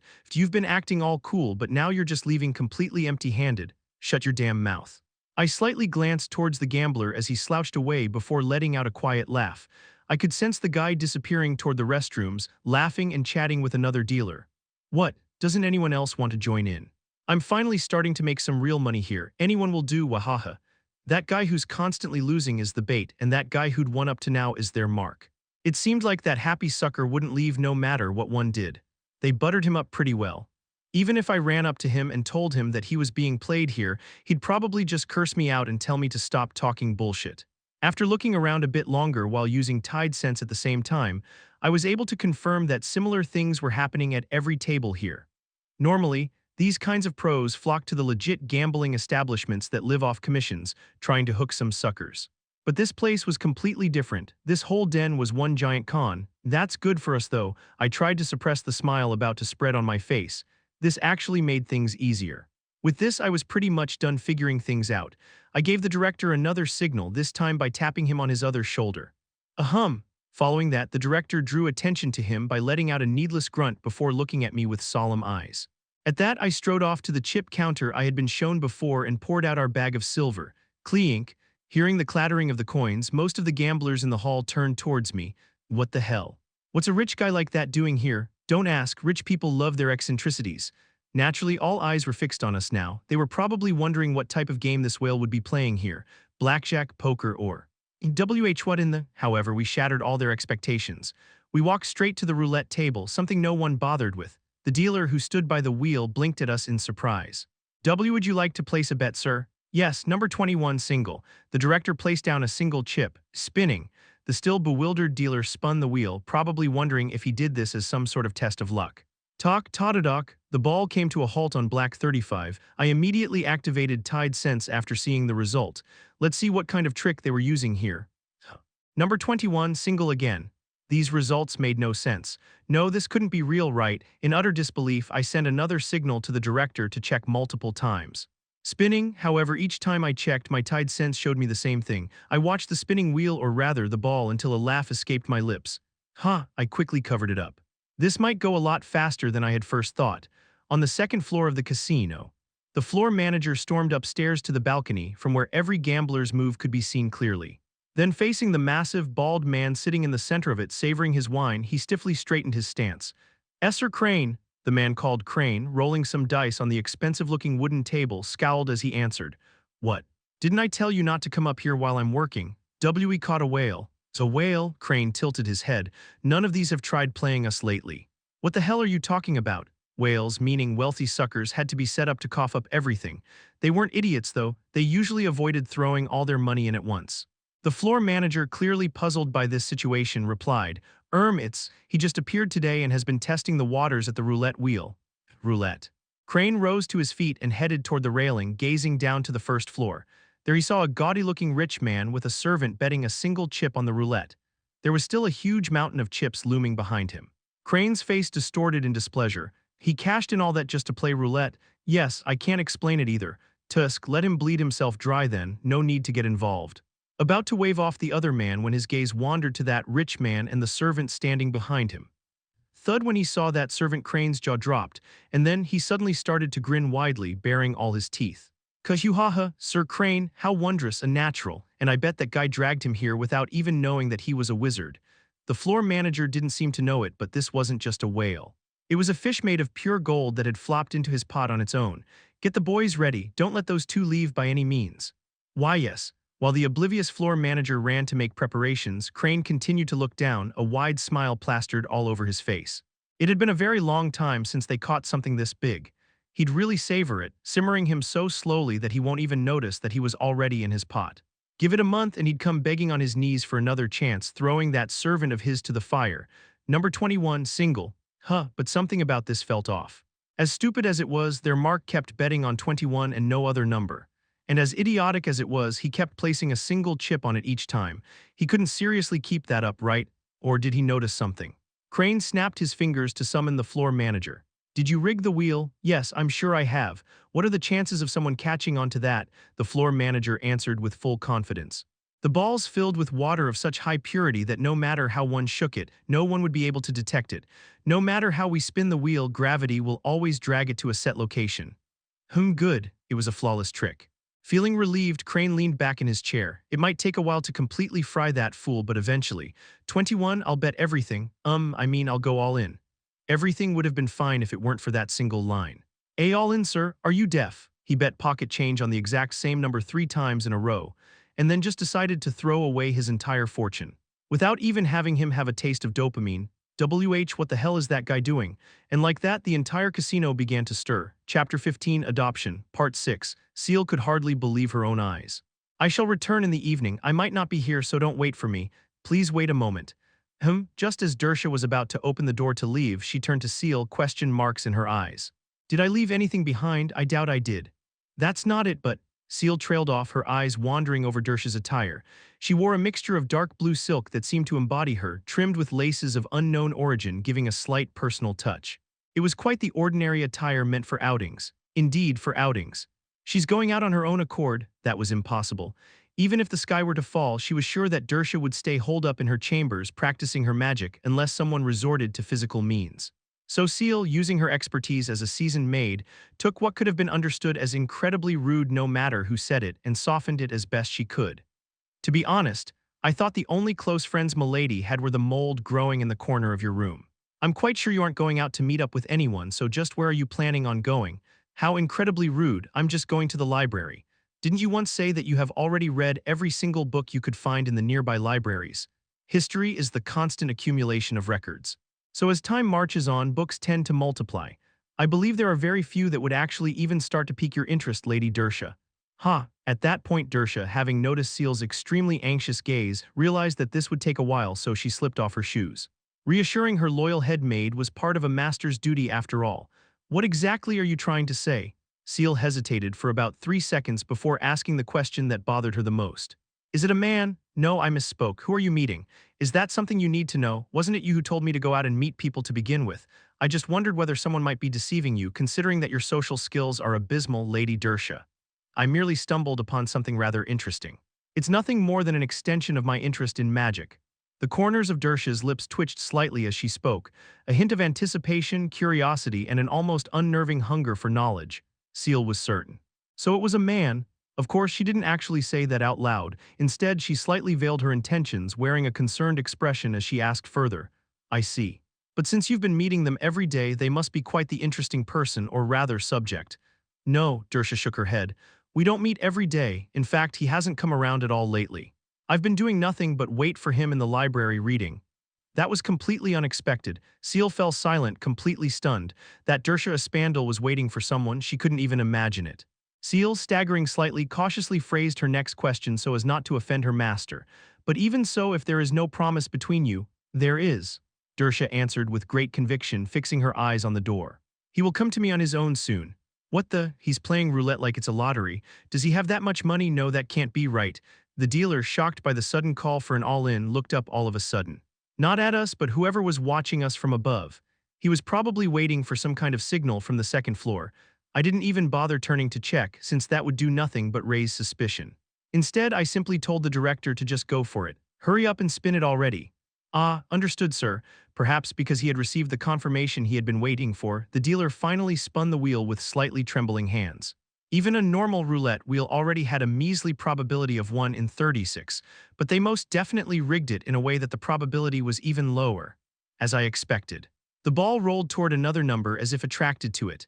Are they doing it with a magnet or something? I couldn't know for sure, and I didn't need to. What mattered was that the ball was filled with water. And I hadn't actually learned any water spells, since I had something far better. Click. The ball slowly drifted toward the number 21, spinning in complete sync with the roulette wheel. The entire gambling den fell silent. It hit ... It actually landed on it. Wait, just what? That sure was lucky, wasn't it? I'll be taking the chips. I moved faster than anyone else. The first thing I did was sweep all the chips into the sack I had brought along. I even used some magic to speed things up. This absurdly lucky-seeming win was only the beginning. Now came the hard part. Master, how about exchanging these chips for money? Ah, very well. I whispered to the director and sent him towards the exchange counter. They wouldn't just hand the cash over right away, so it was on me to buy some time. Cheating? Suddenly, a loud voice erupted from the second floor. A bald man, his skin flushed red, came stomping down the stairs, huffing. The moment he stood before me, he almost jabbed his finger in my face and shouted, "What did you do to the machine, you brat?" I just stared at the dealer with more bewilderment than anger. First of all, it was him who did something to the roulette wheel. I didn't even lay a hand on it. And even if he suspected that there was some tampering involved, shouldn't he be complaining to my master, not me? Tilting my head in puzzlement, I tried to ask as innocently as possible. Might I ask why you're saying that? Is there some sort of problem? A problem? Aren't you quite the shameless one, little con artist? Hearing that, I asked him again in a louder voice, not even bothering to hide my true nature now. If you're going to accuse us of cheating, how about you explain how exactly we supposedly did that? Obviously you. However, he couldn't say anything more. Of course he couldn't. We didn't actually touch the roulette wheel after all. The dealer was the one to spin it and call the winning numbers. Even the world's greatest gambler couldn't tamper with a roulette wheel without touching it even once, unless they could use magic. So the bald man, who obviously couldn't answer my question, only glared at me with burning frustration. I deliberately raised my voice to make sure that everyone around us could hear. I really don't know why you're acting like this. It was you guys who set everything up, spun the wheel, and announced the winning number, right? All we did was bet on the number that happened to win, so isn't it quite unfair for you to accuse us of cheating? Yeah, how is this cheating? I mean, it was surprising, but this just looks like luck to me. How would they even rig it from over there unless they bribed the dealer or something? Tusk, the bald man, noticing the reactions of those around us, clenched his teeth and tightened his fist before forcing a twisted smile onto his face. It seemed like he realized that if he pushed this any further, he risked losing all the gullible suckers he'd worked so hard to bait. But even with that realization, he made sure to leave us one last whisper, steeped in venomous spite. I will see you later. Yeah, sure, how about you don't? I'd be more than happy not to see you again for the rest of my life. But still, why was he so fixated on me and ignored the director, who was the one actually cashing out? It might be because he thought I was the easier target, but something about all this made me feel unsettled. I hurriedly activated my tide sense to check that guy's movements. It seemed like he had gone back to the second floor, but that was fine. For some reason I was in freakishly good shape today, so I could see him clearly even from the ground. No. More like feel, I guess. What the hell is happening? I had noticed that my range and precision were slowly getting better and better, but now they had suddenly improved to a shocking degree. Not long after activating it, I could see the entire gambling hall in my mind, as if I were hovering above it. It really was absurd. I was able to see dice games being played dozens of meters away and feel the dice tolling inside the bowl. I didn't think it'd be right, but 362, and the result is 362. Congratulations to player number 3, you have won. Hell yeah, that's what I'm talking about. I actually got it right. Still feeling quite flustered about all that, I moved my focus back to the second floor. It was just in time for me to see the bald guy pull out some kind of artifact from his pocket and issue some commands. Of course, I couldn't hear what he was saying, but I managed to somewhat grasp some of it by reading the movements of his lips. Natural can magic, prepare, capture, careful. No way could that bastard. Those words couldn't be interpreted any other way. A chill running down my spine, I approached the director. He was still standing there, slightly bewildered, clutching a bag full of silver coins. Master, no, director. Aha. Forget about acting. That much money should be more than enough, so let's just get out of here right now. What's the matter? I'll explain later. That bald bastard. He somehow knew that I was a wizard. That explained it, right? That was why he spoke directly to me, ignoring the director. If the wheel had been tampered with, I, a wizard, would have been the one to have done it. He didn't seem to know what kind of magic I could use. Or maybe filling the balls with water had been some kind of precaution against it. No, this wasn't the time to be analyzing this stuff. I was that bastard's target, and I was pretty sure nothing good would come of it if he managed to catch me. Where are you going in such a hurry, sir? Just as we made our way toward the door, the bald guy appeared before us, effectively blocking our way out, scowling at the director. I just felt like leaving. Is that a problem? The director still managed to sound quite firm despite the slight trembling in his voice, but it was all for naught. Yes, it seems you haven't received all the money we owe you yet. Since we have no more cash at hand, we would like to ask you to wait for a while longer. It won't take long. No, I am leaving now. That won't do. The bald man flashed us a vile grin. At the same time, his employees quietly moved to surround us. It seemed like it was my turn. Ha, I took a deep breath. Up until now, my currents hadn't really affected humans that much. At best, I was able to tug on their clothes a little, but today things seemed to be a bit different. They had already found out that I was a wizard somehow, and for some reason it seemed like my condition was incredibly great right now. My apologies, but we are in quite the hurry. I took a step forward, meeting the bald man's gaze. Could you please let us pass? Ha, seeing the guy scoff at my absurd words, I wasted no time and let my currents surge. SHHRRRRRRRK. I had invisible hands made of water seize his entire body from each direction, up, down, left, and right. The bald man had his mouth fall open in shock at the sudden pressure crushing his body, but I made sure to clamp it shut for him. After that, he only trembled slightly, remaining completely motionless. I mean, I made it impossible for him to do anything else after all. Sir Crane, so that was his name. The guy who looked like the floor manager, bewildered by his sudden stillness, tried calling out to him, so I hastily added something to my earlier words. Would you be so kind? Confusion was swirling in Crane's eyes as he felt his head slowly nodding, completely unable to comprehend what was going on here. I was the one who made him do it. Sir Crane, and I didn't stop there. Though still trembling, Crane raised his hand and gestured toward the door as if he was politely seeing us out, still completely silent. Ah, thank you very much. I smiled warmly, thanked him, and guided the still bewildered-looking director out of the gambling den. The employees let us go without resistance, even though they felt that something was very wrong here since Crane himself had made this decision. The instant we stepped outside, I felt my heart pounding wildly in my chest. Good.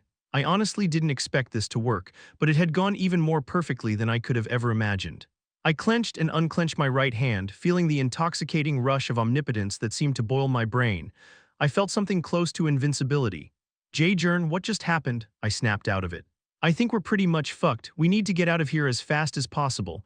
I could still maintain that pressure, but it wouldn't last much longer. At those words, the director clapped a hand over his mouth. Wait. Jern, don't worry too much though. I've already planned out our escape route. Where did you learn such bad words? That's truly awful. Don't ever use it again. Saying such things in this kind of situation was really, how should I put it, very much like the director. We rushed through the city's alleys as I felt a growing sense of danger gnawing at me. The range of my tide sense had widened by hundreds of meters. While it was quite useful for now, quite honestly, it was utterly terrifying. There's no way this is normal no matter how I think about it. Something was very wrong here, I was sure of it. I hadn't planned on using these powers so recklessly, but the situation didn't really allow me to hold back. It had been 30 minutes and those guys seemed to show no signs of giving up. Huff huff. Jern, how much farther? I think this is enough, we're safe for now. I handed the director the bag of silver coins and pointed to another alley. If you head straight that way, you'll reach the main road. Just take off that disguise and head back to the orphanage. And what about you? Ah, I have someone to meet. Don't worry about it too much. The director would only get in the way. Thank you for your hard work today. Go get some rest and make sure to pay off those debts first. I'm off. Ah, Jern. Hearing the director's words, I left, taking multiple different alleys. If I didn't take care of those guys, they'd just keep trying to follow me. So I had to do something about it now. Annoying bastards.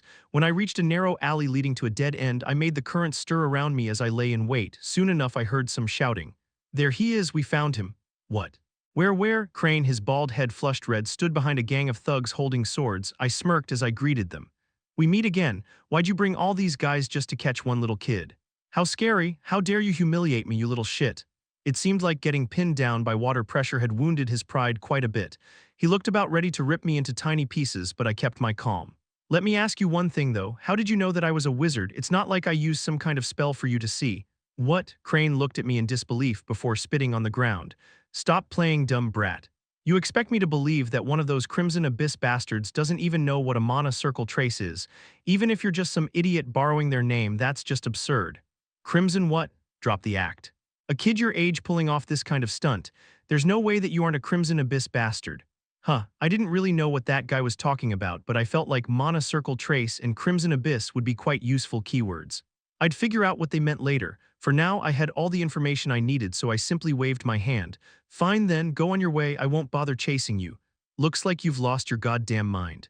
Don't let that one successful ambush get to your head. You really think I went after you without a plan? Crane let out booming laughter, pulled out a strange-looking flask along with his sword and smashed it against the ground. Crash. The glass shattered instantly, letting out some blue smoke. Why don't you try using your fancy magic now, you stupid brat?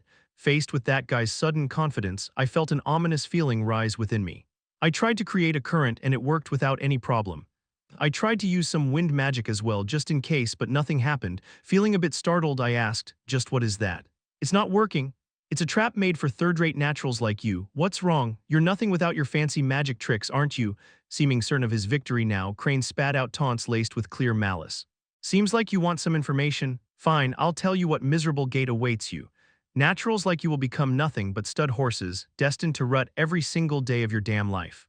You'll impregnate dozens of women, all hungry for Mage's blood multiple times a day. What? But don't worry too much, you won't die. We'll assign you doctors to keep you nice and healthy, and you'll only be given the best food so you'll live a long life. Just one shut away from the outside world." Should I just let myself get caught and not use magic? While I was seriously considering that option, Crane chuckled. "Of course, to stop you from ever even trying to run away, we'll cut off your limbs first. You should have started with that. What a waste of thought." Sighing, I stirred the currents. To be honest, I wasn't that confident that I could take on dozens of grown men. Avoiding this fight would have been the smarter option, and an entirely possible one at that. But my whole body was almost vibrating with exhilaration, which made me more inclined to make some rather reckless decisions. Just how far could I go now? I really wanted to find that out. "We've got quite the high-quality coagulants and bandages ready for you, so just stay sty." Crane's words were instantly cut off. Bam, since he was slammed into a nearby wall with enough force to crack the stone and knock him completely unconscious. "Yes, Sir Crane." That was simple. I just grabbed him with the current and tossed him. That alone was enough to crack the wall. How should I even adjust my strength here? As I was troubled by such thoughts, his loyal men charged at me with their swords raised. "He might know some combat magic, but he's still just a kid. Just one stab and he'll die, no big deal." Well, they weren't wrong. I can't get close." "What are you doing?" "I'm standing right here." Their blades never even got close enough to me, though. Before they could even touch a hair on my body, they slowed, then bounced off. I had wrapped myself in a strong current. One strong enough that even those grown men wouldn't be able to cut through it. "Then what about this?" A man with a spear roared as he stabbed at me. He wouldn't be able to break through the current either, but just to show how useless that endeavor was, I snatched his weapon. "There we go." The thug, whose spear I had just ripped from his hands, stared blankly as it spun through the air. Remembering the times I had twirled around pens at school, I made it spin a few more times in the air before tossing it to the ground. Thud, the shaft buried itself deep in the ground. "Does anyone else want to try?" Ugh. It seemed they weren't loyal enough to keep challenging what was pretty much impossible to beat, so they all backed away one after the other, taking Crane with them. "This was pretty fun," I chuckled, picking up a broken piece of wall and juggling it in the air using the current. How did I become this strong even though I hadn't done a single thing? If things kept going at this rate, maybe there was some hope. Hope against what? It was quite the strange question that just popped into my head. Against the abyssal sea, of course. Against this deep abyss by wielding its very power. Drip, drip, I felt the world around me darken. It was as if an eclipse had suddenly plunged the world into oppressive darkness, like I was staring through heavily tinted glass. I carefully reached for my face. I could feel something hot and wet flowing from the corners of my eyes. When I looked at my palm, I saw that it was soaked in crimson liquid. Tears of blood were endlessly flowing down my face. That feeling of omnipotence completely left my body long ago. Another sensation took its place instead. My arms felt heavy. No, not heavy. It felt like every motion was met with a slight resistance. As if my whole body had been dragged underwater. I'm sorry, director, but am I screwed? It seemed like that time had finally come. Chapter 16, Adoption, Part 7. History was nothing more than the constant accumulation of records. That was one of Dersh's beliefs, or something close to it. However, she herself treated this thought as a simple fact rather than some lofty belief. If all records that captured the life of an era vanished, how could one even begin to argue that said era ever existed? Who would even remember it if even its name was lost? And thus, history was only ever created through records. No more, no less, anyone would be able to accept it to this point. But Dersha took it even further. Wasn't that a terribly dreadful thing? The thought alone of an entire era, of the miraculous inventions that once reshaped humanity's daily life being forgotten just like that was so horrifying to her that it would steal her breath away. Someone had to take responsibility, and that someone had to be her kind, she decided. They who lived far longer than any other species should be entrusted with the role of guarding the records. In other words, they were to abandon all worldly pleasures and completely devote themselves to gathering records. And once death drew near, they would be tasked with writing down everything they had seen and read. And then they would die. What life was more joyous than that? It didn't take long for Dersha to be cast out of paradise after preaching these utterly deranged convictions with all seriousness, branded a madwoman. Most elves who had been banished from paradise would usually commit suicide not long after, but Dersha chose to live among the humans and even became the master of a magic tower. That was about 100 years ago, and yet she never once regretted her choice. In fact, even after reflecting upon her actions and decisions countless times, she still felt that what she did was right. Just look. I'm sorry for coming at such a late hour. This vast world was still filled with so many unknown mysteries she had yet to discover, things she would never have been able to see in paradise. She smiled gently as she offered the person before her some advice. First, you should wipe off that blood. Honestly, when I staggered into the library, I didn't expect anyone to still be there.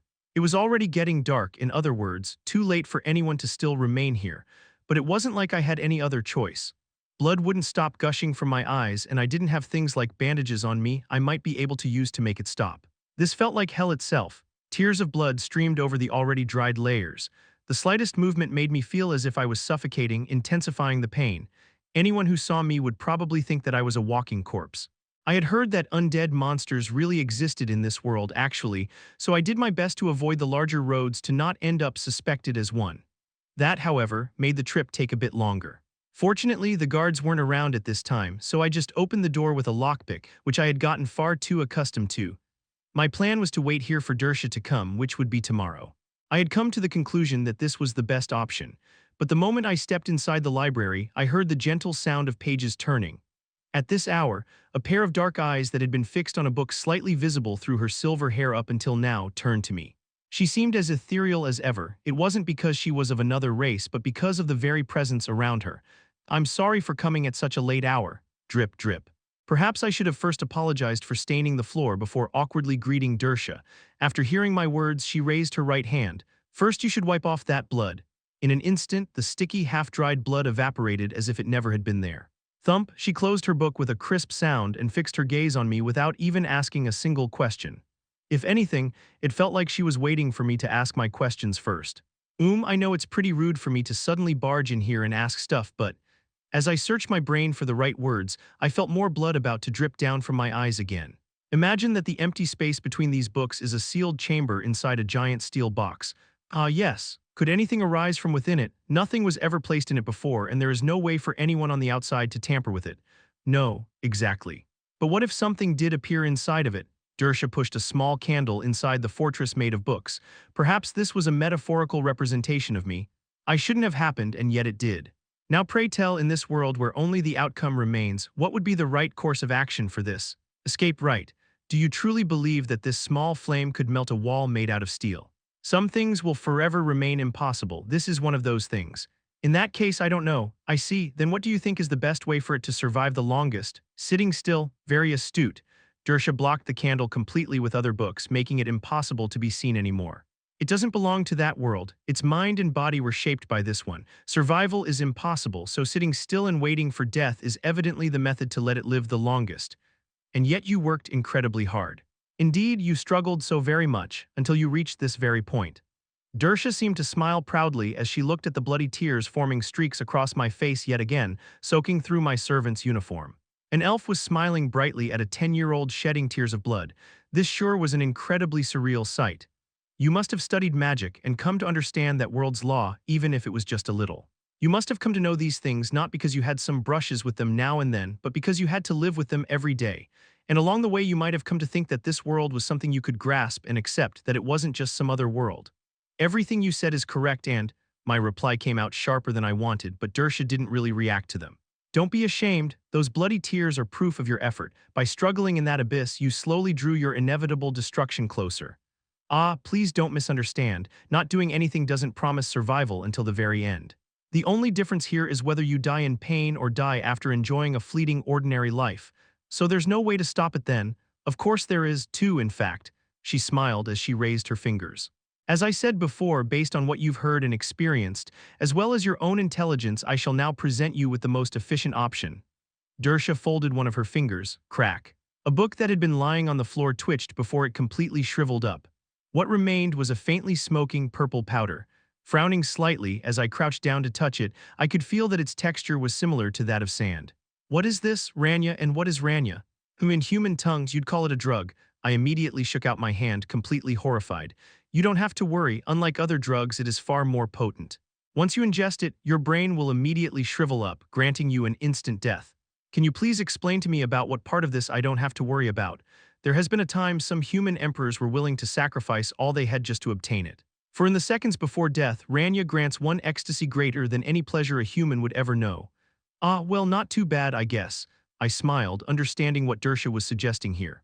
It was an extension of what she had said before. I knew that this was a gift she was giving me out of consideration, so I could accept as much. If I sat still, I'd die. If I struggled, I'd die in agony. No matter what I did, death awaited me, so she offered to at least take my pain away. That was the most rational option. Thanks, but no. I trampled on the powder called Rania. Dersha didn't get angry at my actions. Instead, she posed a question, clearly curious. May I ask why? I already told you last time. This whole situation is just too unfair for me to just die like that. I wasn't doing my damnedest to survive simply for survival's sake. I knew that this might sound beyond absurd, contradictory even, but it was true. If I would have to die no matter what I did, I'd rather struggle to the very end. This struggle is my whole purpose. Of course, that was quite a lot to say just to explain this fact, so I shortened it a bit. You only get one chance to die in your lifetime. If it's something that can't be avoided, I'd rather it be painful. Dersha's expression slowly turned completely blank. Did she perhaps not like my joke? I could see her licking her lips slightly, holding her chin as her expression turned serious, as if she was contemplating something. It's not quite, but perhaps. Just what was she thinking about? Was she actually thinking about killing me for my own good or something? That might actually be it. I slowly started to back away as she folded her other finger. There is another way. What way? Convince me. While I was trying to figure out what she was on about, Dersha straightened her back. Jern, as I've told you before, you are more than just slightly peculiar. You're an anomaly. Didn't you say there were several other wizards who have fallen into the abyss like me? She firmly shook her head. Those cases are completely different. There were heretical groups in the past that went around shattering other mages' inner worlds, claiming that only by falling into the abyss could one ascend. However, thanks to them, we have quite extensive knowledge about the inner worlds of mages. Yet among all these records, there hasn't been a single one about one being directly born in the abyss realm. Is that so? Indeed. I'm honestly quite curious. I'd like to know a lot more about you, Jern. You could say I am quite addicted to the act of recording matters in my mind. Her phrasing was a bit weird, but I do possess a conscience. Huh. Seriously? Indeed. Analysis naturally means recording the circumstances of your death. How would a human born into the abyss suffer and perish? What drives them? What will they leave behind? It is quite the cruel study, even more so when the subject is just a 10-year-old. Dersha cleared her through before adding, moreover, there is sealed to consider, which I thought was quite strange.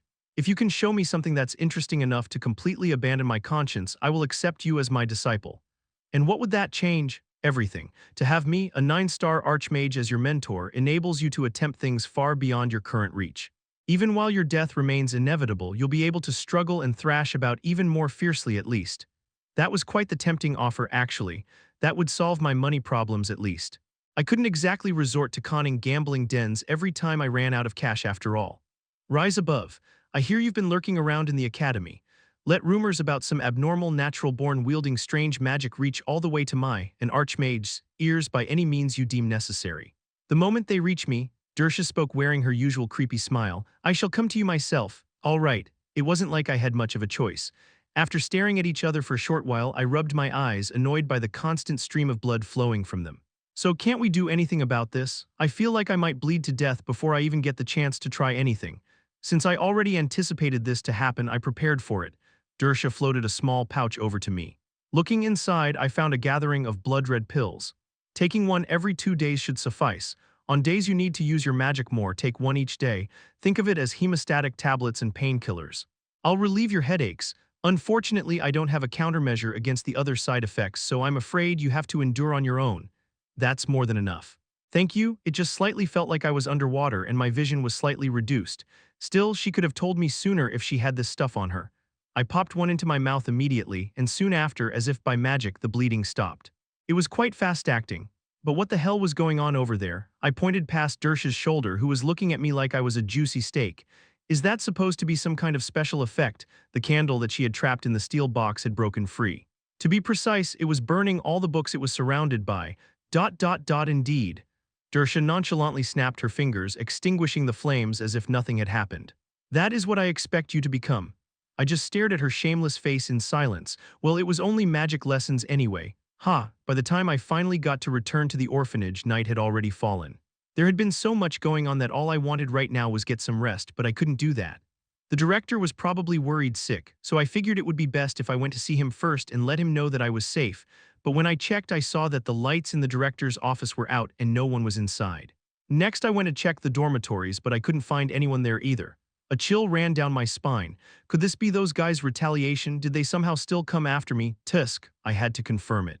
Just as I was about to kick the door open and leave, I ran into someone holding a lantern, our eyes meeting. Jern, so you're all right. It was the director, drenched in sweat, had he been looking for me. Judging that his unease didn't disappear now that he found me, it felt like that wasn't the case. What's going on here? There's no one around. Right, we're in trouble, Jern. The director, his features trembling, grabbed my shoulders. Linmal has gone missing. What? What the hell was going on now? Chapter 17, Adoption, Part 8. There's a saying, an all in a pouch can never be hidden. In other words, a talent too brilliant and sharp can never stay hidden for long. And as I expected, Linmal was simply too sharp and all to stay hidden under the label orphan. Linmal, wait, but why did she run off? Linmal, I'm not completely sure. She was talking with the knight, which seemed to have broached the topic of adoption. She probably felt pressured by it. It seemed like everyone of the orphanage had formed various search parties to comb through the woods at this hour to look for Linmal. Well, to be fair, I was also out far past my curfew, but I guess they were viewing me as more of an adult, I guess. Well, fair enough. On the other hand, Linmal was still very much a child, if she happened to run into some bad people. Those bad people most definitely would end up dead. Wouldn't it be quite the waste for her to miss the chance to become a knight's daughter because she killed someone? There was no helping it. Sighing softly, I headed towards the forest. We won't get anywhere like this. I'll search on my own. Will you be all right? Yes. The director seemed a bit troubled over whether he should stop a 10-year-old from going alone into the forest at night, or whether he should think himself foolish for worrying over someone who could use magic. To reassure him, I decided to demonstrate what I could do. Crunch, I lifted a rotting tree lying nearby by making it aware of the ocean, then crushed it with my current. I immediately felt my head getting dizzy. This was my limit. If I synced with the abyssal sea anymore, not even the medicine would be enough to help me. Something similar to this afternoon might happen again. Still, my skills had improved so much that they couldn't be compared to how they were before. The only price I had to pay for it was a slightly narrowed field of vision, and the slight sensation of water clinging to my limbs whenever I moved.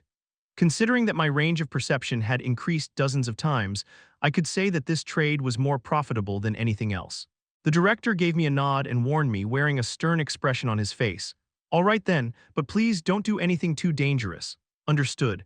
I spread out my tide sense just enough that none of those abyssal deep-sea fish noticed me and began to scan the forest.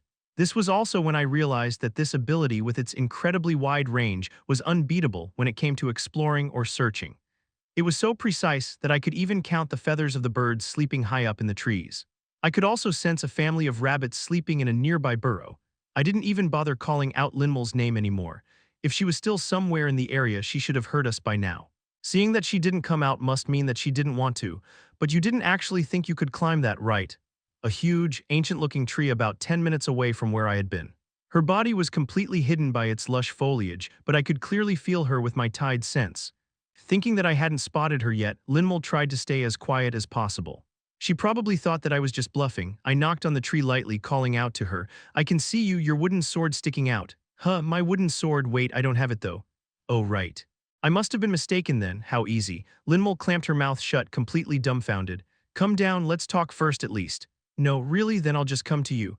I reached for the trunk, pretending to climb up, but Linmal immediately poked out her head through the leaves, trying to stop me in a panic. And no, you might get hurt if you try climbing up. Indeed, this tree was incredibly tall and smooth, so anyone who didn't have Linmal's superhuman strength would find it difficult to climb up. Then are you coming down? That's. When I heard her trail off, I took a step forward without any hesitation. With the current pushing against my back, I didn't have to worry about falling, so the catastrophe Linmal was imagining would never came to be. I managed to climb up instantly actually. It was as easy as walking actually.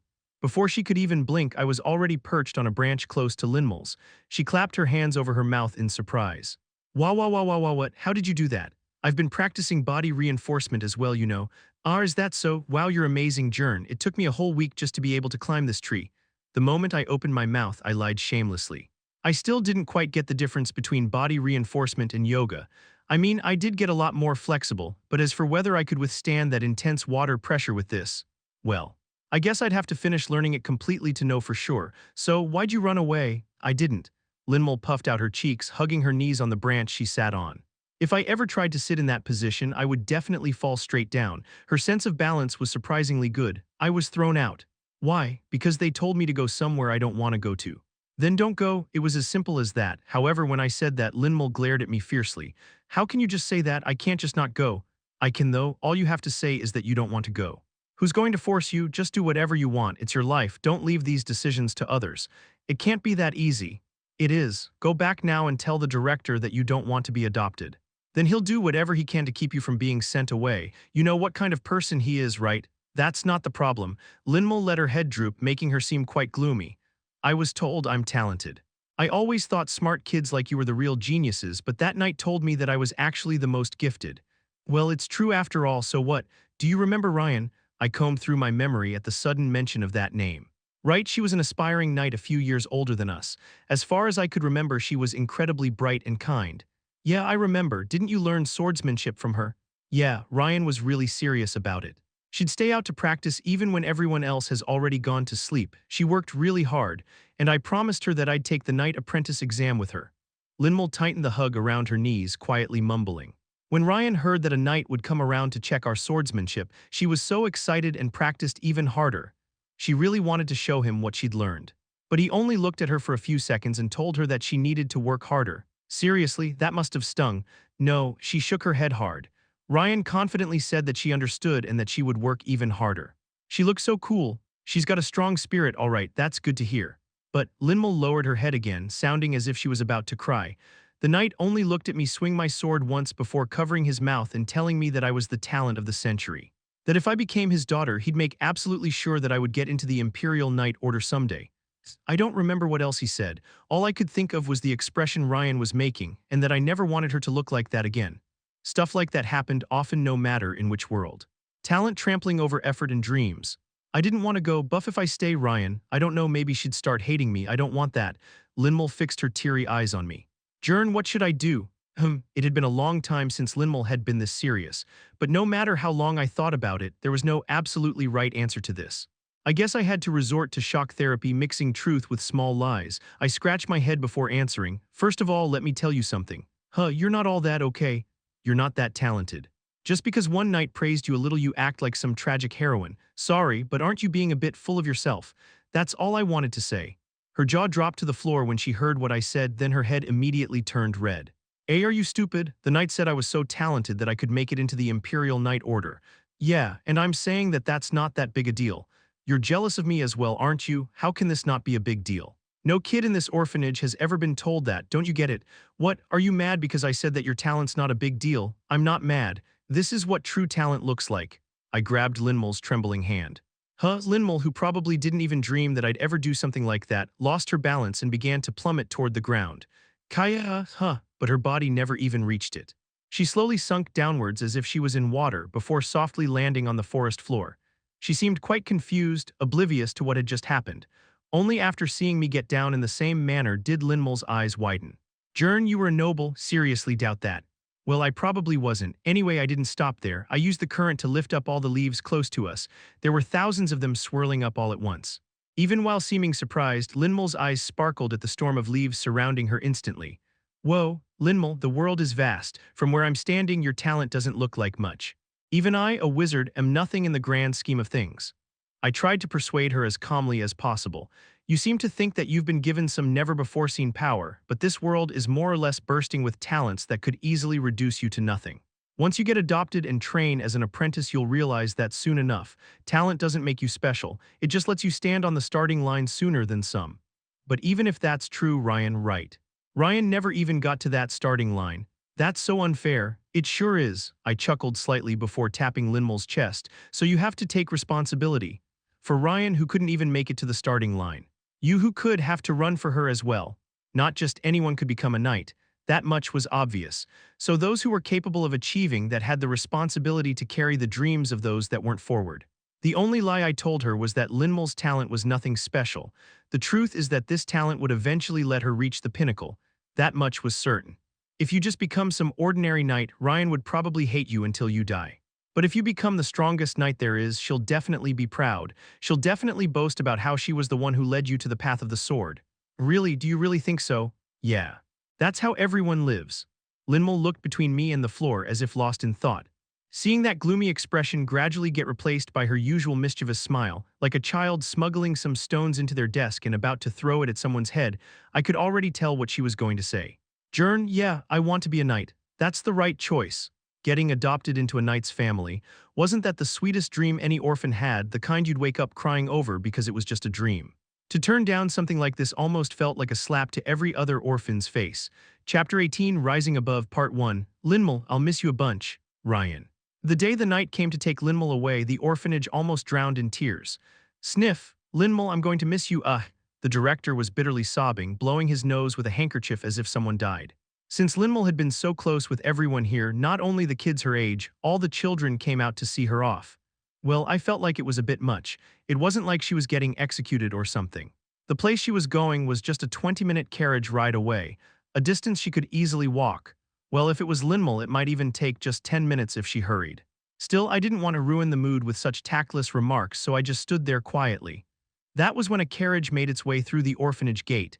It seemed luxurious, made out of expensive oak, but there wasn't a single ornament on it. Truly a knight's carriage. The door opened and a mustached middle-aged knight stepped out of it, flinching at the sight of dozens of people weeping bitterly. I'm right on time, but what might this be? Sniff, sir, you've arrived.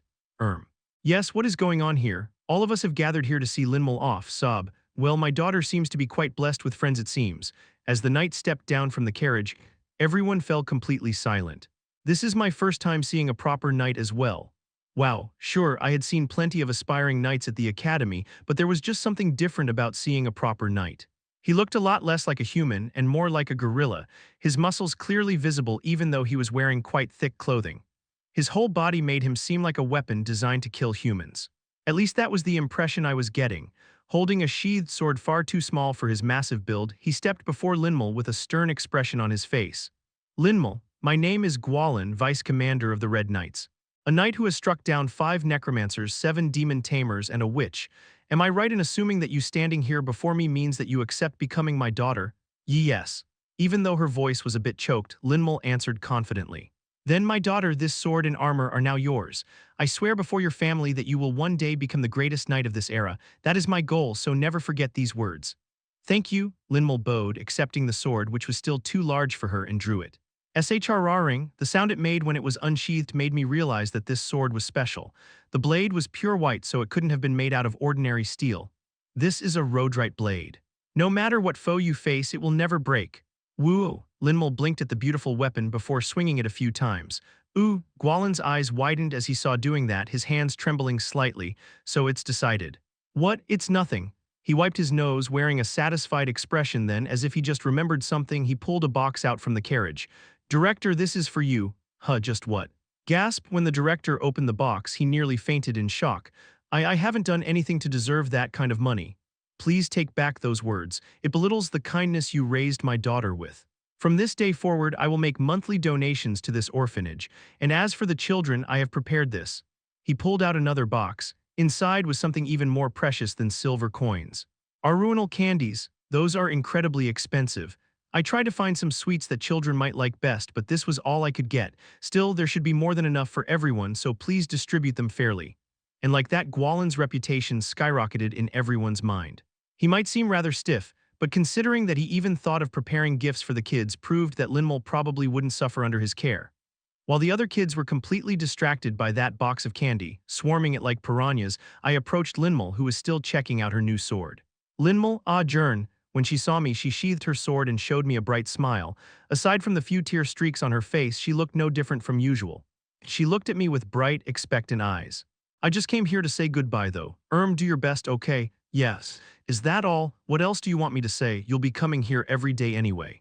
Crying now would only make our next meeting feel really awkward. PFFFT, Linmal puffed up her cheeks to show her annoyance before bursting into laughter. It's fine. I already knew you're just an idiot, Jern.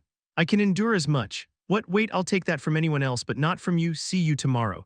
Egg. Linmal hugged me so hard that it felt like my bones were about to break, then she hopped onto Gwalin's carriage. I collapsed to the ground, glaring at the carriage, seeing Linmal wave until it was completely out of sight. Sniff, I'm so proud. Jern, why are you lying there? I'm watching ants. She really loved to kick up a fuss until the very end, huh? After sending Linmal off, I went back to my usual routine of listening in on academy classes. By now, the clearing behind the children's classroom felt as cozy as a home to me. I even managed to find my own secret spots. Places where the sound carried best or where the shade was just right. Today, the sun was practically blazing, so I hid away in the shade, eavesdropping on the class while pretending to clean. I couldn't help but chuckle to myself. Hehe, and the reason for that was tucked under my arm, a textbook. A human-made monster worth 599 silver. One could buy a house with just one of these books. I still didn't quite understand the noble's sense of money, but at least it was worth it.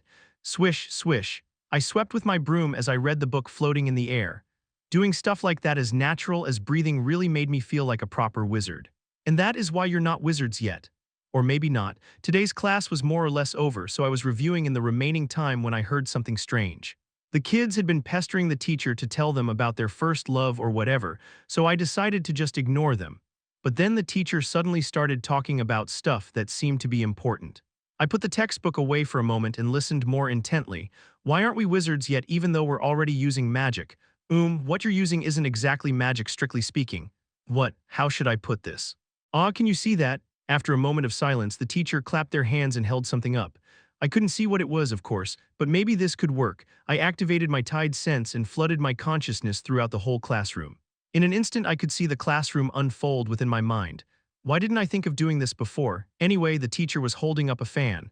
When I wave this around, it creates a breeze, right? So couldn't you call this wind magic as well? That's ridiculous. In what way is this magic? But it does the same thing, right? If we're going by that logic, striking a flint to create fire is fire magic, pouring water is water magic, and farming is earth magic. They all produce similar results, so why are they different? Is it because one uses mana? Then should we count waving a fan as a muscle technique since it requires us to use our muscles? Should we give everything a different name based on what source they use? Not really, but still they're just completely different. Magic is way stronger. Don't misunderstand, I'm not saying magic isn't something special. Mana is the most efficient fuel there is. I just wanted to point out that using mana and performing actual magic are not the same thing. Tap, tap, tap, the teacher wrote something on the blackboard with chalk. My tide sense seriously was the best. I could even see that. Magic is creating something that doesn't exist in reality within your own world and then projecting it back into reality. That's what it means. The children didn't seem to understand what they were being told. The teacher gave them a wry smile before explaining it in a way that fit their level. There's already fire and wind in the real world, right? There's light, water, land, plants, and trees as well, right? Yes. So in the end, all you're doing right now is bringing things that already exist in this world, the real world, into your inner world and then spitting it back out. You're not actually creating something. You're just using mana to output what you've taken in. That's no magic, that's just regurgitating. Is that a bad thing? No. The level of one's output is actually the biggest factor that defines a wizard's skill. However, what you take in is just as important. But everything already exists in reality. What could there be that doesn't exist here? That is when you start combining elemental magic to create something new. For example, if you compress fire so that it won't go out, solidifying them into an arrow, and use wind magic to propel it forward. This is what we call magic. Fire arrows don't exist in reality, right? Yes. Now if we go one step further, if you combine dozens of different elemental spells, that's something for later. But let me show you something a bit simpler. Have you ever seen something just suddenly float up in reality without any cause? No, right, that's why it's magic. Whoosh, one of the students slightly nodding off in the front row was suddenly lifted into the air. Telekinesis. Once you reach the calm sky, the bare minimum for being called a wizard, you'll be able to do similar things. Woo, how do you do that? It's still a bit early for you guys. But if you study hard and grow a bit more, your family's elders will teach you themselves. Right, so they'd be learning upper-level magic from their families, huh? Looks like I do need to get adopted or something. I sighed, feeling annoyed. Marriage could be another option, but if a noble actually accepted the proposal of a lowly orphan like me, that would make them actually insane, so declined. So in the end, becoming Dersh's disciple was the most pressing task at hand. Letting out another sigh, I decided to just do the best I could right now. Using wind magic, I gathered together all the trash around me. I could use the currents, but what I was trying to do here is raise my proficiency in wind magic. It felt kind of awkward. Well, rather than awkward, unfamiliar would be a better word since I had already grown so accustomed to the abyssal sea.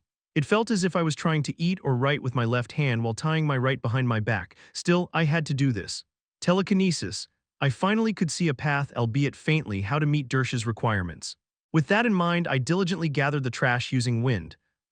Then I suddenly felt something. Someone was approaching. It seemed to be a young student going by their height.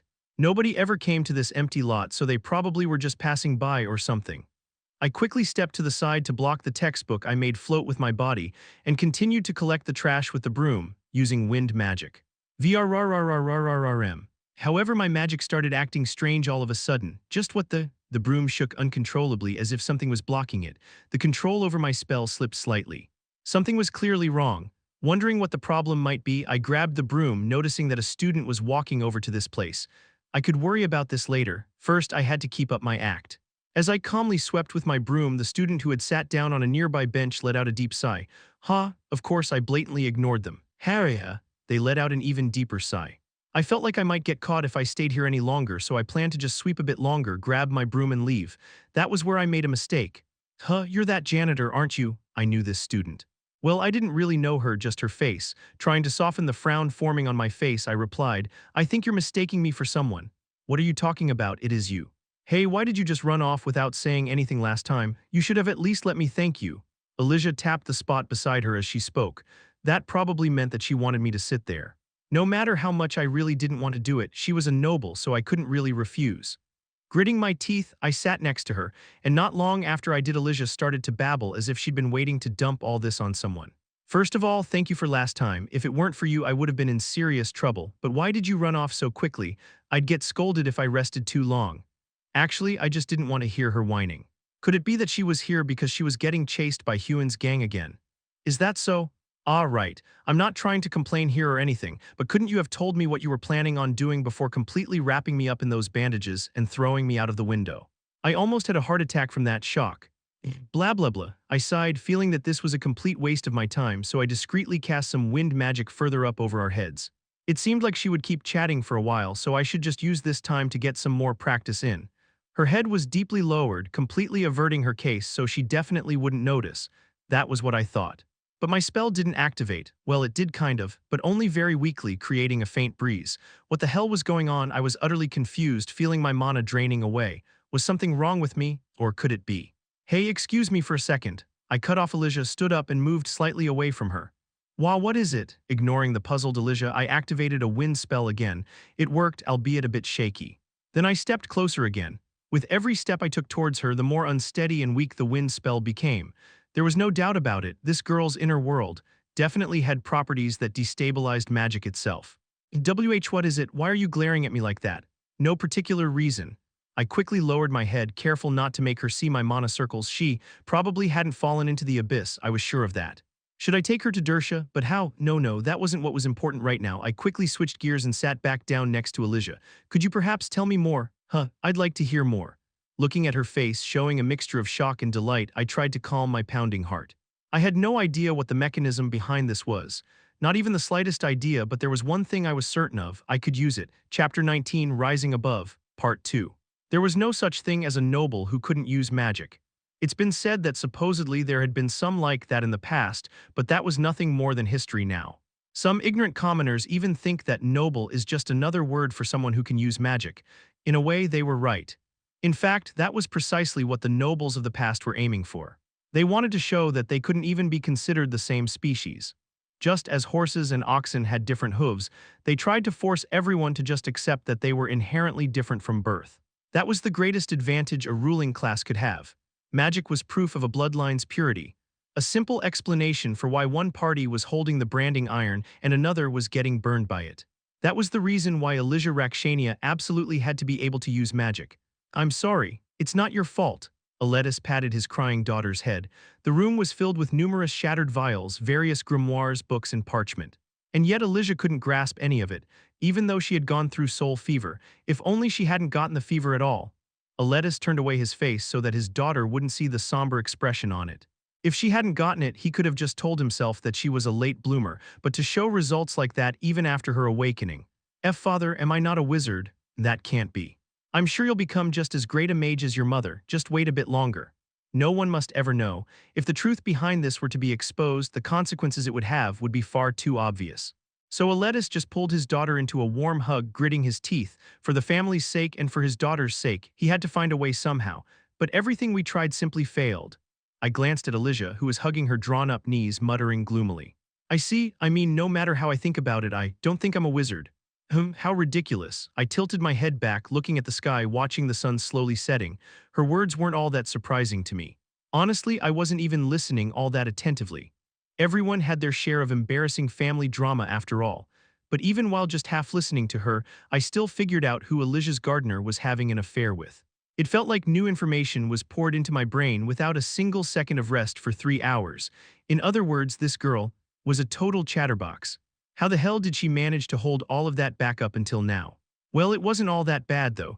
There were some useful bits of info that I wouldn't have been able to dig up myself so easily in all of that. Guess I got enough to work with now, or at the very least enough to form my own judgment. Her family was decent enough with strong influence, and most importantly, Elijah was an only child. Dersha told me to stand outright. She never specified it in what way, so maybe this could work. As I was thinking about how to bring this up, Elijah let out another deep sigh. So now I don't even know what to do for the upcoming field exercise. Field exercise? That was the first time I ever heard of that. Elijah sullenly nodded. Yeah, we're supposed to demonstrate the elemental magic we've learned in front of everyone. The others probably already figured it out, but this time I'll definitely be completely exposed. She let her head droop. Exposed that I'm nothing but trash. So now I was supposed to comfort her or something, right? I almost patted her head out of habit but froze before I could touch her. Doing something like that to a noble girl as a commoner only spelled disaster. It'll be fine. No, that's not it. I just wanted to touch her head. After hesitating a bit, I opted to awkwardly pat her back. Don't be so hard on yourself. Is it possible that you just have some sort of hidden talent, Lady Elijah? I mean, she did actually have something like that. The talent to prevent the manifestation of any elemental magic. Not even spell paper could have revealed something like that. In fact, it would have reacted even less to her than to an ordinary person. So in a way, Hewins was right. She was really guilty of something. Disrupting the spells of wizards around her. Seeing that it didn't affect my abyss realm at all, maybe it only affected young, fledgling wizards. It didn't sound all that promising, but perhaps it might help me once she developed this skill. My gaze lingered greedily upon Elijah's silver hair, gleaming like treasure in my eyes until she shook her head. Wouldn't I know by now if I had something like that? And even if I did, what does it matter? If I fail the demonstration during the field exercise, I'll be branded a failure forever. Sounds terrible, because it is. If I could just somehow skip it, maybe I could get away with faking sickness or something. Well, not like it would actually work. If I could just use magic half as well as all the others, no, even less, I wouldn't have to worry about this stuff. One could never know. Why not give it one more try? What? I might only be a mere janitor, but I believe you've been working incredibly hard to manifest your magic. Yeah, then perhaps that hard work could pay off right now, you know. How about you try it just one more time right here and now? What are you even talking about? Elijah looked at me with a bewildered expression. It was more than understandable that she reacted like that since she probably tried thousands or even tens of thousands of times and experienced failure, so why would now be any different just because I told her to try again? I guess persuading her would go faster if I set the right stage. I tossed my broom I was still holding in front of the bench. I'd really like to see what true magic looks like. Please, could you try for me? I told you it's not going to work. Even though she was still grumbling under her breath, she still put on an earnest expression and raised her hand. I'm only doing this because I owe you for saving me once. This is so embarrassing. HNNG. Elijah, glaring at the broom with a cute grunt, poured everything into her attempt to cast her spell. Or well, that was what it looked like anyway. Nothing really happened, so how could anyone know what she was doing there? HNNNNGH. She was concentrating so hard that her face flushed bright red. Well, it did seem that she was trying her best even though it was just a request from a lowly janitor. That made it seem oddly touching to me. Of course, I had to help her out a little. Standing a slight distance away, I cast a spell myself. Hoo! A wind started to blow. It wasn't the natural kind since it made the broom jerk upright, awkwardly tugging it towards me. Elijah covered her mouth in utter disbelief. I cast magic. The broom slowly moved towards her. Noticing that Elijah reached out to it with trembling fingers, her expression filled with various emotions. Tap. And then it landed in a hand. Into mine, of course. While her hand still hung midair, having lost her target, Elijah stared blankly at the broom in my grasp. It didn't take long for her eyes to climb up and lock with mine. I could see a small star swimming in them. Seeing something similar in my eyes, the unmistakable sign of a wizard, her expression seemed to go through several changes. You, First a triumphant expression as if she thought something like, I knew I could do it. But then a confused frown as if she wanted to ask, but how could a mere janitor? No way. Then it made way for fury as if she was about to yell, are you mocking me? I couldn't help but admire that display a little. To express such a variety of emotions in only 3 seconds, she would probably make one hell of an actress. However, since it seemed like the last emotion she showed was the strongest, I quickly bowed my head to apologize. I'm really sorry, that was rude of me. Originally, I had planned to simply tell her that I was doing it, but her reactions were simply far too amusing, which made me end up crossing a line. Fortunately, Elijah only stood there with her arms crossed and her glaring eyes boring holes in my head, probably because she didn't want to admit how angry this had actually made her. It's fine, but what's with you? Are you actually a noble? That would be great, then I wouldn't have to sneak around like this to eavesdrop on those lessons like this. So the reason you've been around here all this time was to eavesdrop? Yes. I do this with the other children's classes as well. Since I had already told her that I was a wizard, there was no need for me to hide anything else. Elijah tilted her head before asking another question. But why? Do you want to learn magic that badly? Yes, more than anything, because this was my last desperate attempt to struggle for my life. Elijah gave me a small, sympathetic nod as she studied me. I think I get that.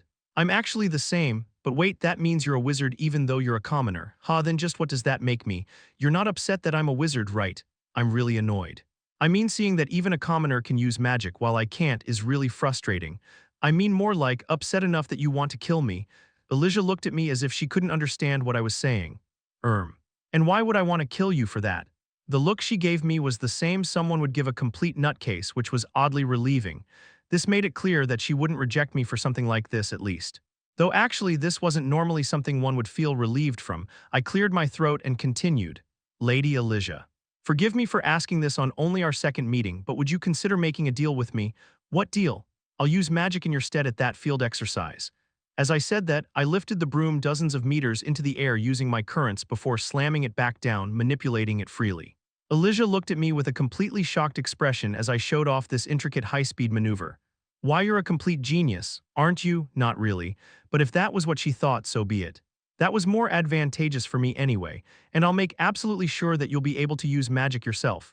Humph, I had been completely serious, but Elijah just let out a dismissive snort.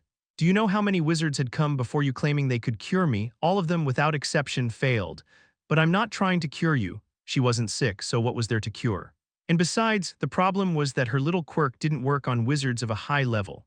Unless one was a beginner wizard like me, they wouldn't have any trouble casting spells even though they were exposed to it. Of course, you might not believe me right now, but the fact still stands that you need to get through that field exercise, right? But the teachers will notice. Then just use your family's power to shut them up. I mean, what could they possibly do? Pick a fight with a powerful house by calling you out. It's more likely that they'll simply keep quiet. Elijah's expression turned pensive. From what I could gather from her earlier talk, she really wanted to get through that field exercise without any issues. Then, this had been the first time I had revealed myself as a wizard before a noble. I felt incredibly nervous inside, and yet I waited calmly for her answer, but her voice seemed to contain the same kind of anxiety I felt in my heart, mixed with a tiny bit of anticipation. What do you want from me? It's nothing much, just an introduction. I gave her my friendliest smile before I elaborated. Could you please let me meet your father? Hey, what kind of world do you think this is? It was a torture chamber. Rotten water was dripping from the ceiling, while the walls bore the brown stains of dried blood left by desperate scratches of fingernails. Amid the nauseating stench, a man holding a saw with some fresh blood still dripping from it asked in a really friendly tone. Hey, answer me. Why are you doing this? The prisoner, tied to a chair, his appearance hardly recognizable as human, begged for some final mercy. Just kill me. No, what are you even saying, huh? You shouldn't give up on life so easily. Just answer my question and I'll definitely spare you. The unfittingly cheerful tone of the man made the prisoner writhe. Aye, what kind of world do you think this is? Come on. What? Do you? This is so frustrating. The man tossed the saw in annoyance. Clang, the unpleasant metallic sound made the man tied to the chair flinch and groan. Ugh. Grumbling, the torturer grabbed the saw again, getting a bucket filled with rotten water. Pull yourself together. This won't end unless you give me a proper answer. Splash. He threw water on the prisoner's face, to which his vision, which had gradually reddened, cleared. He was now able to see the other man's face again. Red hair that looked like it had never been washed or cut before, emotionless eyes that had a cold glint to them, and skin turned red by the sheer number of burn marks. The prisoner, faced with something more akin to a monster than a human, seemed to have lost all hope as he bowed his head. Damn it, another one broke. Muttering, the man scratched his head and swung the saw with a heavy sigh. Thud. The head that had once been attached to the prisoner's body had come off far too easily. Letting out yet another sigh, the man unceremoniously pushed aside the chair the corpse was still tied to. There was no meaning behind that gesture. He knew from experience that letting the corpse bleed out by just leaving it like that would make things easier for him later. How do people even fall into the abyss? It's so damn hard. He was carrying out his new master's orders, but it couldn't be said to be going smoothly. Maybe he should have followed the instructions more carefully, even if the danger was considerable. Grabbing a sheet of paper from the table, he left the room. Therefore, the younger the target, the better. He ignored the tediously annoying parts that came before that. He couldn't really understand them. It seemed like an older wizard just wouldn't do. Well, I've already made my preparations. He was planning to completely disappear anyway once this job was done. So no matter how furious those nobles would get, it wouldn't matter much to him. Humming slightly, the man left to get ready. He didn't even need that many. Just making 2 or 3 fall would be more than enough. That was what the organization Scarlet Abyss desired. Chapter 20, Rising Above. Part 3. The more I thought about it, the more I realized just how hard it was to grasp the condition Dersha set for me to persuade her. Rising above and making sure that rumors about me reach her. Wasn't that just way too vague? If I had to come up with something, it probably just meant to rise above the flock. But how? If I were a proper student here, it would be a simple matter. All I would have to do is prove my abilities.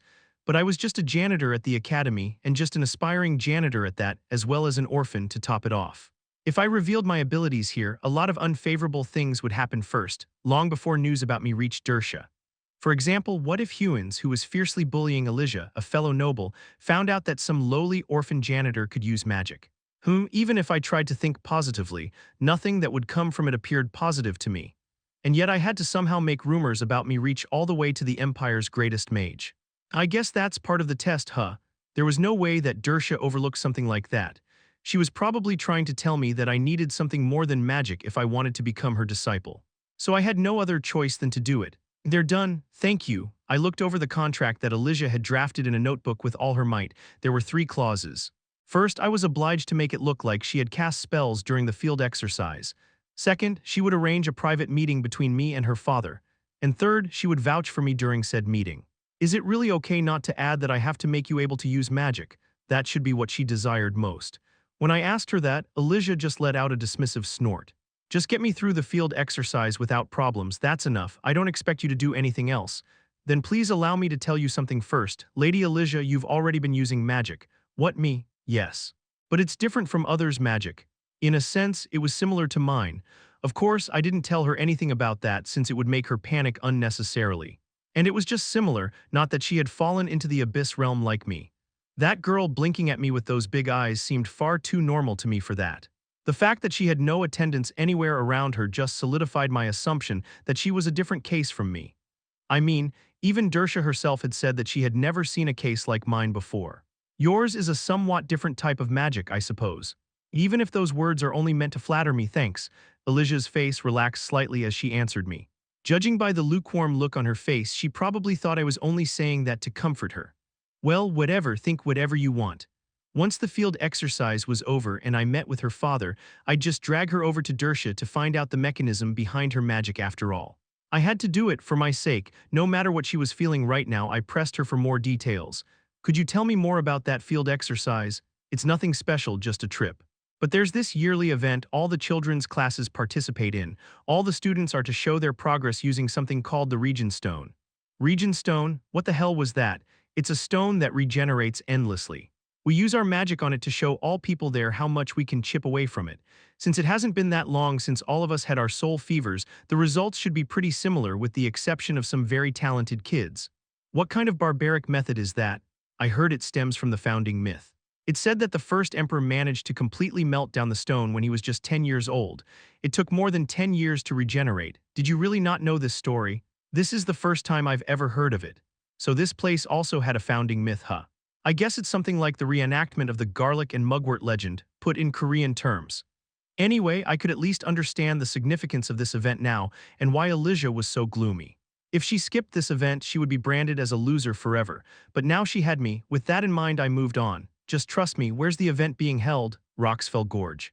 Do you know it? It's far away. Really? It takes less than 2 hours by carriage, though. Is that carriage pulled by a dragon or something? One pulled by an earth dragon. Huh, I see, got it. In that case, I'll need to leave at least one day in advance, so please come find me and let me know about the specifics before then. Huh, it's tomorrow, though. Huh, I looked at Elijah, wondering whether I misheard her. Tomorrow? Yeah, that's why I was venting like this to you, you know. She let her head droop slightly, her voice quiet. This was bad. If I took a normal carriage, it would take until dawn for me to reach the place. Could you maybe let me borrow that dragon-drawn carriage you have? That might be difficult since I'm already sharing it with a friend. You have friends? I have some. Well, guess I shouldn't waste any more time here then. I quickly jumped up from the bench and gave her a bow. Understood, then I'll be seeing you tomorrow at the gorge. I'll be in your care. Will you be able to make it in time? No need to worry, I smiled at her. I have a secret weapon. Even though I had been all confident back then, I sure got ripped off good. Thank you, sir. The coachman, grinning from ear to ear, left after dropping me off. I could swear I heard him hum as well. Well, with how much he had earned from a single child, he probably felt like he struck gold. Wearing a dissatisfied expression, I stuffed my almost empty coin purse into my bag and let out a sigh. There was nothing money couldn't buy. An example of that would be things like bullet carriages used to deliver urgent cargo in an instant. Naturally, their prices were as absurd as they were fast, but sometimes you just didn't have any other choice but to accept that. Anyway, the sun was already pretty much gone when I reached the crowded entrance to the gorge. However, after I took a few steps, a man blocked my way. Wait a sec, kid, you still need to pay the entry fee. I was robbed yet again. I'd have to come back here tomorrow, so I would have to pay that fee again then. Still, there was no way around it. I had to find out where I could hide best to use my magic. But the moment I set foot into this place, I was overwhelmed by how packed the palace was. I did think there were strangely many people at the entrance, but that was nothing compared to the inside. This felt like Children's Day in an amusement park. I struggled to squeeze myself through this ocean of people to get to the map. I found out that the so-called Region Stone was all the way up there. Seeing the number of people stuck on the bridge leading up to the Region Stone made my stomach churn already. Just why are there so many people here? Because they'll close this place for 2 days starting tomorrow. Those noble brats are coming here on their field trip. Listening to the grumblings of people who had similar thoughts to me made me realize why this place was packed like a can of tuna. This already popular landmark was about to get shut down for a bit, so everyone swarmed here to take one last look at it before then. What could I do? I took a deep breath and forced myself into that wave of people. Excuse me, getting through. By the time I barely managed to get through the crowd, the path leading up to the Region Stone was eerily quiet. No wonder they were putting on fire-eating performances and the like down below. Any commoner in their right mind would just watch these kinds of things rather than some legendary pebble since they couldn't really use magic. In fact, when I reached the Region Stone sitting at the very top, there were only a few couples and myself to be found there. And when I looked up, I couldn't help but let out some exclamations. Phew, this thing's really huge. The Region Stone was a towering boulder about 3 meters in height. Looking at its bluish glow, one didn't need to be a mage to realize that it contained some sort of magic. While it was quite fascinating, I wouldn't call it impressive. Well, I wouldn't be able to smash it to pieces right now. Checking out the terrain took priority anyway. There were more hiding spots than I had expected. All of them were within range of my magic as well. This'll do. Just then, I spotted a small hole not too far away. It probably was something like a fox's burrow. I managed to easily slide in one of my legs, followed by my torso. As an experiment, I cast a wind spell and gently touched the Region Stone while still inside the burrow. Crack. A small piece of it broke off. It seemed like it worked perfectly. One might be able to see me if one knew what to look for, but it wouldn't be too easy. If one wasn't paying very close attention, they wouldn't notice a thing. That was why scouting was important. I got out of the burrow, wearing a very satisfied expression. That was when a voice completely unfamiliar to me called out to me. "Are you there? Could you please tell me the way?" I didn't turn around to look, but my senses sharpened with tide sense showed me what I wanted. The feeling I got from him was very faint, so faint that I hadn't noticed the guy until he was right behind me. Who the hell was that guy? Hello? Excuse me, you over there. Kid? Were you talking to me? Still, I shouldn't freak out. It didn't seem like he held any hostility towards me, though I obviously couldn't be sure. I finally turned my head and saw a tall, red-haired man. He had a handsome face covered in clean, flawless skin. His rough voice and flippant manner of speech were completely unlike his appearance, which reminded one of a first-rate knight. He scratched his head, seeming troubled. It's nothing major, but do you know where the Region Stone is? It's supposed to be around here. It's over there, I think. I pointed at the large jade-colored stone a little distance away from this place. The man looked slightly shocked, as if he hadn't realized that it had been this close to him. That thing, it's a lot smaller than I thought it would be. Thank you, you're welcome. As we talked, I kept scanning him using Tide Sense. He really had such a faint presence. So faint that if I wasn't actually looking at him, I wouldn't even be able to tell that he was standing there. I instinctively felt that it would be pointless trying to grab him using the currents. It's unlikely that I need to, but still, something about the guy felt off. I was about to move away when the man suddenly called me back as if he had just remembered something. Ah. Mind if I ask one more question? What is it? He asked as casually as if he were about to ask what time it was. Are you perhaps a wizard? Hearing that, I didn't even flinch. Instead, I showed the guy a broad smile and even thanked him. Do I really look that rich? Still, thanks for the compliment, I guess. No, I'm just a normal commoner. Ah, really? Huh. Strange, the man licked his lips slightly as his gaze swept over me again. Guess I sensed wrong. As soon as the guy turned, I pulled out the pills I had kept in my upper pocket and swallowed a whole bunch. I was preparing myself for what I was about to do and what price I would have to pay for my actions. Ugh. The taste of the pills tasted like I what thought hell would taste like, so I had to do my damnedest to keep my mouth closed so as to not vomit. While I forced them down, I raised my Tide sense to its limits to observe the man. I instantly felt pressure pressing down on me, my vision dimmed and my body tightened. But in exchange, my perception completely shifted. What felt like groping around with closed eyes before now shifted into focus, into a higher dimension of sense. Every drop of seawater around me became my eyes. I could feel every hair on that man's body in my current state. Of course, I didn't dare to let my guard down. The moment he showed even the slightest hint of hostility, I would crush him with water pressure and then flee for my life. It took the man about 30 seconds to walk to the Region Stone. Although those 30 seconds felt closer to 30 years to me, in the end, nothing really happened. He didn't even look back once. Did I overreact? Still, it was better this way. My body was completely drenched in sweat, my strength draining out of me as I let myself relax slightly. Tusk, all these preparations for nothing. I could tell by the movements of his lips what he was saying. No need for sound. Chapter 21, Rising Above, Part 4. Elijah, are you really sure about this? One dark night in the mansion's garden. In a space where not even the butler could enter, Aledis asked his daughter with a worried expression plastered all over his face. In truth, he already knew what kinds of rumors were making their rounds about Elijah. If she didn't attend this event now, those rumors would just gain more credibility. But since the outcome wouldn't really change whether she attended or not, he preferred the option that wouldn't leave yet another scar on his daughter's heart. But Elijah only shook her head slightly at that and gave him her answer.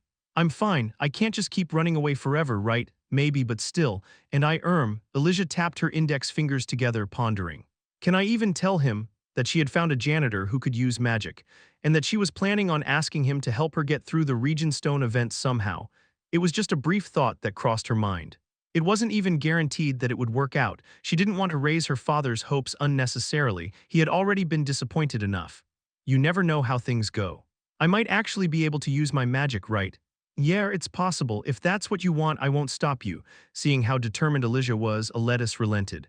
It was her first field exercise after all, so she must have been very excited to go out with her friends. Given how she already received the worst possible inheritance, he didn't want to take even this small joy from his daughter. It was a choice made without knowing that it would be the worst possible one. Thorough preparation always paid off. Open the gate. Huh, you came alone? Yes. The guard, who had treated me like nothing more than a little brat yesterday, was now stiffly bowing to me in greeting. Thanks to the noble clothes I had brought along with me for exactly this reason, and it turned out it was the best choice I could have made. But weren't you supposed to come a little later? Why are you here alone? Who exactly are? The guard seemed to be a bit suspicious. If it had been before I learned a bit about nobles, I might have been quite flustered, but that wasn't the case now. What are you even talking about? Move aside. I frowned and waved him off like an annoying fly, SKRRT. Then I used the current to push the guard a little. This was the most definitive way to prove one's noble blood. With a face now completely cleared of suspicion, he blinked in slight shock but still blocked my way. You haven't paid the entry fee yet. I can't not pay since it might leave a trace behind.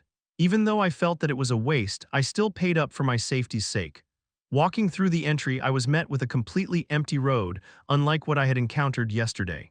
Now with the crowd gone, I finally noticed the many facilities and rides for children to have fun with. This really was like an amusement park. Is he there? I scanned the area near the Region Stone, putting all my strength into my Tide sense, but that red-haired guy I had come across yesterday was nowhere to be seen. He was a pretty impactful character in many ways, especially those last words he said. While I wasn't yet certain that he really was an enemy, I should still stay on my guard. For now, I just slid back into the burrow I had found and made my preparations. I hid the hole from view using some leaves, securing minimal visibility, and waited. About an hour later, I could hear some faint voices. It was the excited laughter and shouting of children below. Since I heard they would only let nobles in for the next 2 days, they probably were the academy students. They were still out of my tide sense range. They were probably touring some other places first before coming to the Region Stone. With nothing else to do in the meantime, I decided to just review the things I learned. In the end, the only thing that I could control in this vast ocean was the currents. However, once I figured out how to move them instantly from a distance, this ability's worth would drastically increase. If I could manipulate the currents around a target and press down on them from all sides, I could practically crush them like a grape from far away with nothing stopping me. Mana, not needed, power, practically infinite. Except that I can't even use it. Sadly, while it was very powerful, it was unusable. I figured out as much after a few tries. Ever since I nearly died in that alleyway, every time I tried to crush something with water pressure, I would have to pay a price. For example, if I focused my tide sense too much, I'd start feeling dizzy and nauseous, as if blood were about to rush out of every orifice. The price I had to pay every time I tried to utilize the water pressure was a lot simpler and easier to grasp. The golden rule, why the hell is it like that? Clicking my tongue, I pressed down on a tree close to me using the pressure. Crrrack, the trunk shuddered like paper in the wind, its branches cracking, and so did I. It felt like my entire body was tied up in ropes, pulling tighter and tighter. KRGH, I couldn't even breathe properly before I quickly released the pressure. That was the price. Whenever I tried to crush something using water pressure, I would also get crushed. Equal force was applied to both me and my target. The cause is, I felt like I knew why, the mechanism behind it is very different from the currents. The moment I started compressing rather than just pushing and pulling using the currents, it started to resemble being in this abyssal deep sea, even though it was just some slight water pressure. When I press down on something, I feel it, and because I do, I subconsciously accept that this world lies in the abyssal sea. Simply put, the instant I crushed someone using pressure, why am I fine while they get crushed like that? That question starts to bubble up in me, which leads to backlash. At first, I tried blindfolding myself, plugging my ears, and even blocking my nose. I changed my way of thinking in order to trick myself. All sorts of things, but as long as I could sense my target through tide sense, there was no escape from the price, so in the end this power was completely useless. Still, I frowned as I pondered over it. It was an amazing, ridiculously powerful power, really. As long as I somehow get rid of that stupid price, the applications for it would be beyond imagination. Was there really no way to avoid the cost? As I kept thinking about it, I felt something. We decided to start a bit earlier this year. This is the Region Stone ritual you've all been looking forward to. Huff, huff, am I shaking? Teacher, I'm not feeling so good. Can we do it a bit later maybe? Chatter, chatter. Even I, who had been eavesdropping on a few children's classes, was shocked by the sheer number of participants present. There seemed to be more than 80 of them. I had no idea there were this many noble children. The teacher handled this huge crowd as if it was nothing. No need to worry too much, everyone. You all went through your soul fever not too long ago and only learned a few elemental spells, right? This isn't some sort of contest to show off something extraordinary, but a chance to practice what you've learned. But I don't think I can break the stone. Yufufu, don't worry, the Region Stone isn't an ordinary rock. These types of stones are highly sensitive to magic, so they immediately show a reaction if they are just slightly touched by a spell. Really? Yes, really, would you like to try? The hesitant kid raised their hand. Not long after, water sprang up from thin air and shot towards the Region Stone. SSSSHHHH. As the water slightly touched it, it started melting as if hydrochloric acid had been thrown on it. Woo, amazing, isn't it? It'll regenerate in a bit though. I want to try too. Okay, let's not rush, everyone gets their turn. Once the kids realized that the Region Stone was a lot easier to damage than they thought, their eyes lit up like lanterns, eager to challenge it. The atmosphere was a lot more relaxed than I had expected, if not for the teaching assistant standing close by, writing something into a notebook with a stern expression on their face. It clearly seemed like they made this exercise seem easy to get everyone to practice so that they could write up a report on their achievements. It looked like talent among nobles wasn't something that could be taken lightly, which is understandable, I guess. It's my turn, right? Ah, yes. Then I saw one of the kids seemingly about to burst with confidence taking a step forward. I recognized that face. Who Huans, burn it to the ground, if it's Huans. That might actually be possible. Found a new nation. They were cheering quite loudly for him, but didn't that last one kind of sound like they were telling him to start a rebellion? Just sit there and watch. Huans confidently raised his fingers and chanted his incantation. Blazing flames, melt down my enemies. Well, that was completely unnecessary. The simpler an incantation, the better. I guess he's still just a little kid in the end. Despite that cringy chant, his spell was incredibly strong. FWSSSSSSH, wow, as expected from humans. He really melted it completely. Wrong, but not completely. It did melt, but it was just 20% of it, which was still a staggering amount. That magic was stronger than anything the others had shown. Still, Hewins only clicked his tongue in dissatisfaction. Tusk, is that all I amount to? B, but this is truly incredible to display such power after just a month, but I couldn't melt it completely. The fact that he had been seriously aiming to completely melt the rock showed how truly talented he was. But he seriously had no manners at all. It's her turn next, right? Ah, indeed, Elijah. Hewins went back to his group, smirking at Elijah, who wore an extremely stiff expression and whispering something under his breath. It was so quiet that even the surrounding children didn't seem to have heard it properly, but he was still in the range of my tide sense. Why don't you just run away crying now? That would spare you from letting everyone know what filthy blood runs through you. Wow, that couldn't even be called mean anymore. That was straight-up verbal abuse. I could see Elijah clenching her fists tightly even from over here. The teacher, who was aware of her condition, only cleared their throat nervously. Elijah, if you're not feeling well then, what they really meant was, this is all the mercy I can give you. If you're going to get exposed either way, let's at least avoid getting humiliated like that. No, I'll do it. But she only shook her head, determination clearly visible on her face. She scanned the area as if she were looking for me. Unfortunately, I couldn't show myself. Hugh. Elijah stepped before the Region Stone, taking in a deep breath and began to concentrate. It was no time for me to act. And I was also a bit curious.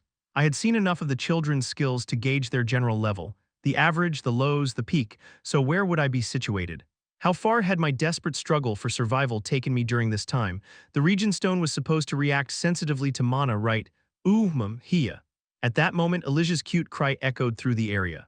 Cut, the wind spell I had unleashed slashed at the Region Stone. Crak.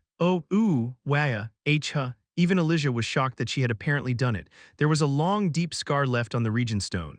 The result of a single cut made by my wind magic. Elijah, amazing, you finally did it. Thank you. Cheers erupted from all around her. However, the shock everyone showed didn't seem to stem from how powerful the spell was and more from the fact that Elijah had managed to cast it. My mastery over the wind spell I had just unleashed wasn't any better than the other children's. However, I didn't despair over that fact. Considering the distance and the fact that Dersha had told me that I didn't have any particular talent in magic, these results were actually quite good. No, they were actually better than I had expected. This is impossible. While Elijah was busy receiving congratulations from various places, Hewins, his face flushed, came storming forward. You've never been able to use magic even once before, so why can you suddenly do it here? What trick did you use? Elijah, perhaps out of a reflex born from the constant bullying she suffered from, flinched slightly but quickly straightened up and crossed her arms proudly. What do you want from me? I already did it right, so stop bothering me already. Then show us your mana circles. Elijah froze, so that was the problem.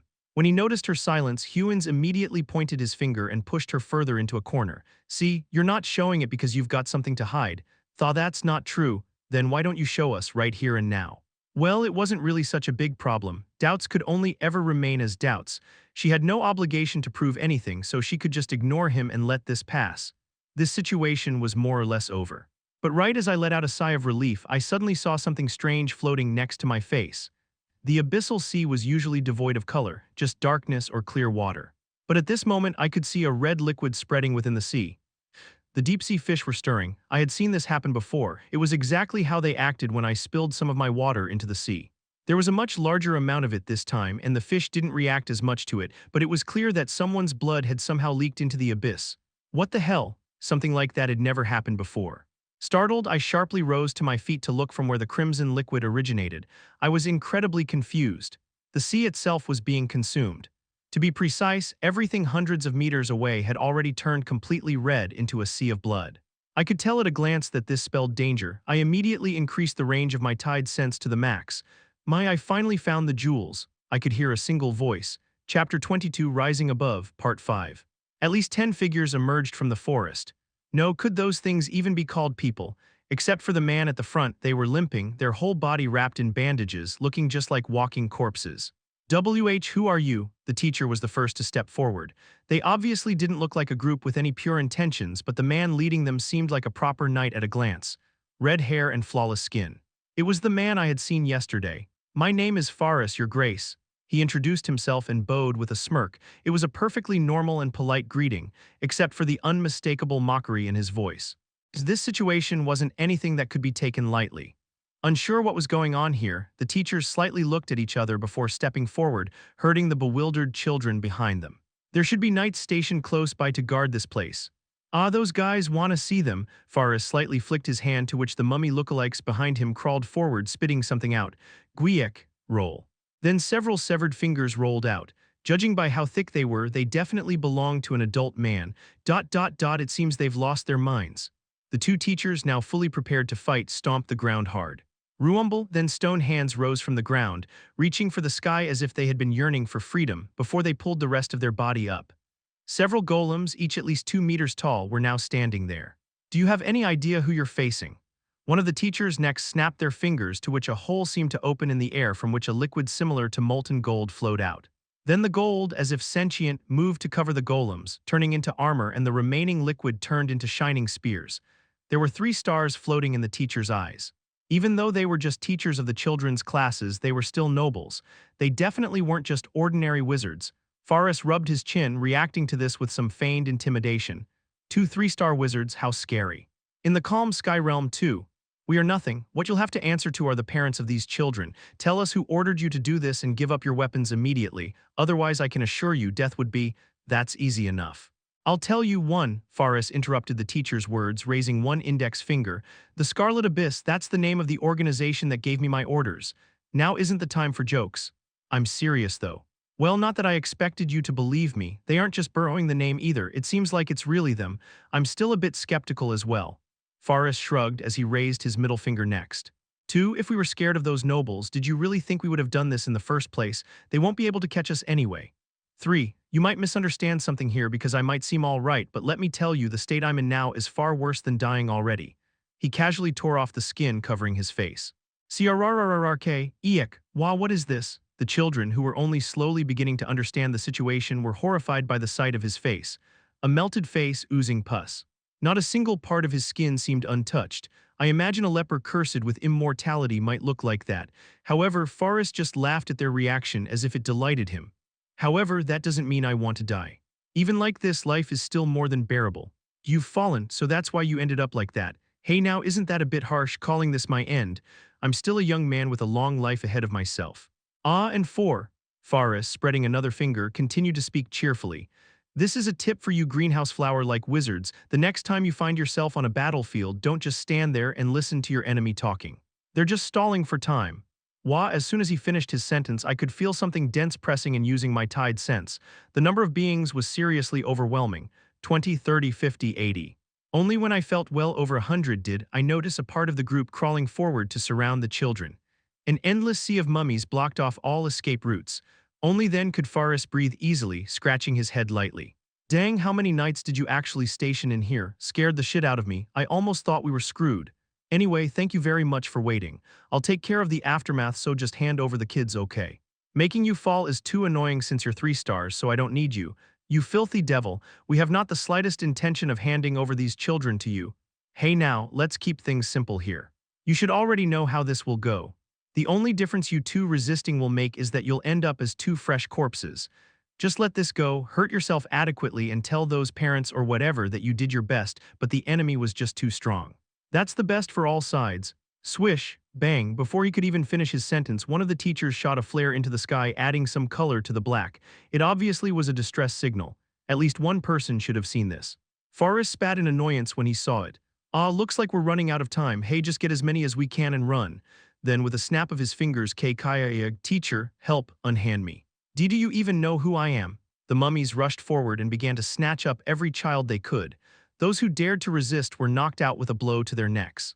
Even though the teachers immediately rushed forward with fierce looks in their eyes, kids, now, dear teachers, you should be playing with me. The mummies began to even swarm the golems. This magic was truly extraordinary. With a few swings of their spears or punches, they managed to blast away several mummies at once. However, their sheer number was far too overwhelming. Even with 2 3-star mages working in tandem, they were helpless against this endless wave of monsters. I'll take care of this. Teacher Yuli, please save the children. Understood. One of them steeled themselves to risk their life to take care of all these mummies on their own. Didn't I just say that we all should stay here and play? What the? Then something bizarre happened. The blood that had been dripping from Farah's hand moved as if it were alive, slithering forward to grab Yuli's ankle with it while laughing viciously. Not that it's my place to say this, but don't you think that this world is a truly awful place? It was a truly monstrous smile. Gee, get away from me, Jarg. Meanwhile, Elijah got snatched up by one of the mummies. Those that succeeded in catching a child quickly fled into the forest without wasting any more time. They seemed faster than even horses, hardly seeming human. What should I do now? I folded my arms. They managed to break through every knight that was supposed to guard these noble children with ease and started this mass abduction. I couldn't even have imagined something like that happening. Of course I wouldn't. This was no different from suicide after all. If the noble guardians of these little kids were to join forces, no matter how fast those mummies could run, they wouldn't be able to escape their grasp. They'd definitely get forced to swallow down boiling liquid metal until they begged for death. I just couldn't understand why anyone would do something so stupid. Were they sick or something? Did they want to be euthanized? Well, whatever their notices were, it already happened. No matter what decision I made now, I had to do it quickly. But why bother? Perhaps my best option was to just stay hidden and do nothing. Those mummies hadn't noticed me yet. If I stayed like this, there was a good chance that I'd get through this incident without much trouble. But save me, Dad, no, please help me. Listening to the fearful screams and struggling of little kids this body's age, I couldn't help but let out a deep sigh. Thinking about it a little more, if I let this kidnapping happen, I would literally gain nothing from this. I'd suffer an absolute loss. Why the hell did I pay that expensive carriage and the entry fee twice to not get anything out of this? And if things ended like this, they might discover information about a certain unknown noble child that arrived a bit earlier during their investigation. Elijah probably wouldn't escape from all of this unscathed either. Yeah, that was good enough. After successfully convincing myself, I left the burrow. It was now time for me to act.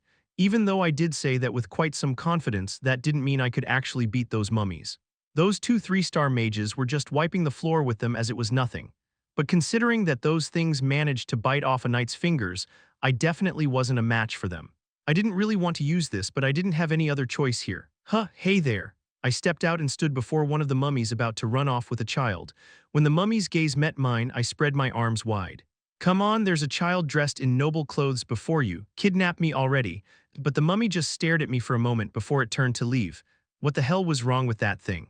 Where do you think you're going, you bastard? Jyrarg, thwack, I tapped its head using some wind magic. Only then did that thing finally turn to look at me, howled and grabbed me. Then it tried to hit my neck, with quite some precision I must say. However, because I was already expecting it, I had already placed a few branches around the nape of my neck to prevent from being made to faint. At that moment I came to a realization.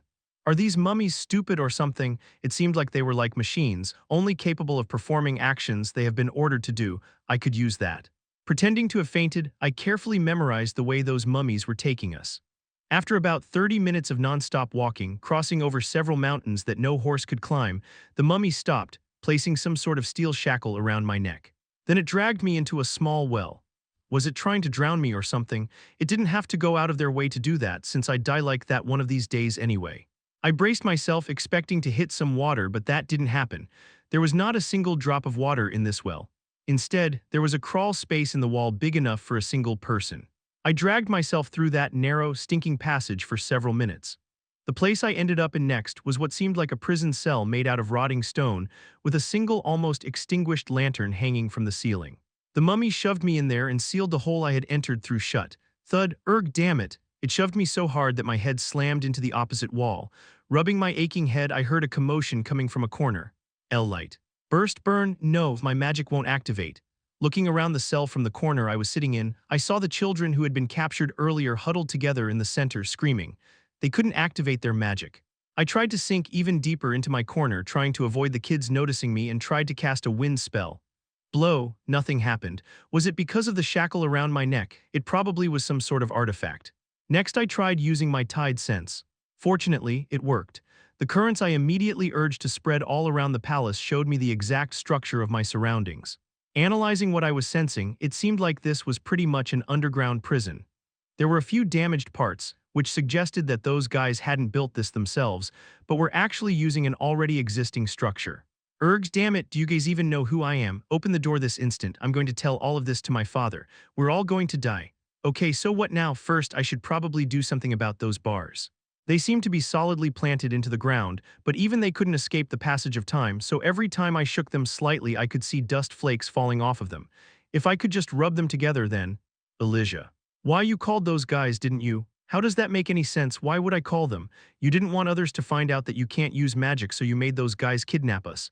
Stop spouting nonsense. Then why would they take me as well? To avoid suspicion. Oh nice, I injected currents into the joints of the bars, grinding away at the stone until I felt them loosen. This was similar to picking a lock. The only difference was how I used the currents. The key to this was to pour water into the small cracks in the rock and widening them. I wouldn't be able to completely destroy them, but if given enough time, it would work eventually. Do you still not get it? We're going to die. What do you mean? They kidnapped all of us. If they just took one, they might be out for ransom, but all of us. They are practically shouting that they have no intention of letting us live. This is just an act of terrorists. Then why didn't they kill us right away? They want to show our mothers and fathers our slow deaths. They'll probably starve us, cut off our fingers, and send us to them cut into pieces. Stop saying scary things, we can just get out of this cell. How? Without being able to use magic, we're just kids. Clang, the bottom half of a bar came off. The top part was still firmly planted in the wall, but removing it as well would take too much time. When I pulled at it, a small gap opened up. This should be enough for us to get through. Elijah just let us out. And how am I supposed to do that? I was kidnapped as well. Did you guys go crazy? Oog, I can't die here. Clap, I slipped through the gap, standing outside now, and clapped my hands to draw the arguing children's attention. Children? All the noble children's eyes gathered on me, even Hewins, who was holding Elijah by her collar, and Elijah's. I was still wearing the noble attire, so I probably looked like one of them in their eyes. Hewins clung to the bars, his eyes wide as if he had just witnessed water catching on fire. Who are you? How did you get out? It's nothing really, it's actually quite easy. I'll let you out if you promise me one thing. What? With all the kids silent, their eyes glued to me, I made my plea. Just keep your mouth shut for 5 minutes, please.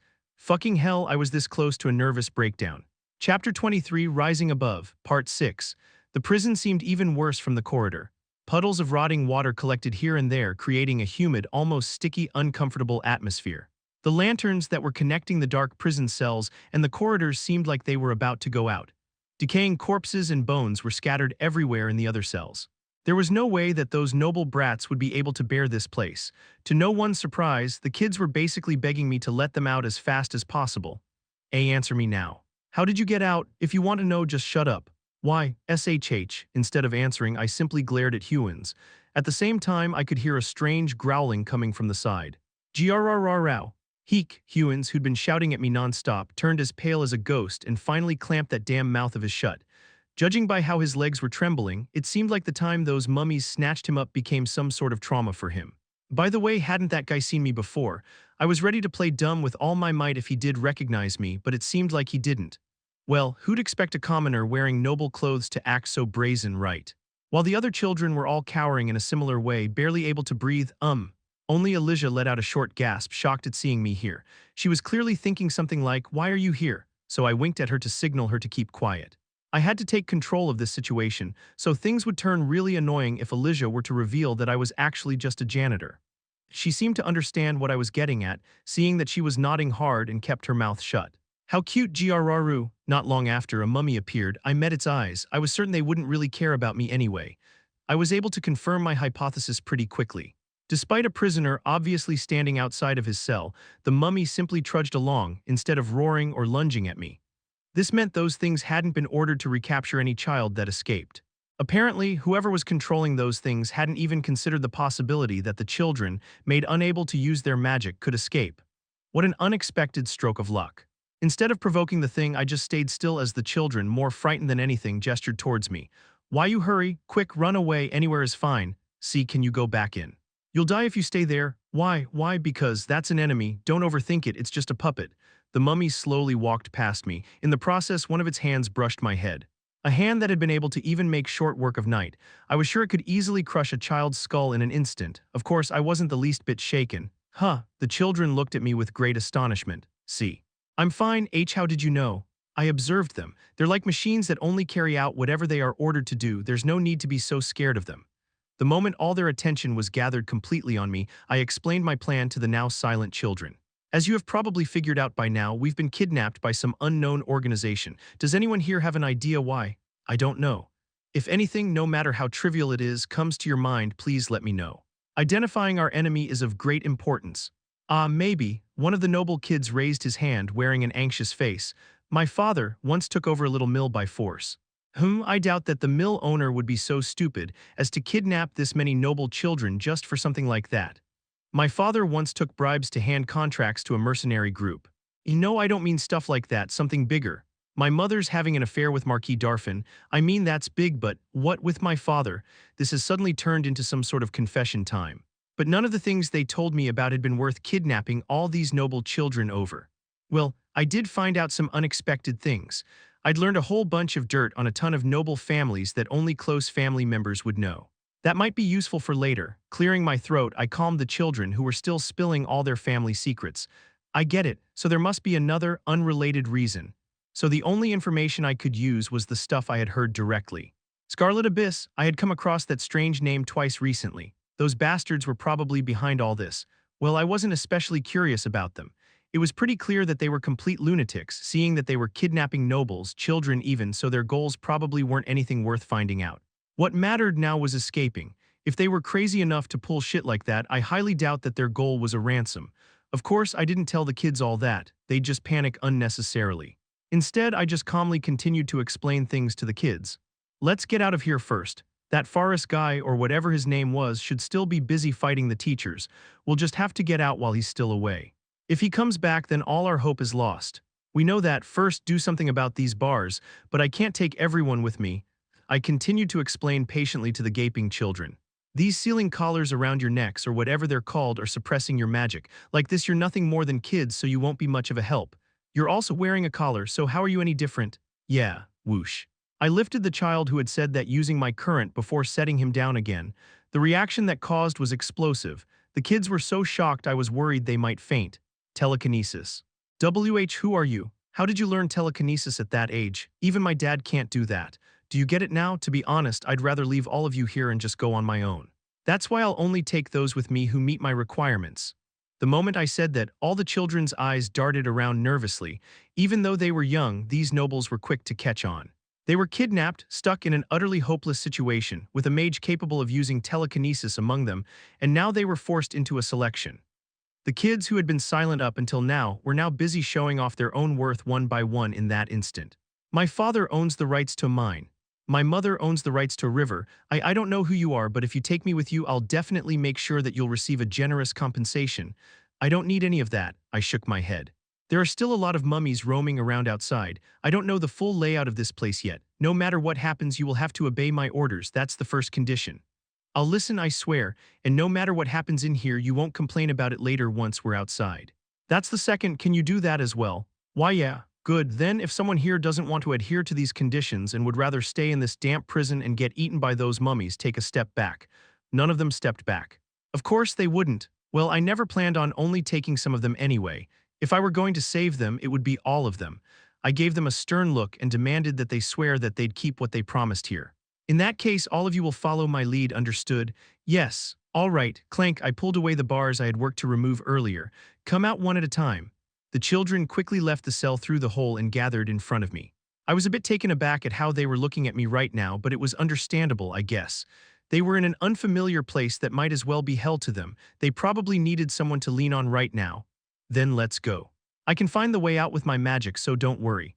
Okay, but while I was talking, one of the kids raised their hand. It was Hewins. Where did the arrogant brat from earlier go? His voice was extremely meek and cautious. Do you have a question? Why, yeah, which house might you be from? And of course, it was something I couldn't answer, but the others were also looking at me curiously, nodding slowly. I haven't heard of anyone our age having gone past elemental magic. I mean, is that even possible? It isn't. If it were, then our families would have known about it. So which family are you from? It seems like I haven't told you yet, huh? The moment I showed signs that I was about to tell them, all their attention focused back on me. I lifted one of my fingers and smiled faintly.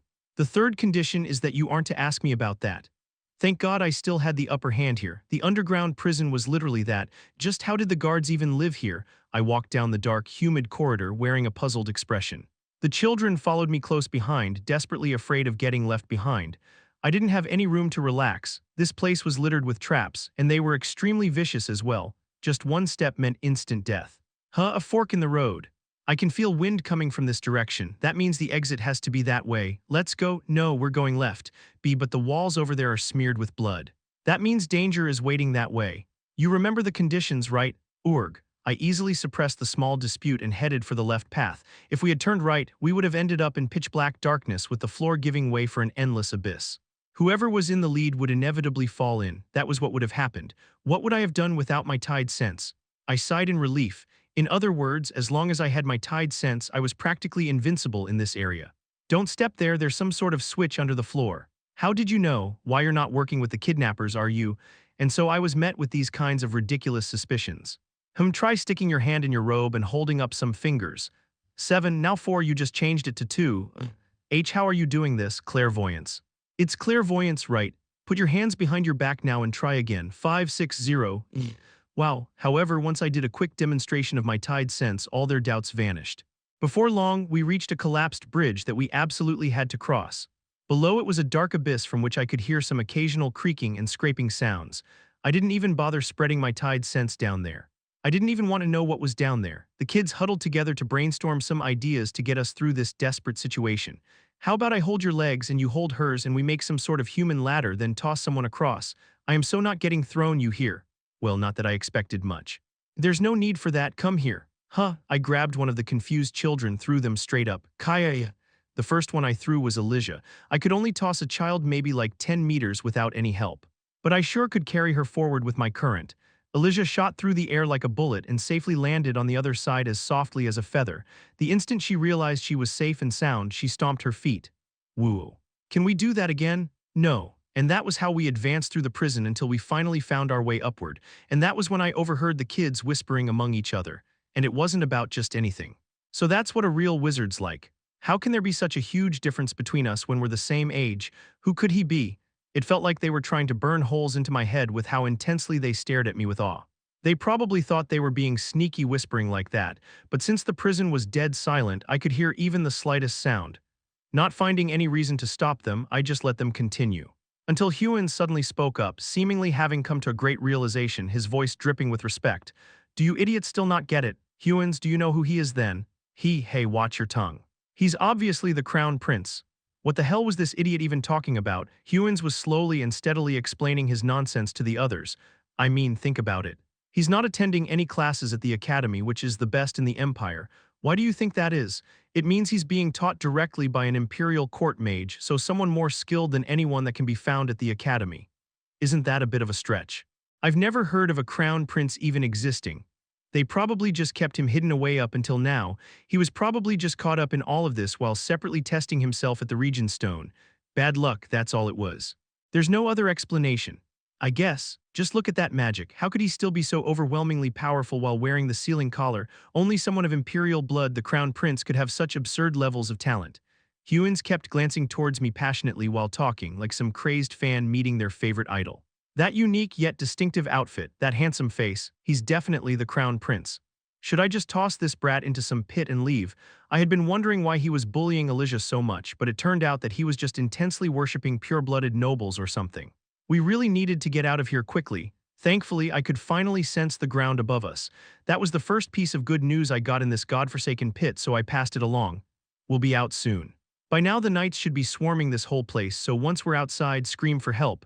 Really? Phew, I thought we were going to die in this place. Thank the gods, and I hope you remember what I said.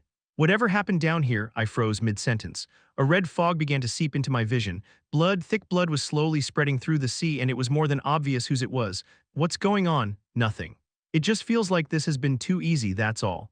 I guess, we practically managed to escape as soon as we got locked up. And it's all thanks to His Highness the Crown Prince. Seeing the children's nervous gazes, I quickly put on a smile to reassure them. Right now, I was their only protector. Showing my worries would only create unnecessary confusion. Come on, let's get out of here. Okay. Contrary to the optimistic words I said, I could only sigh inside. Perhaps because I knew that we wouldn't be getting out nearly as easily as I had hoped. Chapter 24, Rising Above. Part 7. Nobles didn't gather as often as one might think. Except for special occasions like imperial balls or tea parties by influential figures in high society, they tended to actually avoid each other. The reason for that was pretty simple: very few of them actually got along. Even if they met up, the only thing that would happen is that they would expend emotions and energy on engaging in heated verbal spats. So all of them shared a common mindset of just keeping to their own business and just getting out of each other's way. In other words, having more than 50 nobles gathering in one place today was highly unusual. Just what is going on here? Bang. Roylak, the head of the Rigton family and the one presiding over this meeting, slammed the round table with gritted teeth. The teacups that had been placed in front of each noble present clattered. His actions were incredibly rude, but no one protested. If anything, the others ground their teeth even harder and joined in his shouting. My daughter was kidnapped. Just what were the knights guarding the gorge doing? I will personally punish every person responsible for this incident in the harshest way possible. You useless bastards. Are you seriously telling me that you haven't found a single clue? The Imperial Knights are still only considering whether they will assist us. Do you not understand the current situation? Fine. I will deploy all of my family's knights to the capital. Even if it will lead my house to ruin, I will not lose humans. Ahem. Hearing all that, Roylak, who had been the first to lose his temper, cleared his throat and took a step back. The parents who had lost their children were on the verge of revolting. If they weren't appeased soon, something truly terrible could occur. You are right to be outraged. This situation requires swift action. However, reckless actions without proper consideration will only make things worse. If you care for your children, I would like to ask you to calm down so that we can begin the meeting. Is this meeting really necessary? We barely have time to act. Of course, but we must do everything we can in the limited time we have. I have requested support from the Magic Tower, and I just received word that the Imperial Knights will join us. With this, we have made use of all our resources. The Magic Tower, the Imperial Knights, the private knights' orders of each house, including his own. They could raise a small nation in less than a day with these forces. Anything beyond this would be the whole army, which wouldn't be that useful for a search. I know the wait is painful, but trust me, if anything happens to the children, I will offer you my head as atonement. Roylak, who was connected to almost every noble house and even had the council behind him, hadn't spoken a single empty word. Hearing that, the nobles sat back down, still trembling. They had realized that showing excessive anger here would only get in the way. Glancing over the much calmer nobles, Roylak snapped his fingers. To that, a stone slab floated up in the center of the room. CRRRRK, slight parts of the slab sunk in, revealing a map of the gorge. First, we must know our enemy. Hugin, tell us what you heard. Yes. A middle-aged man sitting in a relatively remote corner of the table stood up, sorrow deeply etched into his face. My daughter, Lady Nia, an academy teacher, said they called themselves the Scarlet Abyss. Loud murmurs roiled through the room. Scarlet Abyss, what's that supposed to be? Could it be the group from a few hundred years ago? I see now, those guys described as a gang of lunatic wizards. But wasn't that just a legend? Even after exchanging various opinions about this group, one thing was certain. It was a kind of group you'd only see in legends. The nobles' expressions hardened. I bet they were just bluffing. Who would even believe that nonsense? What kind of teacher can't even protect her own students? Hearing this barrage of criticism, Roylak roared. Silence, Teacher Nia gave it her all to protect her students until the very end, when the knights found her. It's all right, I'm satisfied just knowing my daughter is still alive. Hugin continued after calming Roylak. One thing is certain, his inner world has fallen into the abyss. That is an undeniable fact. This has been cross-checked and subsequently confirmed, so refrain from any speculation. Fallen, that single word left the nobles dumbfounded. An abyss realm wizard, a living one, does someone like this even still exist in this day and age? Even if one existed, how could they still be alive? Don't wizards who fall into the abyss realm usually die within a month? One thing is clear. Roylak gripped the table and continued. The old Scarlet Abyss, too, was composed only of those who have fallen. What had begun as ridiculous nonsense now turned into a slightly plausible hypothesis. Roylak kept going, now faced with the completely silent group of nobles. No matter whether they really are the Scarlet Abyss or just some lunatics barring the name, they certainly have been preparing for this day for quite some time. This isn't just a random act of terror but a meticulously planned strike. How could they? The moment I heard that name, I used my connections to get all the information on them I could in the underworld. Surprisingly, there had been dozens of mentions about a group with the name Scarlet Abyss in the past 3 years. What? The reports I received are all the same. Wizards with bizarre talents not of noble birth. They are buying up natural-born wizards with almost inexhaustible amounts of wealth. The nobles' faces gradually paled. Did they make any demands? No, no way. Your fears are probably right. The purpose behind this kidnapping was to increase their numbers. Oog. A few of the more weak-hearted nobles immediately fainted. Roylak ground his teeth as he looked over them. All the nobles' children had been kidnapped. Of course, that in itself was utterly horrific. It was the largest, most dreadful incident in decades, but somehow, He couldn't shake this uneasy feeling that this was only the beginning in the underground prison. I looked at the sea that was gradually being stained red as I muttered quietly, "It's dangerous. Faris was the cause for this, right?" I had no idea what method he was using, but he somehow could interfere with my world. To be precise, he somehow made his blood spread through my sea. It only took an instant, like a drop of milk inside a glass of water. Because of that blood, the deep-sea fish started to react. However, they didn't act nearly as fiercely as when I sprinkled some of my own blood. They simply approached it out of curiosity, not in search of prey. It made me feel uncomfortable, so I tried to push away the blood using the current to prevent it from touching me. But no matter what I did, it continued to spread through the sea. I frowned. We're definitely going to run into him. Seeing that the blood was getting thicker, he probably was somewhere nearby. Would I be able to fight him? I recalled the scene of him fighting with the teacher. The methods he used were so bizarre that they were hard to forget. He had used his own blood to form some sort of whip. I had never heard of that kind of magic. I didn't see any plausible way to fight him. Even if he had some help from those mummies, that guy still withstood the attack of 2 3-star mages with ease. Winning would take me several miracles. But even so, I didn't have any other choice. I guess it was time for me to engineer the first miracle. Could you wait for a moment? I scanned the area around us using my tide sense. In one of the cells, I found the tool I had been looking for. Don't come in, don't even peek in. Acting immediately, I made sure to stop the kids from peeking into the cells. I was pretty sure that the children's weak minds would shatter if they saw. I picked up a sharp pair of pliers, probably used for some sort of torture, near a corpse. It was caked with dried blood, but now wasn't the time to worry about stuff like that. Elijah, can you try to cut the collar around my neck with these? Okay. Elijah took the pliers and tried to cut the collar with all her might. Oog, it didn't work, they were too hard. No matter what tool we used, removing these collars would be impossible with a child's strength. I'm sorry, it won't work. It's okay. I patted Elijah's head, who seemed to feel a bit down, before I could even realize that I had accidentally slipped into informal speech. I was worried that Elijah, who knew that I was a mere janitor, might feel upset about that, but seeing that she was actually rubbing her head against my hand, I guess it wasn't like that. This time I went to get a chisel and hammer from the torture chamber. Use this to hit it. Isn't that a bit too dangerous if I slip just a little? Is that so? Then you guys try holding me steady and prevent me from moving. All right. The children, including humans, crowded around me and held me down.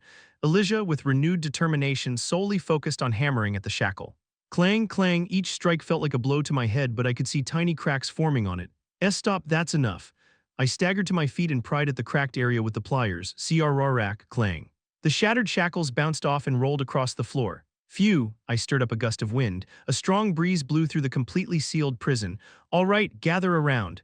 I snapped my fingers, glancing at the children gathered around me. The sealing collars that had been impossible to remove using the currents were easily cut through now. Wow, it works. Finally, the cells were instantly lit up by the colorful glow of the children testing their favored magic. I calmed them down and gently explained what was coming next. My detection magic has been triggered by something. It's the man who kidnapped us. The atmosphere immediately chilled as I spoke those words. However, Hewins, the only one who seemed confident among the terrified children, looked at me with a gaze filled with infinite trust. But you can beat him, right? Of course, that guy is nothing to me. Still, you might get dragged into this fight, so I would appreciate some help. That was a lie, but what those children needed right now was confidence. My words seemed to have worked, seeing that their faces brightened instantly. You don't have to fight him directly, just do this and you'll be able to get out of here safely. Okay. After explaining the outlines of my plan, I called Elijah into one of the cells while the kids were preparing. Lady Elijah, yes, no, I mean yeah. Once we're outside, the knights will definitely look for you. Try to find them and tell them to come rescue me. Got it, but rescue you. You said you can win against that guy, though. Elijah seemed puzzled. I had to make absolutely sure that Elijah understood the real gravity of the situation, so I explained gravely. Of course, that was a lie. I can't possibly win. Our opponent is a skilled wizard who could hold his own against 2 3-star mages, while I'm just a 1-star novice. What? You're 1-star? Ah, I see. But you could use telekinesis. I can't really go into detail here, but it's more like a trick rather than true telekinesis. If the knights don't come quickly, I'll definitely die. Really? Yes. Please, I'm asking you. But why? Elijah's eyes wavered. She gently grabbed my collar as if she couldn't understand what she was seeing. Why are you going so far? You could have left on your own, right? You're just a janitor. You didn't even have to get caught like this to begin with. Are you trying to kill yourself? Our deal isn't over yet. I haven't received my payment. I don't have anything to give you. She seemed quite confused. I gently pulled her small hand away and spoke. Don't worry about not being able to pay me. I'll get my payment from your father instead. I could use this event to skip building trust between us entirely. Well, that wasn't the only reason I was doing this. Anyway, I absolutely had to save Elijah. And one more thing just in case, your magic prevents or disrupts the manifestation of other spells. Huh, that guy Hewins actually somewhat guessed it correctly. Anyway, tell your father once you get out. Wait a minute, I don't get what you're saying here. You don't need to right now. Oh, and let me correct something. I locked my eyes with the lost Elijah. I have absolutely no intention of throwing away my life. That mindset hadn't changed. After about 10 seconds of prolonged eye contact, Elijah nodded, her face slightly flushed for some reason. Got it? With that, the last preparations were now completed. All that remained was the boss fight with survival as my only goal, in a damp corridor on the first basement floor. Ah, damn it, she was seriously strong. Forrest sighed as he looked down at his bloodied right hand. It didn't hurt that much, not after what he went through by living in that world. But he had lost too much. If I can't make one of them fall after all this, I'm definitely screwed. The hundreds of mummies he had received for this operation were all destroyed. He had expected the knights and teachers to be strong and challenging to take care of course, but what he didn't expect was that the nobles guarded their children this heavily, and he hadn't received those mummies for nothing either. If he couldn't show any tangible results, he was sure to face punishment, and being punished in his current situation would either mean death or an even worse fate. Well, still no real problem. However, Faris wasn't all too worried. He had succeeded in kidnapping as many children who had recently gone through soul fever as he possibly could. That was what was most important. Their inner world was still incredibly fragile. Just the slightest push would bring it crashing down. Since he had never tried torturing kids before, he worried that he might kill a few accidentally, but even then he should succeed in making at least one of them fall. Faris hummed as he continued to descend into the prison. While he was physically quite weary, the thought of things going smoothly made his mood soar. That was until he saw a child standing in the corridor. Black hair, black eyes. A young boy, barely half his height, stared at him with emotionless eyes. For a brief moment, Faris had been unable to understand this situation, just standing there and blinking. Those eyes were truly strange. Rather than just calling them unfocused, they almost seemed like the depths of the sea itself. Wait, who the hell are you? How did you get out? That wasn't the real problem here. Faris shook his head and glared at the child. There was something eerie about him, but it was clear that he was one of the noble children he'd kidnapped who somehow managed to escape. The ceiling collar should have made him unable to use elemental magic, so how did he get out of the cell? Hey, come here while I'm still being nice, unless you wanna die. Regardless of what happened, he couldn't leave him like that. Faris flicked his finger, sending a few drops of his blood splattering across the floor. These drops quickly swelled, spreading to cover the entire floor. It was quite the gruesome sight, enough to make most people faint, and besides that, incredibly deadly. He wouldn't even need a chant. He could instantly make this blood harden into spears to rip the boy apart with just one snap of his fingers. However, the boy remained completely unfazed. He just pulled out the split-apart collar from his clothes, making them roll across the floor. Clang, it kept rolling until it bumped against Faris's foot. The child smiled at him. He was clearly mocking him. Ha, this little brat, Faris chuckled, not out of anger but out of joy. The boy had escaped the prison, managed to shatter the ceiling collar, and avoided all the traps until he reached this place, fearlessly standing before him. Was he perhaps consumed by some sort of reckless confidence? No. He acted like that because he knew that this was the only way for him to somehow escape. You've got talent. Faris licked his lips. It seemed like he'd be gaining quite the amazing new companion. Chapter 25, Rising Above. Part 8, pleased to meet you. Could you maybe clean this up first? I took a few steps back to avoid the spreading blood from touching my feet. I was certain that he had mastered some sort of magic to manipulate blood. Faris chuckled at me before snapping his fingers. Don't worry, you deserve some special treatment. Swish. The blood that had almost seemed to be alive instantly sank into the ground, vanishing without a trace. See, rituals that aren't any better than mindlessly stabbing or cutting are really beneath me. If handled properly, this art might even become a grand system. I have no idea what you're talking about. For now, I tried to keep him talking, drawing his attention. Thankfully, he seemed oblivious to my intentions. This is what I mean. Wearing a malicious grin, two mummies emerged from behind Faris. Drool dripped from the corners of their mouths and their hands were dripping with fresh blood. Of course. To go against this guy also meant taking care of every single one of his mummies. All I could hope for was that the teachers were still holding their ground somewhere out there. Handle him carefully. You can't kill him under any circumstances.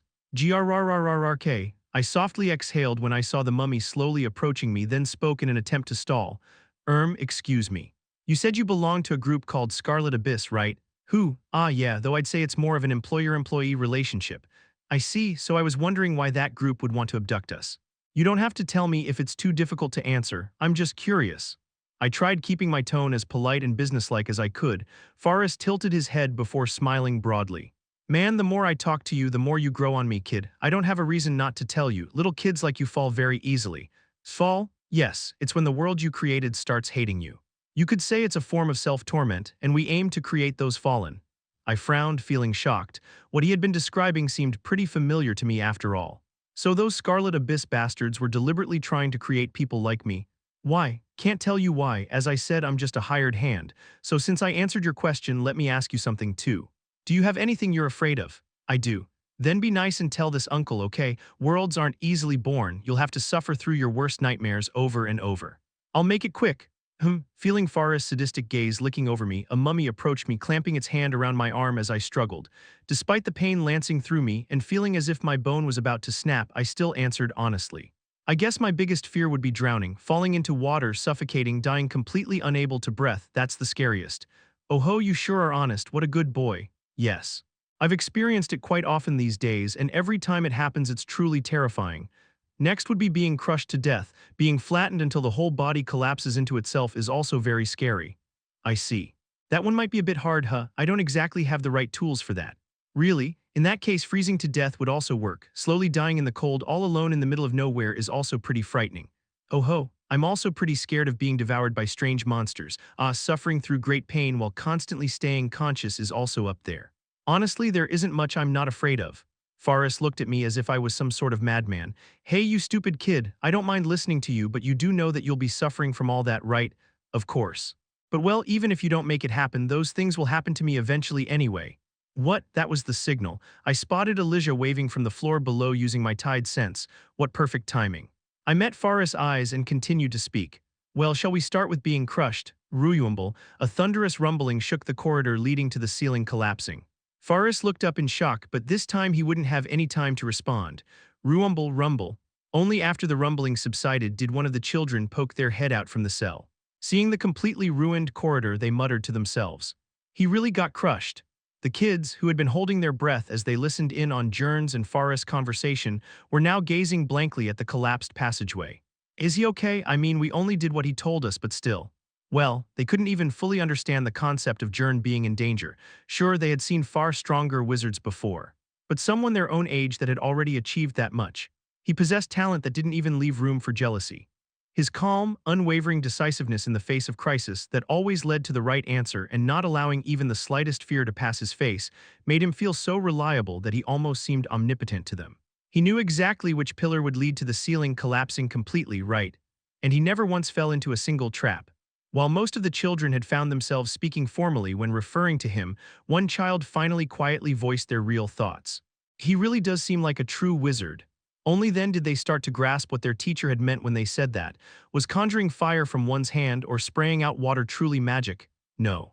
Wasn't being able to freely manipulate an unfathomable realm much more like magic? Let's go, Elijah shouted before this silent realization could fully settle in. We need to get out of here fast.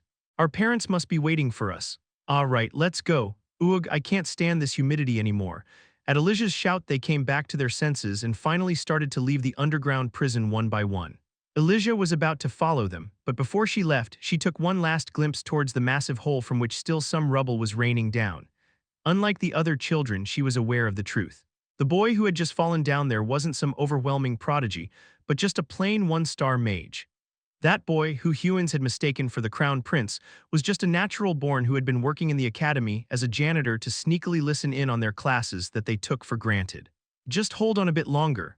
But Elijah knew something far more important. I'll be back to rescue you, that this was a debt that had to absolutely be repaid. The currents always pushed me around when I first awakened magic. Or rather, realized that I had fallen into this abyssal sea. My most prominent worry had been what would happen if I was ever lifted to the skies by the currents. That was why I trained relentlessly, until I became certain of a single fact. Drowning, freezing, getting crushed, even being swallowed alive by fish I couldn't even name. All kinds of deaths existed in that world except falling. Phew, I shoved aside the rubble and got to my feet. There was a bit of dust on my body, but no internal or external injuries.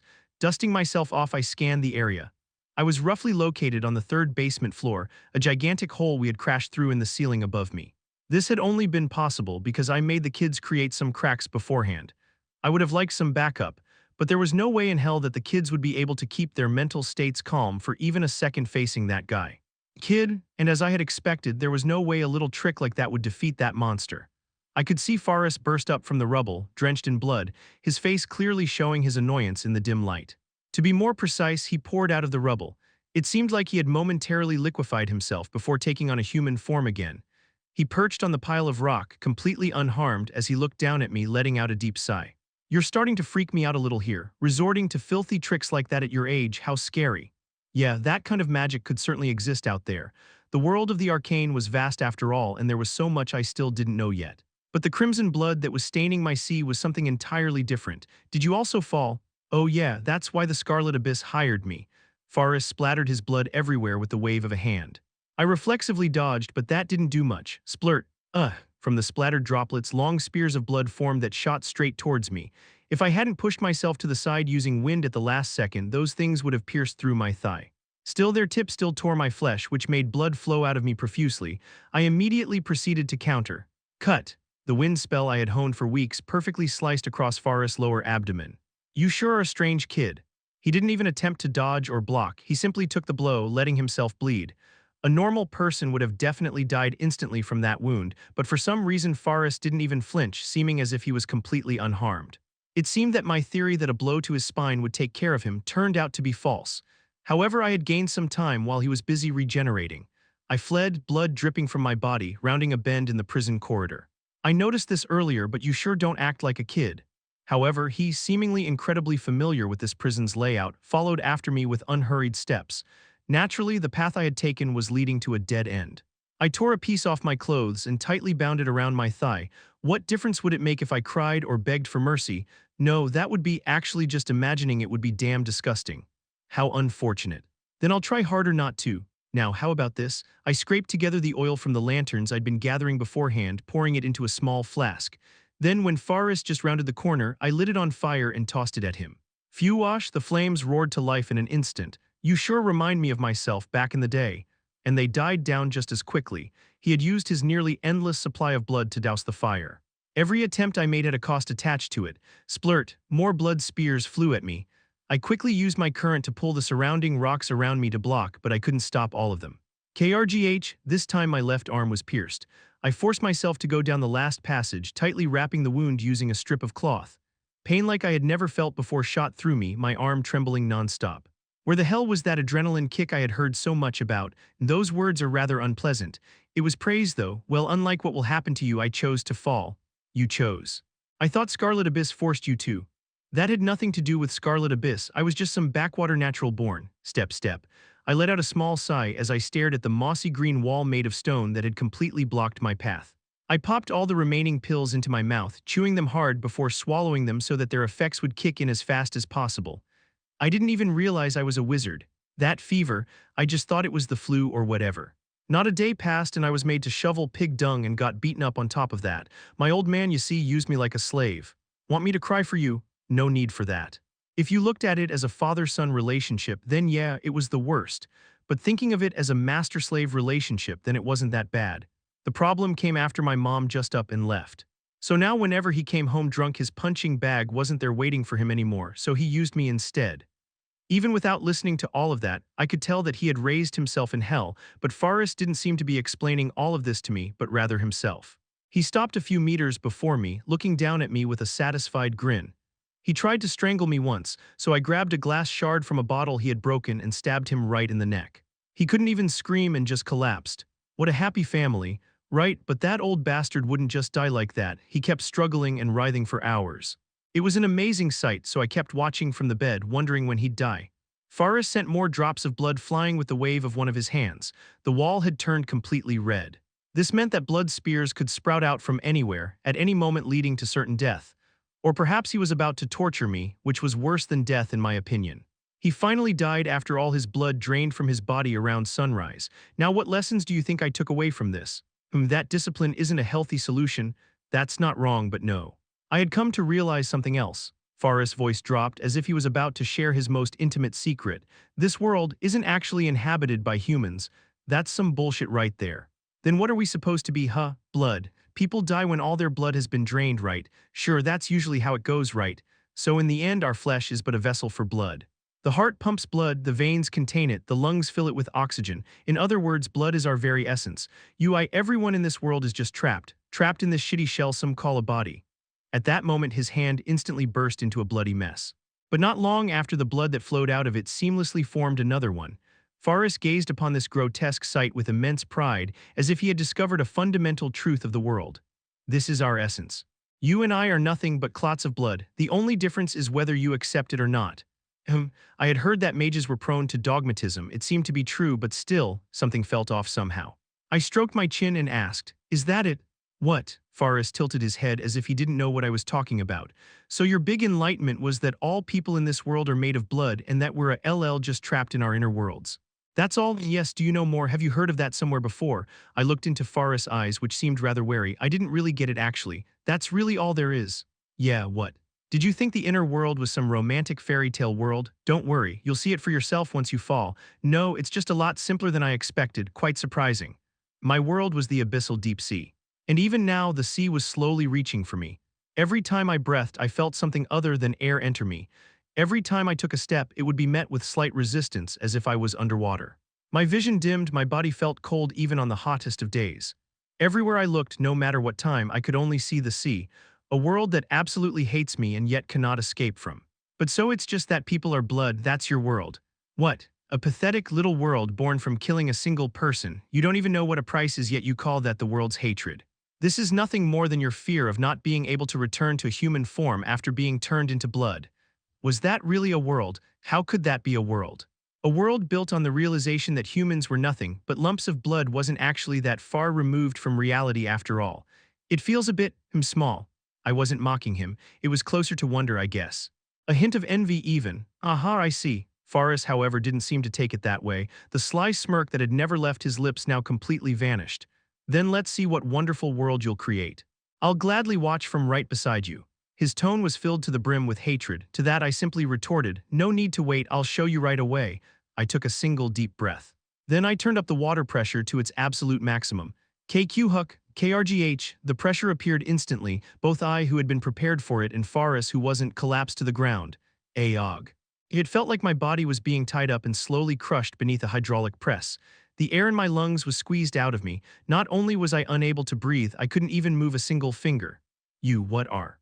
Faris looked at me with horrified, confused eyes, then came to a realization as he saw his own arm beginning to crumple up under the invisible weight. Already.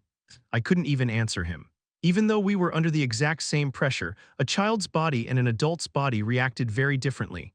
That didn't mean Faris remained unharmed. His body was gradually being reduced to a mere puddle of blood. But he still managed to smile and laugh. KRGH, cough fuck, this is insane. One of the three calamities that those Scarlet Abyss bastards were trying so desperately to create, natural born, by chance cough. His gaze, filled with greed, swept over me. The drops of blood surrounding us began to quiver slightly before they gradually merged into spears. Q Huck, lucky, so lucky. While the spears he made in his half-shattered state weren't comparable to those he made before, they certainly were still aiming for my throat. I was kneeling on the floor, unable to move a single finger, and watch as they approached. All I could do was wait. If this works, then I won't need anything else. Fuck. I squeezed air out of my lungs, somehow managing to force out some words alongside it. "Why you're so slow bastard. It'll be enough to pierce your damn throat. Not you." Confusion flashed over Faris' face. Crunch, then his shoulder was cut off. Faris looked down at his shoulder with a blank expression. What he saw was a circular gaping wound, as if something unseen had devoured it. Of course, even if he had been able to see it, he wouldn't have been able to understand what was going on. That he was currently being eaten alive. "Wait, what the hell is this?" I was pretty lucky. To explain, it seemed like our natures were a perfect match. Blood had the tendency to blend. I didn't just run away, bleeding all over the place for nothing. Faris had stepped through all my puddles of blood, and every time he liquefied his body, he would drag it into his body. Then I made the blood clinging to his body recognize that it was underwater. And the deep-sea creatures were also able to recognize it now. To them, my blood was nothing short of a delicacy. And no, that was all it took. Crunch, crunch, Faris thrashed about, desperately trying to escape. But it was all pointless. I wasn't about to release the water pressure until I was completely sure that he couldn't fight anymore, even if it meant that I would die myself. The deep-sea fish, still invisible, seemed to laugh as they swarmed around Faris. Ah, there was one thing I could now see quite clearly, their endless appetite accompanied by their sharp teeth. No, you son of a bitch. Crunch, crunch, crunch. To anyone else this would have been a nightmarish sight. Faris' body was vanishing piece by piece into thin air, only I could see what was really occurring to him. All kinds of deep-sea fish were swarming him and tear away his flesh one bite at a time, and another bite and one more. You crazy bastard. Not long after Faris, his head already half bitten off, muttered, resignation clear in his tone. What kind of world are you living in? I didn't really have any words left to tell him, so I gave him an answer without much meaning. Dunno, crunch.